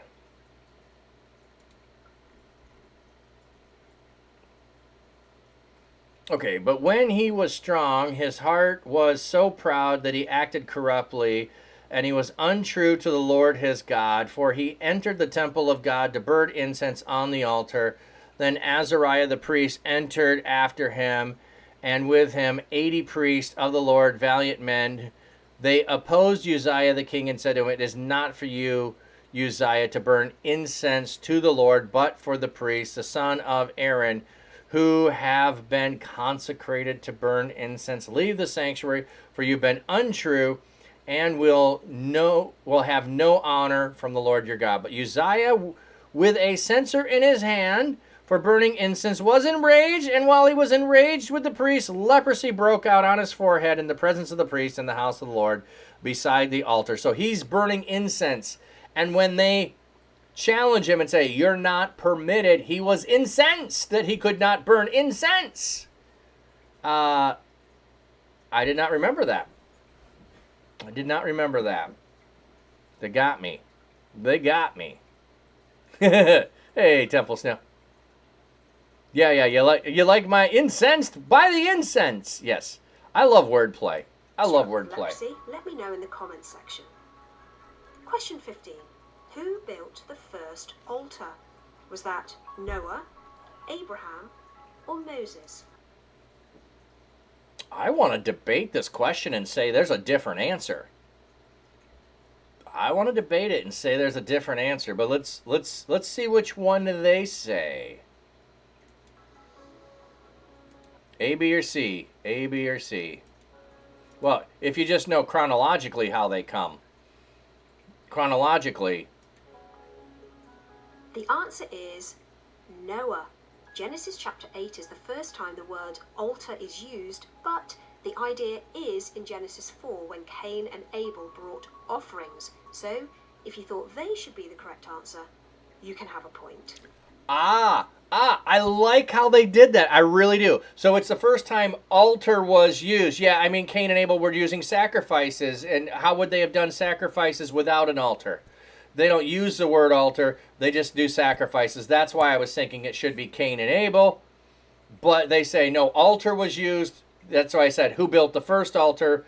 It's not mentioned that they built one. I like how they technically did that. Ooh, that was really good. That was really good. I'm starting to like these quizzes a little more here on the thoughtfulness that they put into them. Question 16. Which judge made an ephod that became an idol? Was that Samson, Gideon, or Jephthah? Okay, so all these guys do something horrible. So, I wouldn't name my kid any of these names. Just saying. I wouldn't name my kid any of these names. So,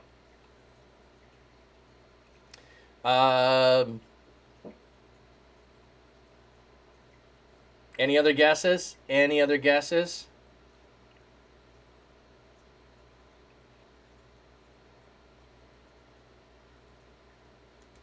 That was Gideon. Round 3. Okay, they don't tell you that, but Gideon builds an ephod out of the silver that he has, and then it gets set up, and oh no, I'm mixing that with another one. He builds an ephod. It ends up getting set up. It becomes an idol, and people are worshiping it. And Gideon has like 70 sons, and it's this whole big problem. So it's like the problem after Gideon's life. And the ephod is there, and the ephod becomes worshipped. So, yeah, this is a good quiz. This one, I'm liking this quiz. The level of questions, the intricacy of them, this is nice. This is nice. Famous Bible verses. Question 17. In which gospel account does Jesus claim to be the way, the truth, and the life? Is that in Mark's gospel, John's gospel, or Luke's gospel? And I do kind of like that this quiz is only ABC, not a D in there. You know, not like the obvious answer that you know is not right. Like, in which gospel did Jesus say, and was it the book of Timothy? You know. So, B. We're confident on this one. The answer is John's gospel, and that can be found in John 14, verse 6. Yep. Question 18. Remember those I am Which statements disciple too. Did Jesus say, "Get behind me, Satan"? Oh, we already had this one Was on that the said last to quiz. Peter, Thomas, or Judas? The answer is Peter. I just let it run. So if you're guessing. Question 19. Who wrote the words, "The fool has said in his heart, there is no God"? Was that David, Oh, Solomon, my stream lights or just went Asaph? out. They're not used to being on this late. Let me turn those back on. Supersonic Mockingjay, welcome in, friend.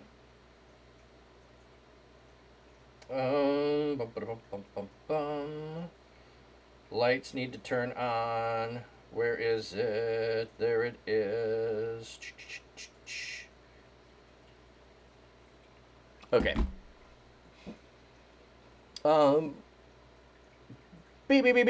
B. This was written by David. Psalm 14. Psalm 14. Don't know if you were answering the right question or not. Psalm 14. Yep. Yeah, it wasn't Solomon. It was in a psalm.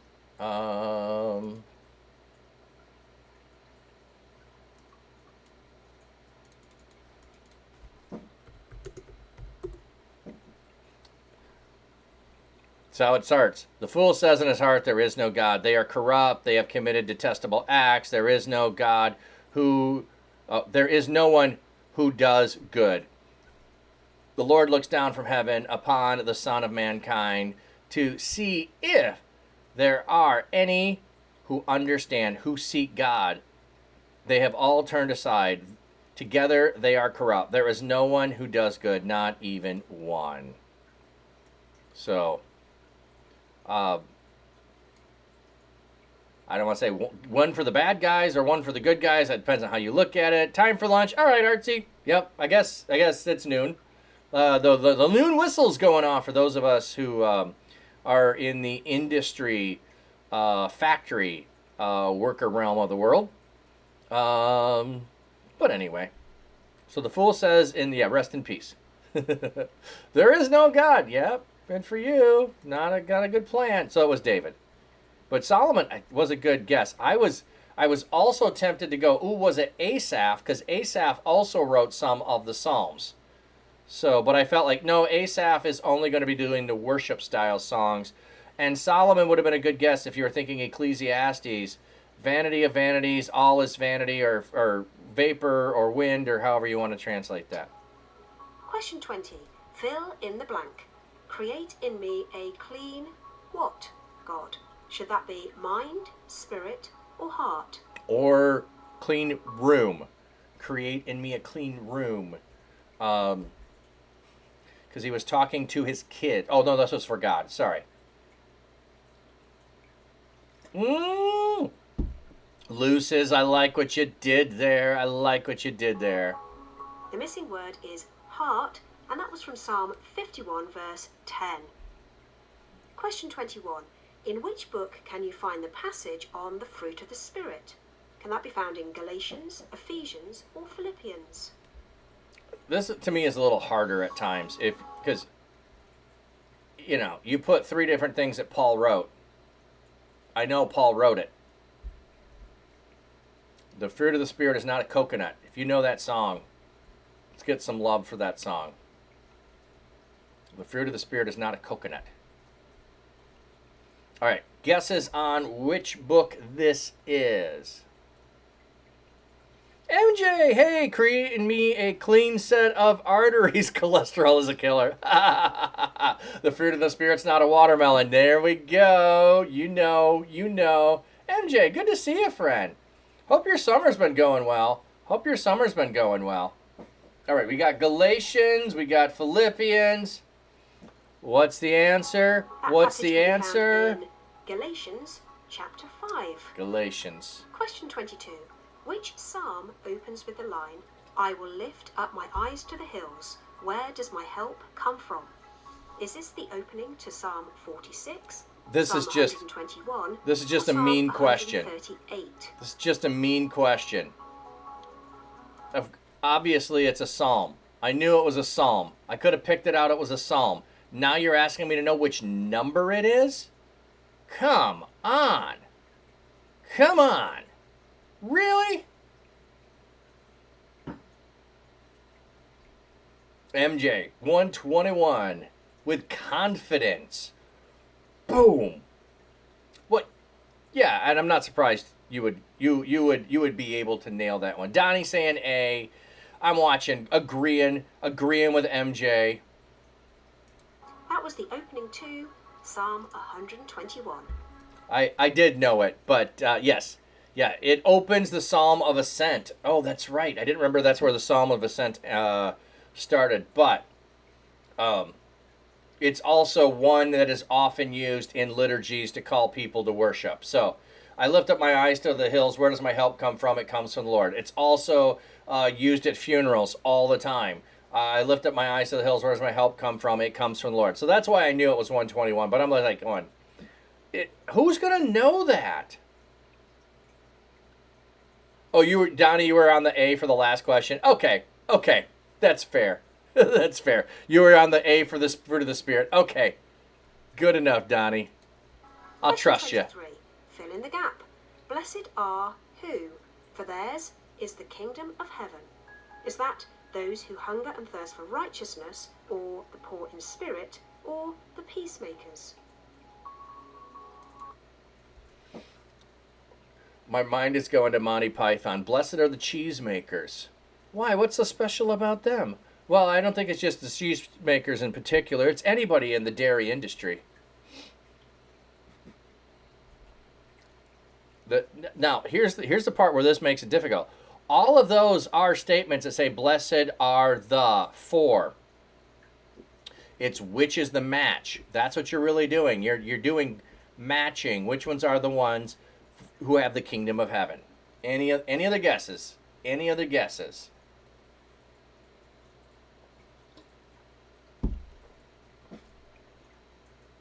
All right. The answer is the poor in spirit. You guys got it right. You got it right. Question 24. Which book is this verse from? For by grace you have been saved through faith, and that not of yourselves. It is the gift of God. Is that from Romans, 1 Corinthians, or Ephesians? Very nicely put there, MJ. The peacemakers get peace. Hunger and thirst get satisfied. That leaves me. Yeah, good deduction on that. Good deduction on that. I'm sure you might have known it without that, but I like the way you process that through. I like those kinds of ways to do it. Which book is, for by grace you have been saved through faith, and that not of yourself. It is the gift of God. Going with Corinthians. Donnie going with Ephesians. You think you referenced that in your last YouTube video. Ooh. All right. More guesses on where grace by faith is. We just finished Romans. So you should know whether it's in there or not. Ephesians. While you're adding up your score, Trick question. Leviticus. Very nice, MJ. Yes. here's Ephesians chapter 2, verse 8 again. For by grace you have been saved through faith, and that not of yourselves. It is the gift of God. Here's a bonus question for you to think about. Can you think of a situation where you extended grace to someone because of your understanding of God's grace to you? I'd love to hear your thoughts below. How did you get on? If you have enjoyed today's quiz, please like and share this video. There are more Bible quizzes. That's a kind of interesting way to do it. At the end, ask a question. You know who's going to take the time to probably answer a question? A person that stayed till the end. Every time I stream.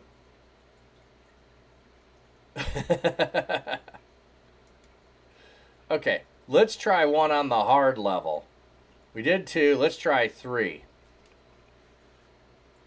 No one has 100% yet. Oh, that sounds like a challenge.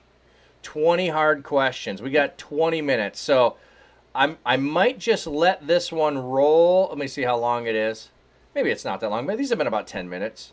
Oh, this is only 3 minutes. You Oh, pronounce sorry. wrong 2 years before your brain starts shutting down. Sorry. That might have been the ad.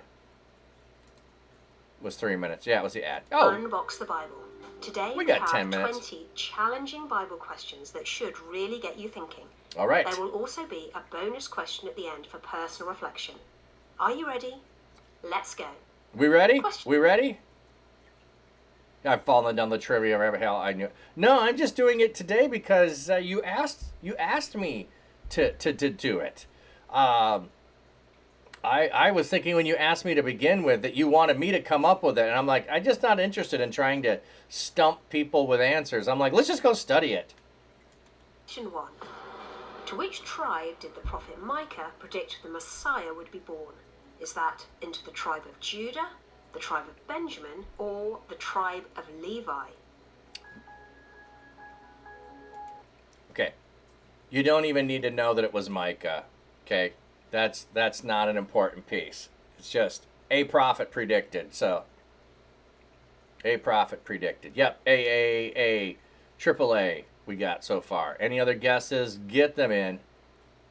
Let it play. The answer is the tribe of Judah. Well, I want to make sure you have time to type. Question 2. Who was the man who provided the tomb for Jesus' burial? Was that Nicodemus, Joseph of Arimathea, or Caiaphas? That Wow, flat cap. Dissing Micah. I didn't see that come. I wasn't dissing Micah. I was saying you didn't need to know it was Micah. Like you could have said, oh no, it was Isaiah. No, it was Jeremiah. It's like a prophet. I wasn't dissing Micah. I'm just saying, you know, it was irrelevant which prophet. Caiaphas put Jesus in need of a tomb. was Joseph of Arimathea. Yep. Question 3. Who said, "Surely the Lord is in this place, and I was not aware of it"? Are those the words of Isaac, Jacob, or Abraham? All right. What do you think? What do you think?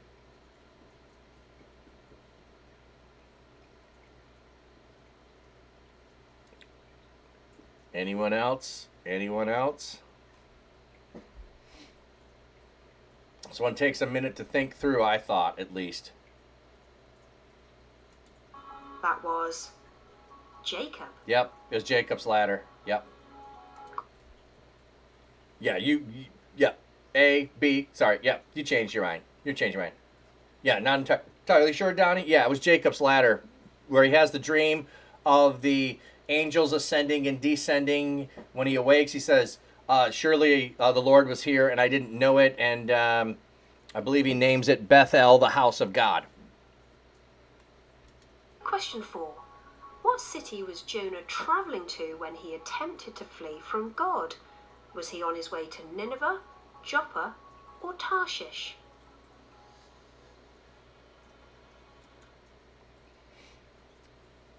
This feels a little tricky on the wording of it. When he was attempting to... Not sure. You know one. Hey, then guess that one. That's not a bad plan. Yeah, MJ is just going, I know what the story was. Let me tell you the story. Yes, the wording on this one is funny. I'm not sure which way they're going to pick the answer because I feel like this is a trick question. The answer is Tarshish. Okay, so it's just the way they worded it.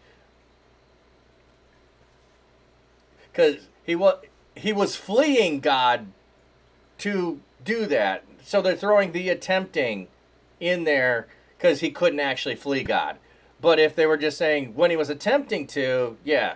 But he goes to Joppa to get on a boat to go to Tarshish so he doesn't go to Nineveh. So it was totally worded funny. Question 5. On which island was the Apostle Paul shipwrecked on his way to Rome? Was that Malta, Crete, or Cyprus?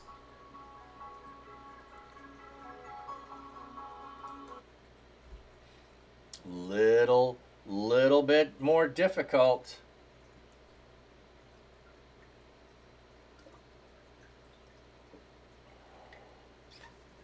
We got 2 for the Malto meal. He was, enjoying a nice breakfast there. Chew! How are you doing, my friend? How you doing? You getting settled in? The new job, the new house, all that? Hope all is well with the world, my friend. The answer is Malta. Guys are good. Question 6. Where was the pool of Bethesda located where Jesus healed the paralyzed man? Was that in Jericho, Jerusalem, or Galilee?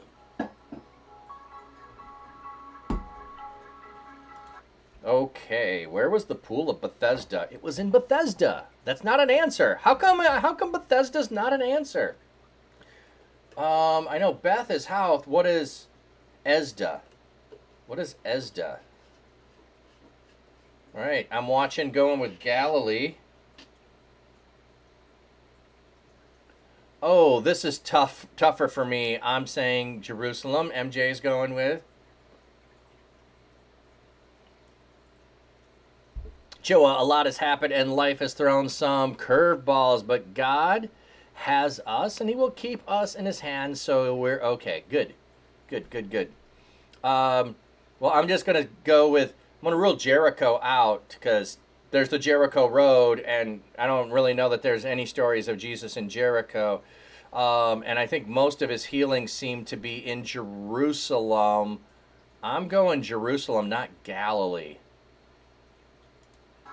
It was in Jerusalem. Okay. I wasn't certain on that one either. Question 7. During the time of the divided kingdoms, King Jeroboam set up golden calves in the temples of 2 cities, Dan and where? Is that Gilgal, Shechem, or Bethel? All right. We have not gotten to it in the Book of Chronicles yet. Didn't talk about him at all. We got a B for Shechem. We got a C for the house of God, which was just in a previous question.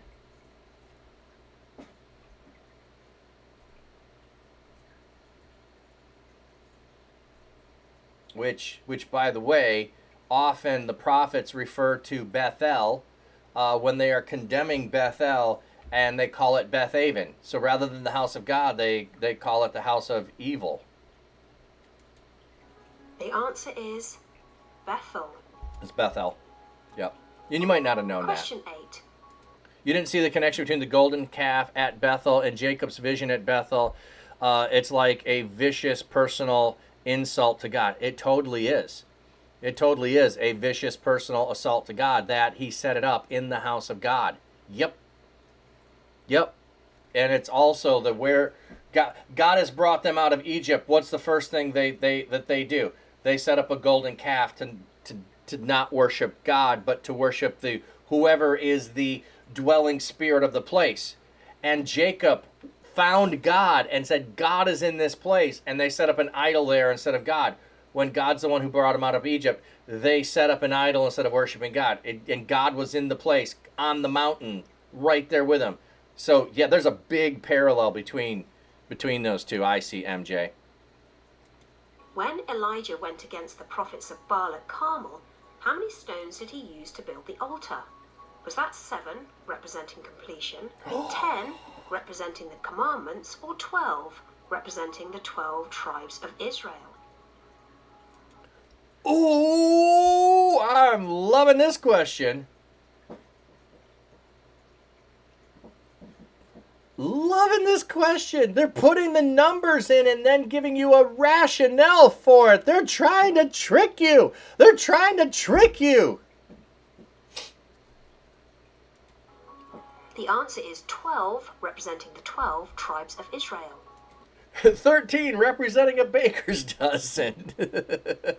5 representing the Torah. I mean, the 5 or the 10 versus the 10 commandments, and you're going against the prophets of Baal, and they've all done wrong. The 10 commandments would be a really intriguing answer for someone to pick. Now, if you're not on my channel hearing me talk about 7, the number of completion, all the time, which I'm very happy they said completion and not perfection, because I think completion is a better idea than perfection. Completion, totality. We don't need any more. It's all that's needed. 50 representing the states of the United States. No, MJ, no. 100 and so many representing all of the nations on earth. Offer to whoever killed Goliath. Ooh. Was that riches, marriage to his daughter and tax exemption, or to command his army? Was that land and a noble title? Yeah, thanks for the shout out. Okay. Guesses on this? Any other guesses? C, land and noble title. Riches, marriage to daughter, tax exemption.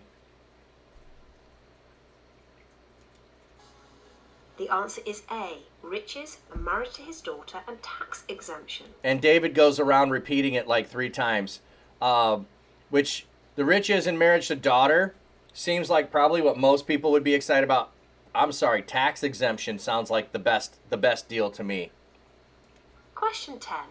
How many decks or levels did Noah's Ark have? Was that 2, 3, or 4?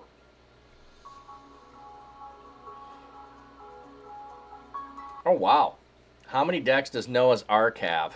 You forgot. I was doing my morbidly obese bald guy hot tub stream. They didn't catch on as I thought they might. Yeah, you know. I've done the beaches part, and, you know. According to the Ark encounter in Kentucky, it is 3. It is 3. And we also got, I'm watching guessing 3. The answer is 3. Which is also going to be my guess. Question 11. King Darius signed a decree that anyone who prayed to any god or human would be thrown to the lions. How long was this decree in effect? Was that 30 days, 100 days, or was it indefinitely? I'm just going to let it roll now. I'm just going to let it roll. 30 days. Unless we have a write it out. Question 12. Who led the Israelites in the battle against the Amalekites while Moses held up his hands? Was that Caleb, Aaron, or Joshua?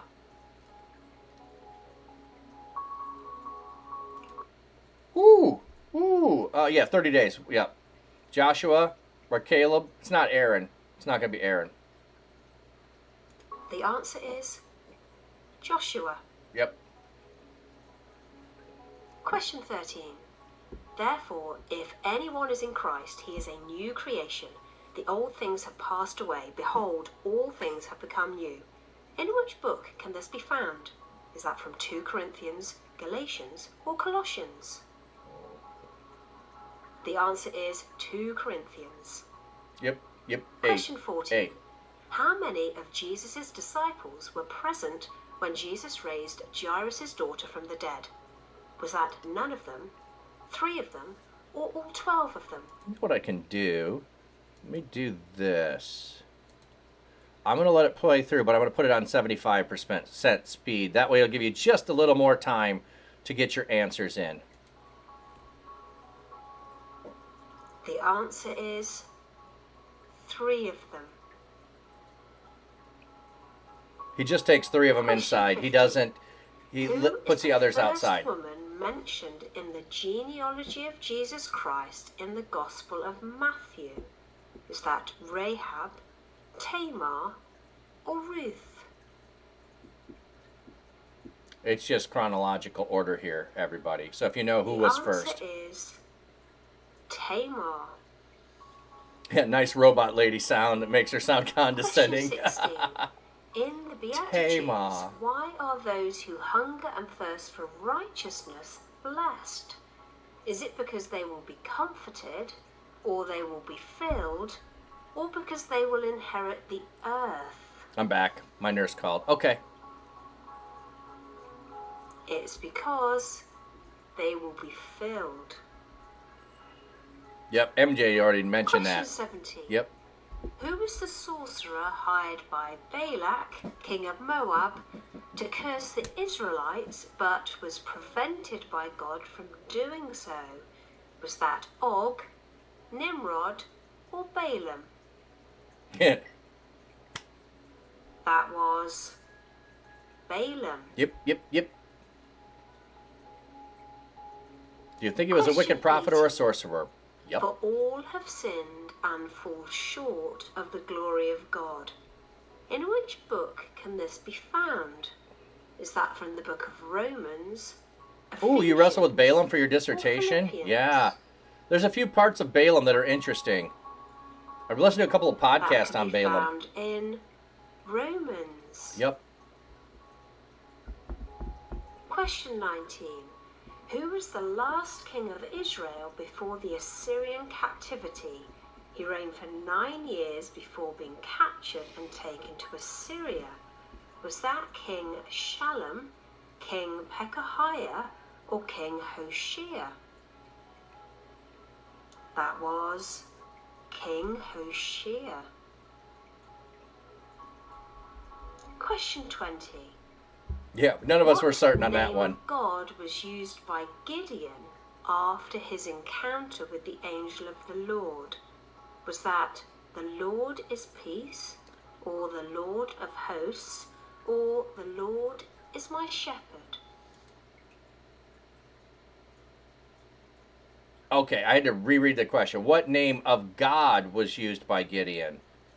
Okay, so he uses that name. Okay.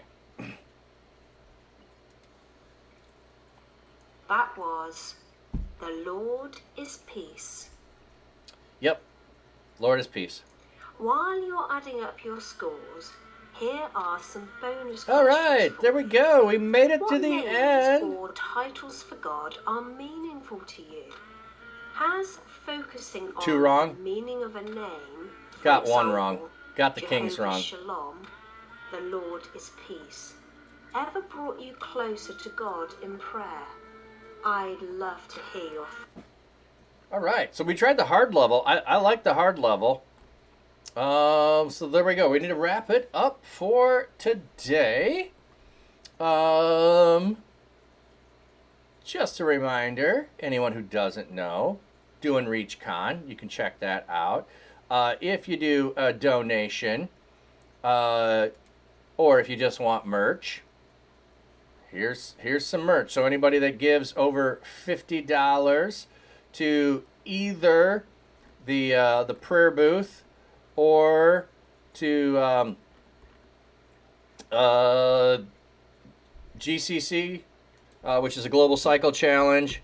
If you donate over that, then you'll either can get a free t-shirt or you can get free coffee. Here's the Great Cycle Challenge. I'm raising money. I've raised $52 on my goal so far. Here's my prayer booth down in the Artisan Market. You can give to that if you desire. What's the other thing I wanted to look at? Oh, here's the coffee. Or you can get coffee.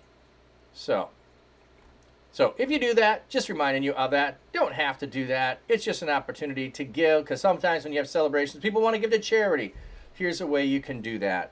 You'll have to DM me to get the info on that. If you sub, you get some stickers. So you'll have to give me the info on that too. So it can be a resub, a new sub, but you got to DM me with your info so that I can send out some stickers to you.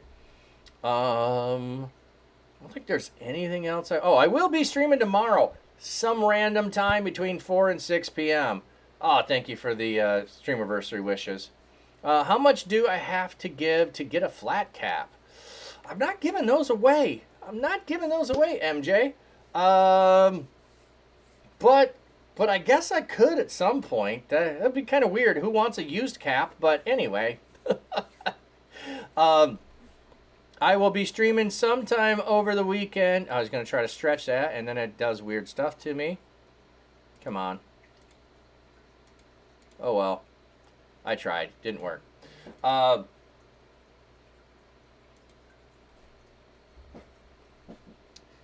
Stop moving. I'm trying to move it, and it doesn't do what I want it to. I want to stretch. There we go. Didn't work. I will be streaming over the weekend at some point and doing a skillet meal. The recycle hat. Oh, did you do a redeem? Oh, you want the recycle one? Oh, might have to give a bit of money to get that one because of how good it is. I mean, I would probably order you a new one rather than give you that one. But I will be streaming tomorrow at some point between 4 and 6, and Sunday at some point between 4 and 6. Whenever I'm getting prepped and ready to make dinner, I'll go live. I might give you a heads up on Discord and say, hey, I'm going live in a half hour. Or, hey, I'm going live in 10 minutes, whatever it might be. But I'll be live doing a skillet meal in my kitchen, so that's what I'll be doing. So, otherwise, I will have my other channel on. One Dapper Koi Pond tonight for sunset. If you want to watch a sunset, it'll be on tonight for watching a sunset and watching fish, and probably leave it on through sunrise, and then I'll take it off. So anyway, thank you all for hanging out. Let's find somebody to raid today. Bum ba bum bum bum.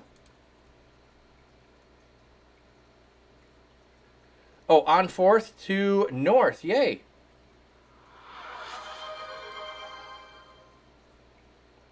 And redeemed raid to North Hill. Okay. I was going to go look if someone else was on that I normally don't raid, but that's okay. I will keep them in mind for... Oh, I haven't seen him on in a while.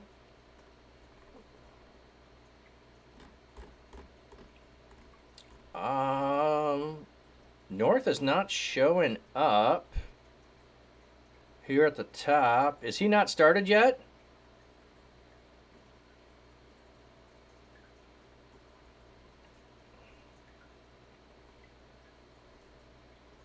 Are you sure North is on?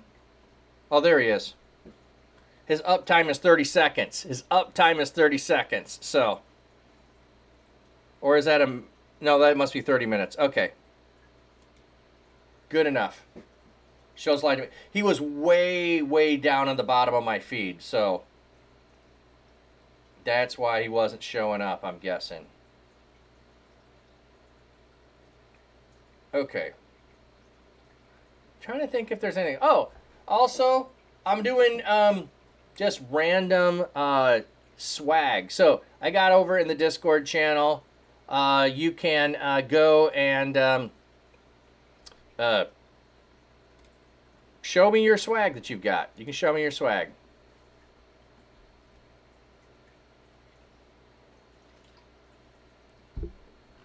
Oh, yeah, yeah. Okay. Yeah, I did say that last week. I was thinking about earlier. Yep.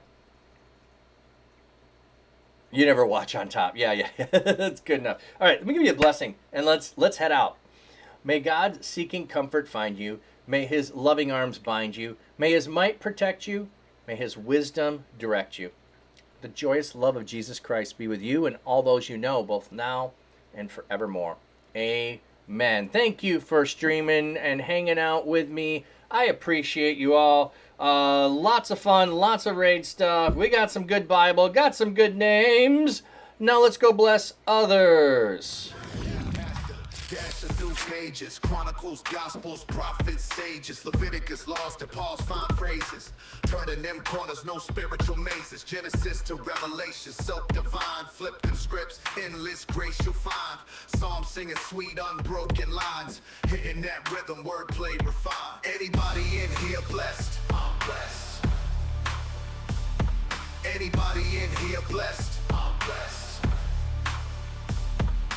Bible in 1 year, we don't rest. Anybody in here blessed? I'm blessed. Wake up early, the dawn's light shimmers. Spiritual breakfast, soul food dinners. Isaiah's vision, Ezekiel's figures. Walk through the fire, no one limbers. Kings and judges, prophets profound. Plowing the word, no mythical ground. Verse after verse, wisdom's bound. Heavenly soundtrack, soul's urban sound. Anybody in here blessed? I'm blessed. Anybody in here blessed?